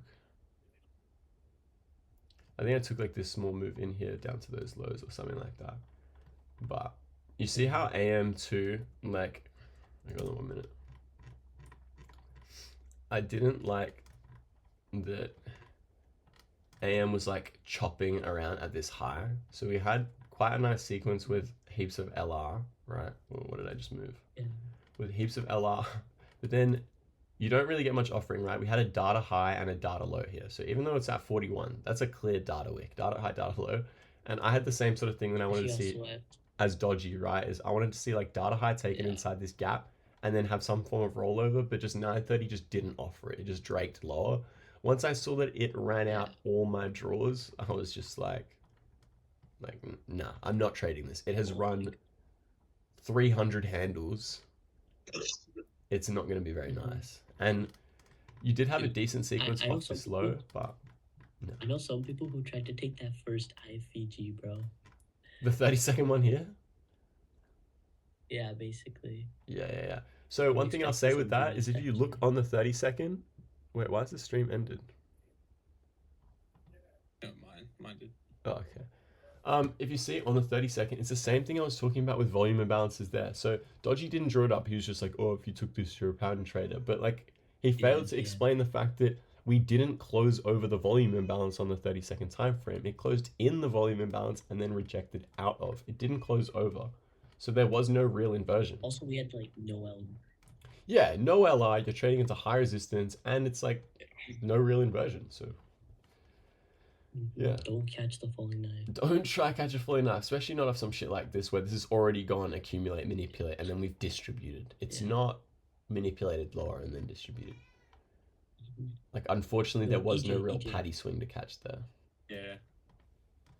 Do these like IFVG models work well in London? Yeah, absolutely. Yeah, they do. But you got to be using PO3 as well, like understanding of market maker models. They definitely work though. You see, a lot of my best trades is going to be like a 3 a.m. Say we'd accumulate through here. Say 3 a.m. opens, we put in a high. In that same manipulation link, we create a first presented gap, and then we inverse that first presented gap. That's like A+ IFVG model. Also, Peyton, by the way, the thing actually did inverse. Like, if you have it did on the 30-second? I swear on my top step it didn't. Because I was looking at it. See, this is 138.25. This is 138.25. It's like on the tick. Yeah. No, so that's okay. That's what I'm saying. Did it trade over it? Did it close over the volume imbalance or on the top of the volume imbalance? On the top. Yeah. Oh, fuck, way to go. Wait, let me turn VADJ off. Let me see if it makes a difference. Yeah, no. Oh, yeah. One of them did close over. No, it's the same thing. Yeah. So the fact that it closed. They're both the same. Yeah. And I see that second one closed over the volume imbalance, but the fact that the first one didn't was not a good sign. Oh, yeah. Yeah, see how it closed like right on the volume imbalance high. Yeah. I need it to close like over it by one tick. It's just, it's a bad trade. There's no like accumulation. Yeah, completely. Even if it did, it was distribution. Yeah, I agree. Yeah.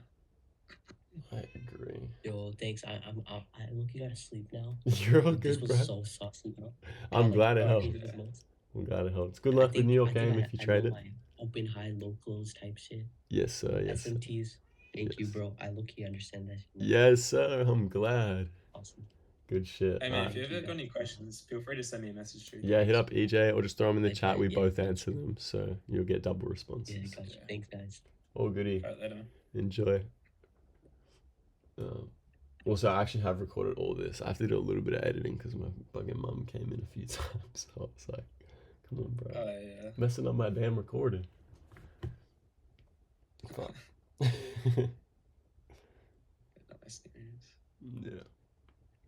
Better not miss any moves. You'll be alright. Jimmy, what are you doing in here? Trying to signal bot again? Yeah, he definitely is.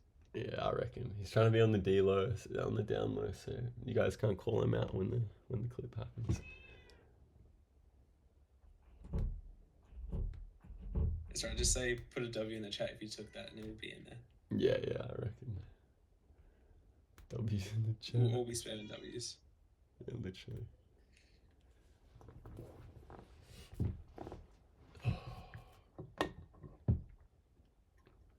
If anyone has any questions like related, yeah, go EJ.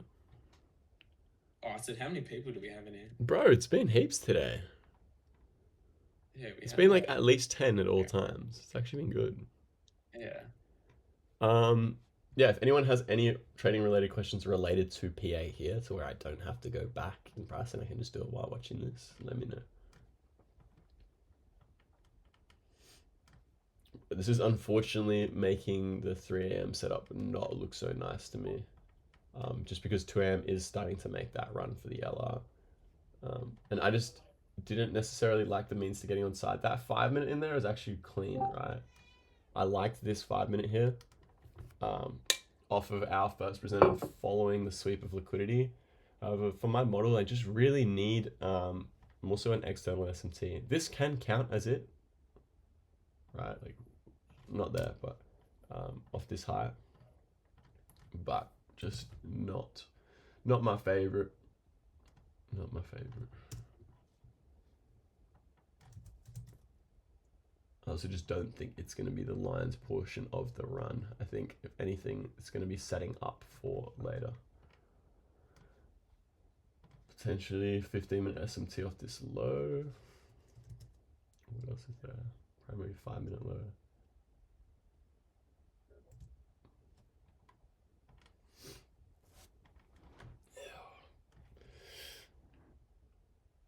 All good, Juan. I hope it helped. I'll send you your code too as soon as this is done. Send all the codes through. I was low-key dropping crazy sauce in this one today. Luckily, it's all going on YouTube. So I might actually have to cut. Yeah, I actually did us on that. Yeah. It's pretty OP. Yeah, literally. Yeah, so I'll stay till like 3:30, and then I'll probably hop off. 3:34 latest. And then I guess it's gonna deliver, huh, without touching the imbalance at 302. I did. Potentially. I still wouldn't be taking any of this short, honestly. Like, you very well can. I see the only potential offering was the fact that we put in that 5-minute SMT, then maybe you put your stop for either this high or the 5-minute high, and then you're targeting like the 15-minute unmitigated. Not a bad trade, but just not necessarily my model. And yeah, I've just been trying to be quite strict with, I'm happy to be skipping setups. There's always opportunity. Happy to be fading stuff, especially when I'm expecting a nice New York AM. I'm way more willing to just skip and pass on setups through London. But yeah.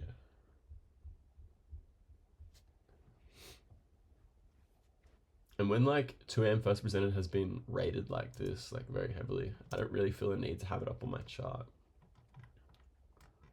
I'd also be paying mine to this one.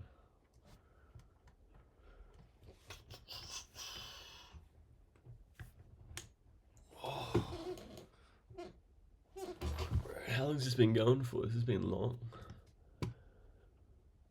4 hours. Yeah, ages. 4 hours and 30 minutes. But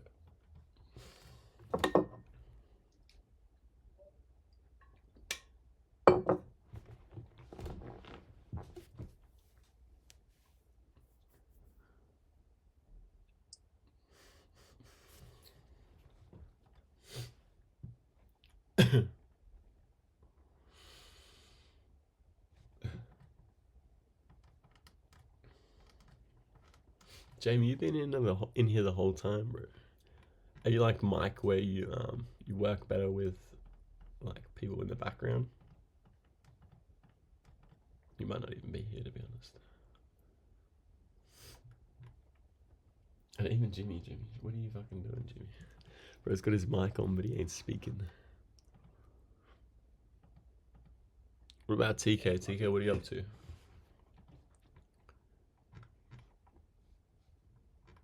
Straight ghost town out here.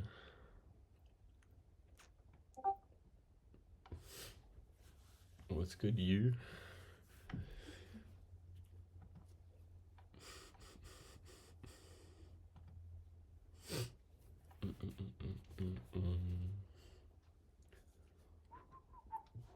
EJ, do you be trading on TradeOvate or do you use TradeSync? I actually just got this but I use Tradecopia. You use Tradecopia, yeah. But I got these people who offered me a free subscription if I did their thing. Is it Backtrader? It's called Trader's Prison. Hell no, don't use that, boy. You're gonna get your fills scammed. Really? Is it bad? I don't know, but like, I wouldn't be using anything, like even TradeSync sometimes gives me dusty fills. Yeah. Tradecopia gives you the best fills. I said I'll have a look, but I don't know if I'll. Do you have market execution turned on? for Trade Sinker? Do I have what? Market execution? Yeah, I turned that on and it made a difference. Okay, yeah, it helped. Yeah, I turned it off because I was getting filled like 10 points higher. Oh, you turned it off? Fuck. You're supposed to turn it off.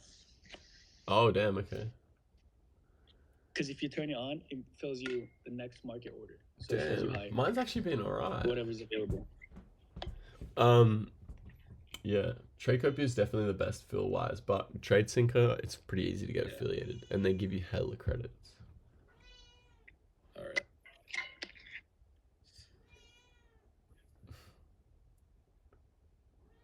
I'm about to go throw this needy cat to someone else. I don't know.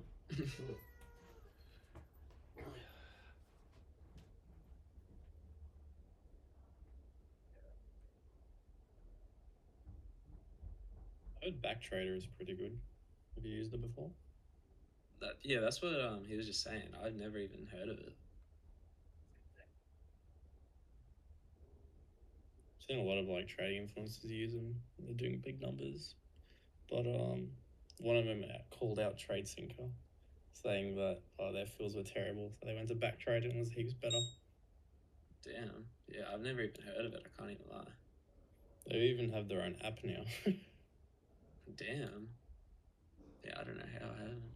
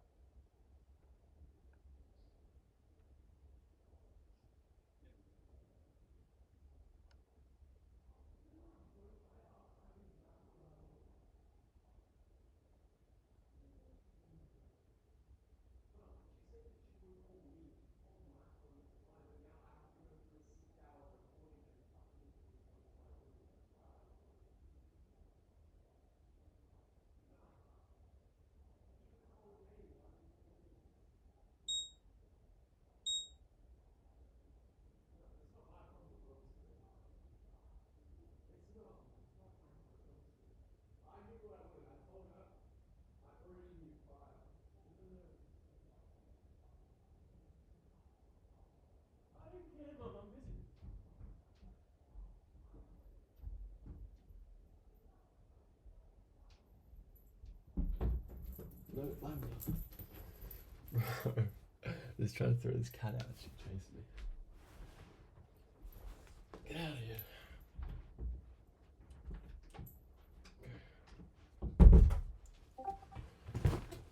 Oh.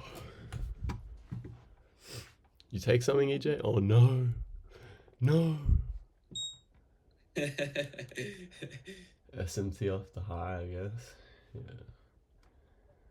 Yeah. SMT off the high.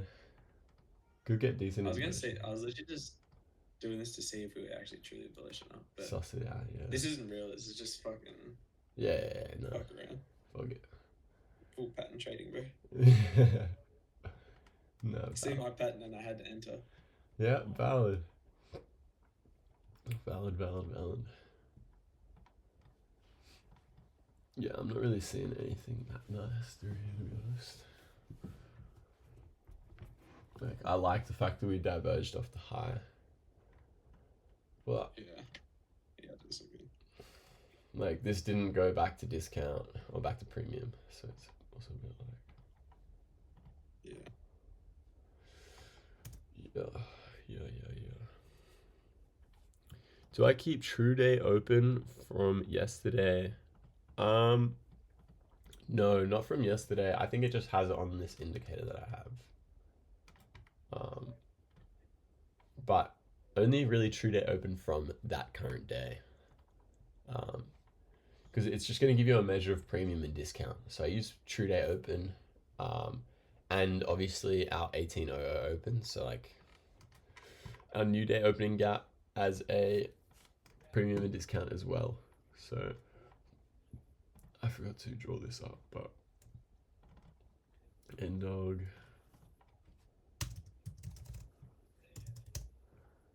N-Dog high. N-Dog low.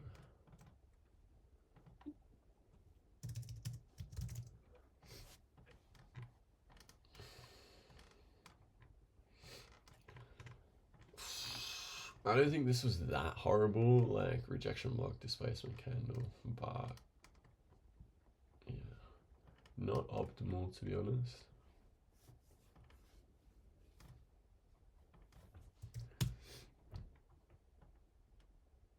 So the 15-minute low.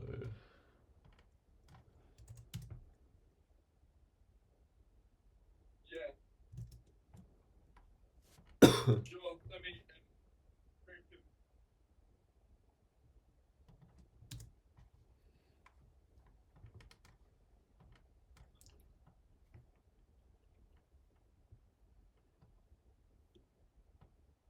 What do you think about trading Asia? I think it's okay. Like, I thought today was really nice, whereby we had like this accumulation prior, and then we have 20-0 open, manipulate lower, and then we sort of have that V shape. But even still, there's a lot more accumulation. Like, we had 3 hours of accumulation after that. And I just don't see the sequences that I like form as much on the during Asia session. Yeah. I see it just form a lot more often in London and New York. Yeah, 100%. Yeah.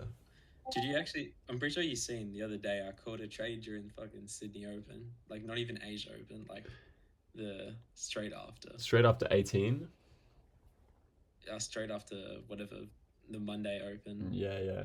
But that's actually not bad. Like that Monday Open, can be okay. Yeah, no, because we had that Actually, I remember now the NWOG.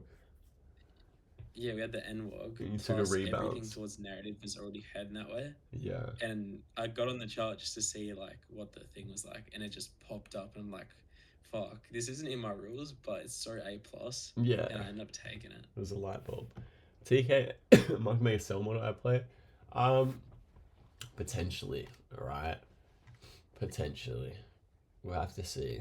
It's currently not really offered anything for me to get on side with. But because we're super diverged top side, right? But we're also super diverged bottom side. I want to see what 3 a.m. does, honestly. Like, there's hella LR lower, and lower would be really nice. But ship news week, I agree. So I'm risk off, honestly. I'm comfortable to just have a bit more of a sitting back week. Like, obviously I'll get in there when I get the light bulb, but until I get an absolute light bulb set up, a lot of these players are lower prob. Yeah, Jackson Hole Symposium once a year, bro. Once a year. And like, I do think it'll get really nice after like Wednesday, low key. Like when the symposium's actually on, I think we'll get a bit more volatility. Let me look at the actual trade week. So yeah, like tomorrow night or tomorrow for AM we have PCE, GDP. So 2 red folders at 8:30. I think that'll be good. Obviously today we have orange folder at 10 a.m. So that could be all right. Thursday, the Jackson Hole Symposium starts. We have unemployment. And then Fridays could be washed, bro. Fed chair, wash speaking. Another red folder, and Jackson Hole Symposium red folder. So that could be interesting, bro. Friday 10 a.m. could be very interesting. Well, we shall see. Displacement here would not be bad. Definitely valid play, just not really enough LR for me. Like if I draw that up, potential RB, 15-minute SMT off the low, but you're just really not trading through any LR. You're trading into these unmitigated gaps, and that's why you probably could see it just get legit touched. I'm gonna hit a dodgy for you guys though. If it plays out, I'm claiming all the credit, but if it doesn't hit, no, I wouldn't have taken that. Don't worry.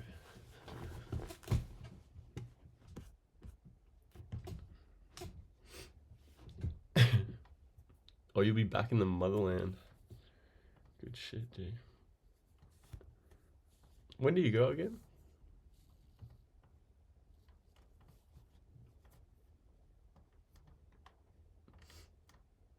Take this the tomorrow whole way. morning, cuz.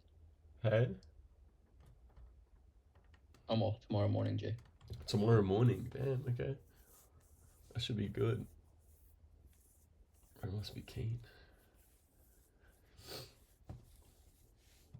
That's huge.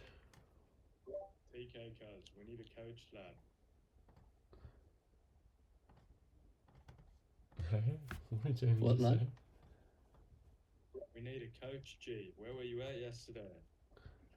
Oh, bro, I'm leaving tomorrow. I had shit to do.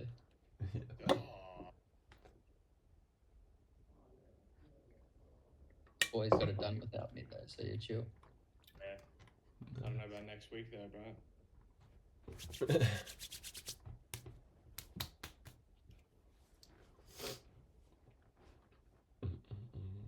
This is low-key looking like a bit of a banger right here.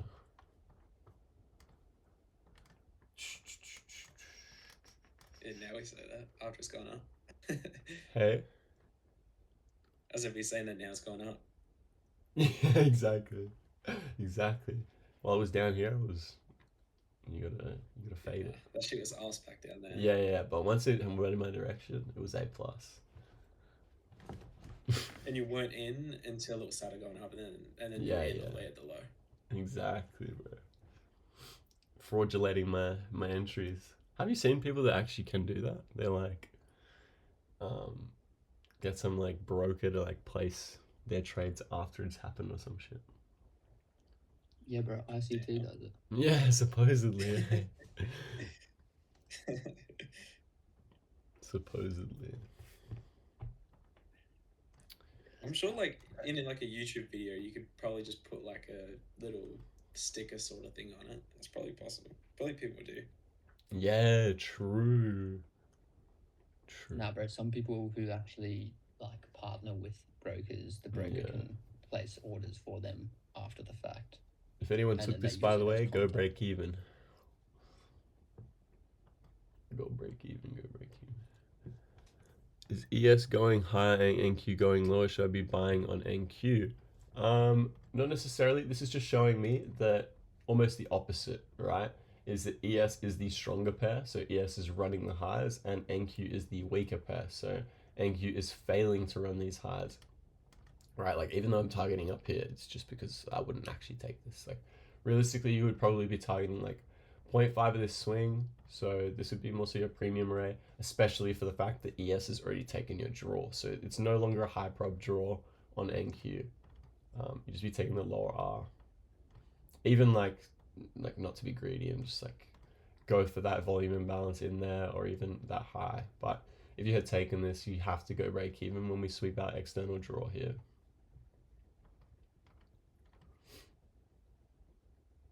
See if it does it. Edges. I heard somewhere. What's good I at saw a freebie? video. It said if it sweeps liquidity in that low break structure, that's a protected high. If we what sweep this low, and we leave if this. If it sweeps liquidity, and then that swing low where the liquidity was swept, that structure gets broken. That's a protected high. That this is a protected high once that gets rated. No, I'm saying if there's a high and it gets swept, that low of that high, if it breaks structure, then the most recent high is a protected high.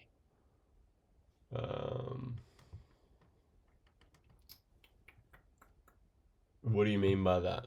Where like on my chart, so if we sweep this high, for example, right? Since this high already swept the other high, and then this high, this leg of this high that swept the last high, the price broke structure. Now this is a protected high. Oh, like a stop grade. I don't know. I just saw a video and some guy said that. I'm a little bit confused, to be honest, here. I think he means like a stop grade. A stop grade. Like a resweep. I'm not too sure, to be honest. I'm not too sure. I look-y need to see like a chart example, to be honest, or if I can give you something on these charts. I do like this though, how you see how ES is the stronger pair, ES is running out draws, ES is in the 30-minute, and this is off 3 a.m. open, right? So 3 a.m. is just open, putting in a high, running out all that. We've now wicked inside of this gap. If we can respect this gap and then trade away from, that would be clean. What a trade. Do you give signals? Hey, got break even based on my logic, to be fair. Got break even by 1 tick. So just don't go break even, pretty much. It was a 15 off a 15-minute low. What was that quack, bro? How did that happen? But yeah, that was pretty clean. I like that sequence. Rejection block, 15-minute SMT. Displacement away from Jamie. I'm about to take your rights away for that. Who is this? Who is this EJ? It's definitely EJ. He's probably the only one with rights. On my mum's life. That, bro, it's not me. No, I don't think it's you. I believe you, Jamie. The first quack was me, but now everyone's realizing they have perms. What, bro? How is this allowed? I need to fix my Discord settings, bro. Oh my god. Okay, wait, lock in with the noises. I might take this. Cut that shit out. Oh my god, bro. Okay, that's not me. That's enough. Yeah, someone get a moderator in here. Yo. Alright. Cut it out. That's not me. You need to take perms off. What the fuck? Oi! I'm about to mute everyone. It's Jimmy, bro. It's Jimmy. Jimmy, fuck off. Bro, I'm kicking this guy, bro. UNQ's got to get kicked. Nah, be for real. When is it valid to enter my trade if only one asset has tapped the key level? I need to see rejection away from. So we've tapped the key level on ES, right? We haven't tapped it on NQ, but we're inside of a prominent gap, right? I need to see us displace away from and potentially create some form of 3 a.m. first presented fair value gap. So that's also what I'm just looking for. I like the SMT top side. I just need confirmation being some form of displacement or clearly showing me that we are trading away from.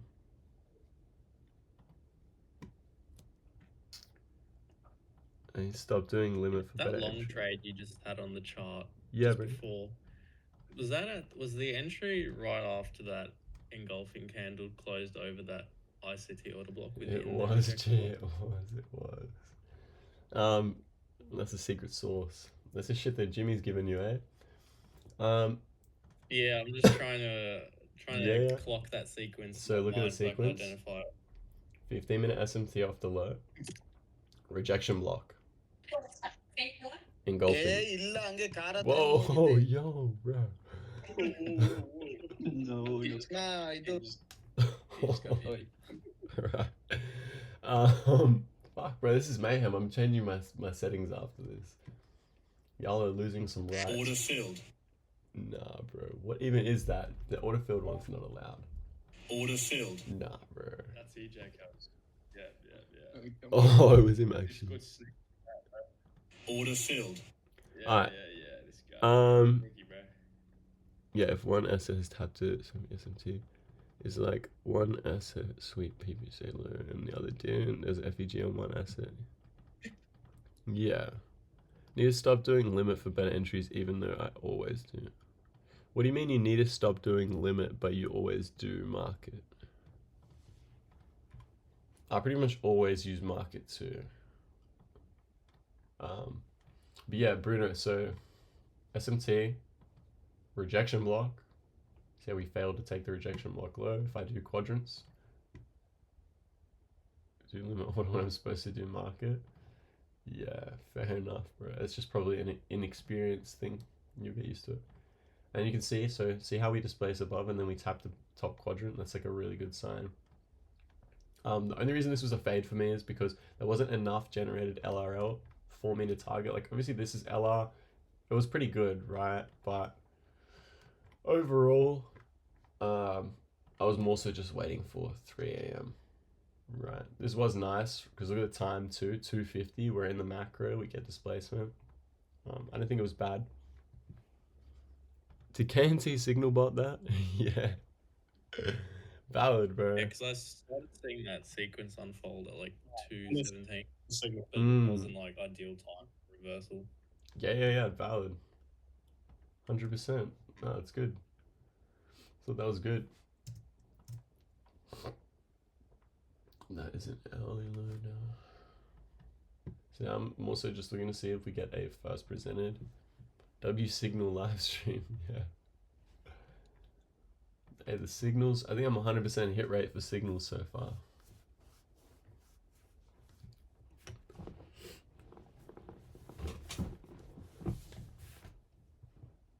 Just pass my fund.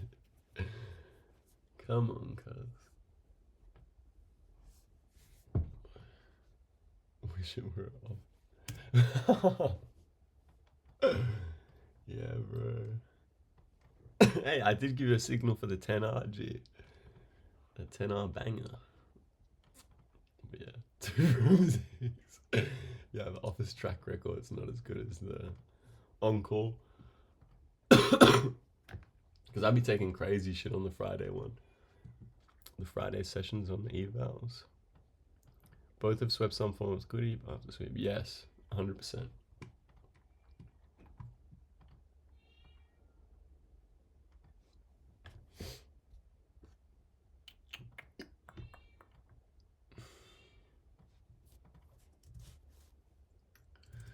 Still no real first presented, which isn't very nice.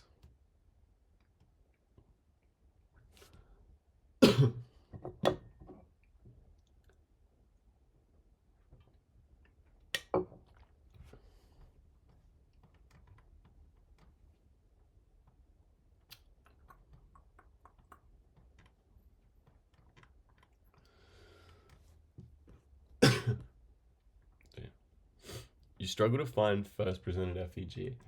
Yeah, so like in 2 a.m.'s case, it didn't necessarily offer us a clean first presented. So we had this one here that was to then drive us up higher to the 4-hourly buy side.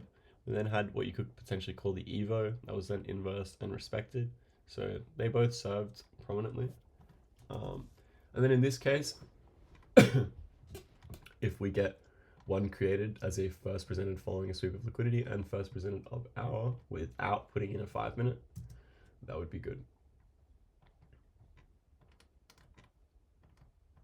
So let's see us fail to put in the 5-minute by both of them rating that low and creating a first presented here. Then you could get a fill for inside the first presented.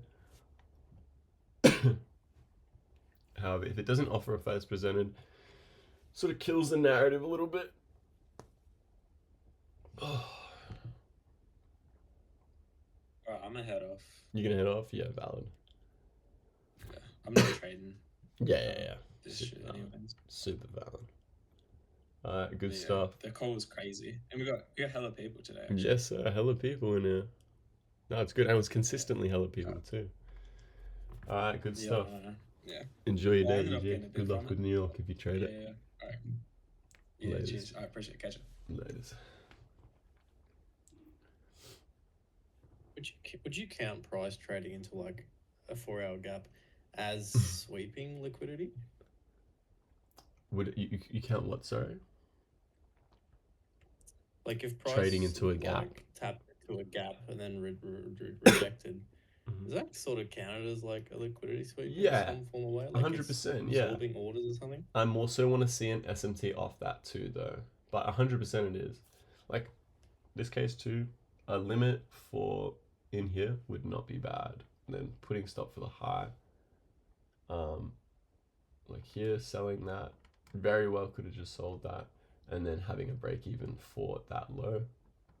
because this is our 3 a.m. first presented. So see how that gets respected.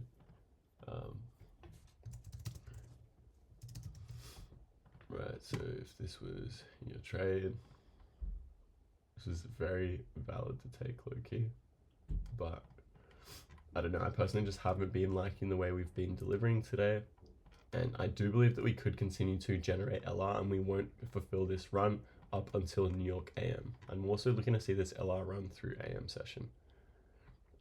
Yeah, completely free, cuz except you, Jamie, I'm making you pay, bro. Yeah, so if you entered this, right, you had to be, yeah, you would have just got break even, right? Because you have to be, as soon as we sweep this and we're failing on NQ. It's like, you don't necessarily have to go break even. I personally just would. Also, more so if we rate it. So equal lows, not as prominent, but if ES was to rate it, then it's going to be more prominent.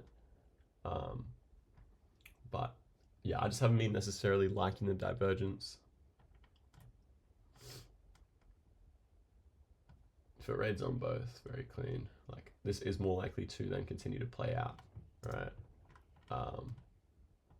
And that was a good opportunity.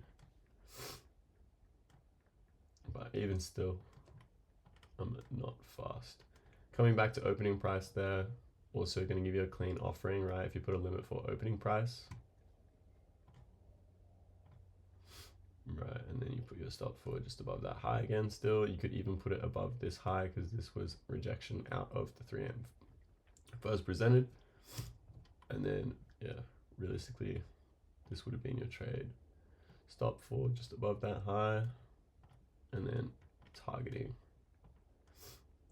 pretty much the end of this LR. I'd also just be targeting London low because it's going to be an hourly low, probably an hourly unmitigated too. So yeah, very clear draw, hourly unmitigated. Yeah, that very well should play out. One thing I didn't notice is I didn't notice that we had that 5-minute SMT off that high, to be honest. That would have maybe more inclined to take this, but even still, really no need for me to take this, especially expecting a nice New York AM session. Also, you have to think this is a potentially protected low, right? We put in a 15-minute SMT in here. Yes, it is very, like, it's a lower probability protected low, but it is still potentially protected. And if we are going to stop, we're going to stop inside of these gaps. All right. You can obviously use this continuation FVG, so you could go break even there, using this as a continuation for a value gap. Also with the fact that it aligns with opening price, so you could put like a fill for opening price, and then target this LR.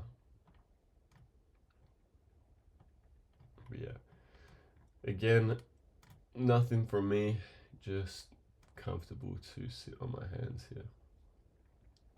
It was nice, but again, it's also not necessarily my model. So my model is going to be more so that rejection block, displace away from. This didn't offer that, right? This offered a more of EJ's model, right, where we have a fair value gap presented following a sweep of liquidity. You then get your fill inside the fair value gap, putting your stop for the high, and then targeting the LR.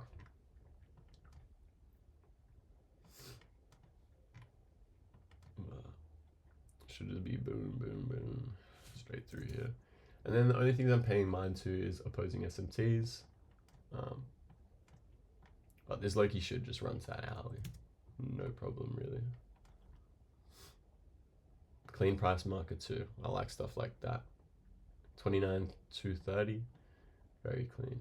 Also good thing. Open, high, low close. Yeah, a little AMD.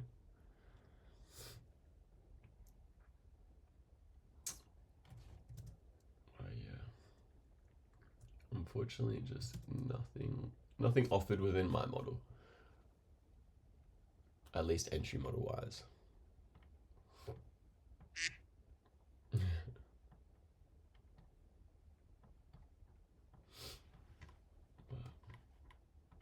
Not a bad session overall. Just want to see if this plays out, and then I'll probably hop off after that. Anyone take signals off that? W's in the chat. Yeah. W's.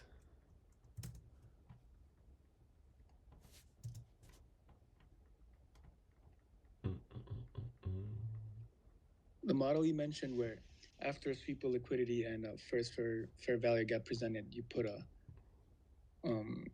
limit order there to the downside. Does that need any other confluence or? So my confluence is, okay, so see how on ES we've rated this 15-minute unfilled and this 30-minute unfilled? This is the same 30-minute and 15-minute unfilled on NQ. So we're diverged off these highs, meaning we're failing to trade to it. We've also ran out prominent buy side. So we ran out 4-hourly buy side and then had a smart money reversal off of it. This, you gotta think, so when we rated this high, we rated a lot of liquidity. So the first presented inefficiency that we create is going to be prominent. That's why you can put your stop for above the high and enter inside of the gap, knowing that there is a lot of inefficiencies through this range, right? Like this is heavily inefficient and this will create some form of reaction off of. Like, then again, this is the sort of thing where you would have to be break even, right? We have a potential 5-minute off the low. We're inside of a 5-minute gap. And it hasn't been the cleanest delivery, right? However, the other potential that you'd be looking for is the potential for ES to be putting in a top side. When ES runs this low, right, so equal lows here, but when it runs it, then that then invalidates the potential of reversal and it should just continue lower. So like, definitely should just continue lower here. Yeah. Gotcha. Yeah. So we traded back up into this gap right here. Respect it very cleanly, and we displace away from. Yes, sir. Yes, sir. Yes, sir.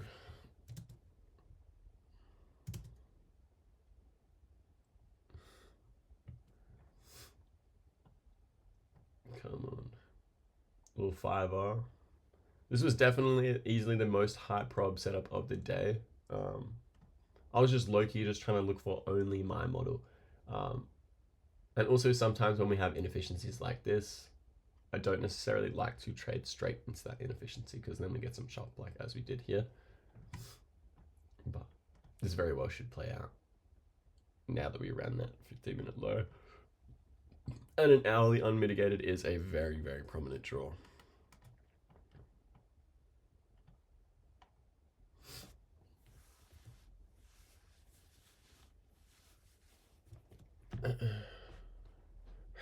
That shit's definitely capped. That shit was real. Bro definitely had a big eye. I think the rental payment to have it that long would cost you more than buying it.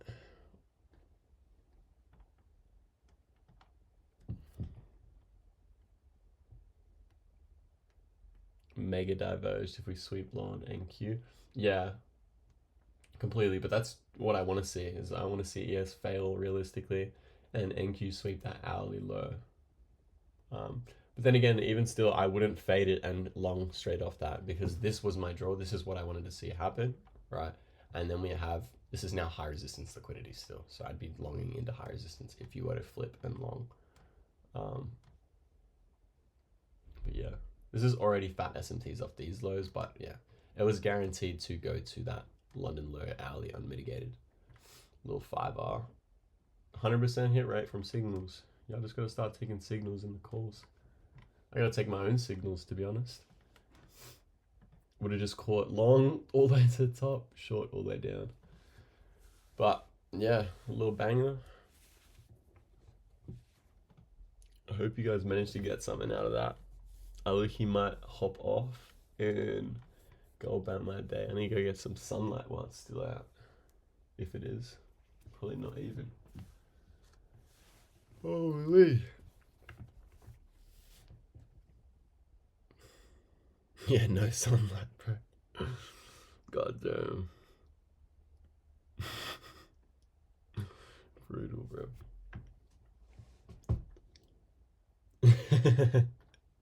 Let's go. Bro must have been taking them signals. Nah, good stuff. I hope you guys got something out of it. I'll wrap it up here. Ordered the plane. Nice. If you guys could throw in a like testimonial in the thing, just like whether you enjoyed it, whether you didn't enjoy it, whatever. Just review. If you got something out of it, it'd be greatly appreciated. Just because it's good to try get numbers up in here. It's good to get the numbers in, but means I can help out more people in one sort of group, one sitting. Straight free source too, so make the most of it. Yes, sir. Yeah, I've been doing I did it last Tuesday too, so I can buy a matching alley. Nice. Yeah, I'll definitely be running them up soon. Pretty much every Tuesday I've been running them up. Last Tuesday was another 6-hour stream. This one was good. It's almost easier when there's more people, more questions to answer. Yeah, appreciate it, Jamie. Yes, sir. And the funded wheel spin, free accounts. But yeah, good stuff. Appreciate everyone showing up. And it was fun. I've been enjoying them, and I'll try run another one on Tuesday, either Sunday or Tuesday. That's most of my days. Maybe even a Friday, but Tuesday London session's quite good for me to go over. All right, sweet. I'll leave you guys to it. Have a good weekend and enjoy a New York session if you end up trading it. Good luck. Laters.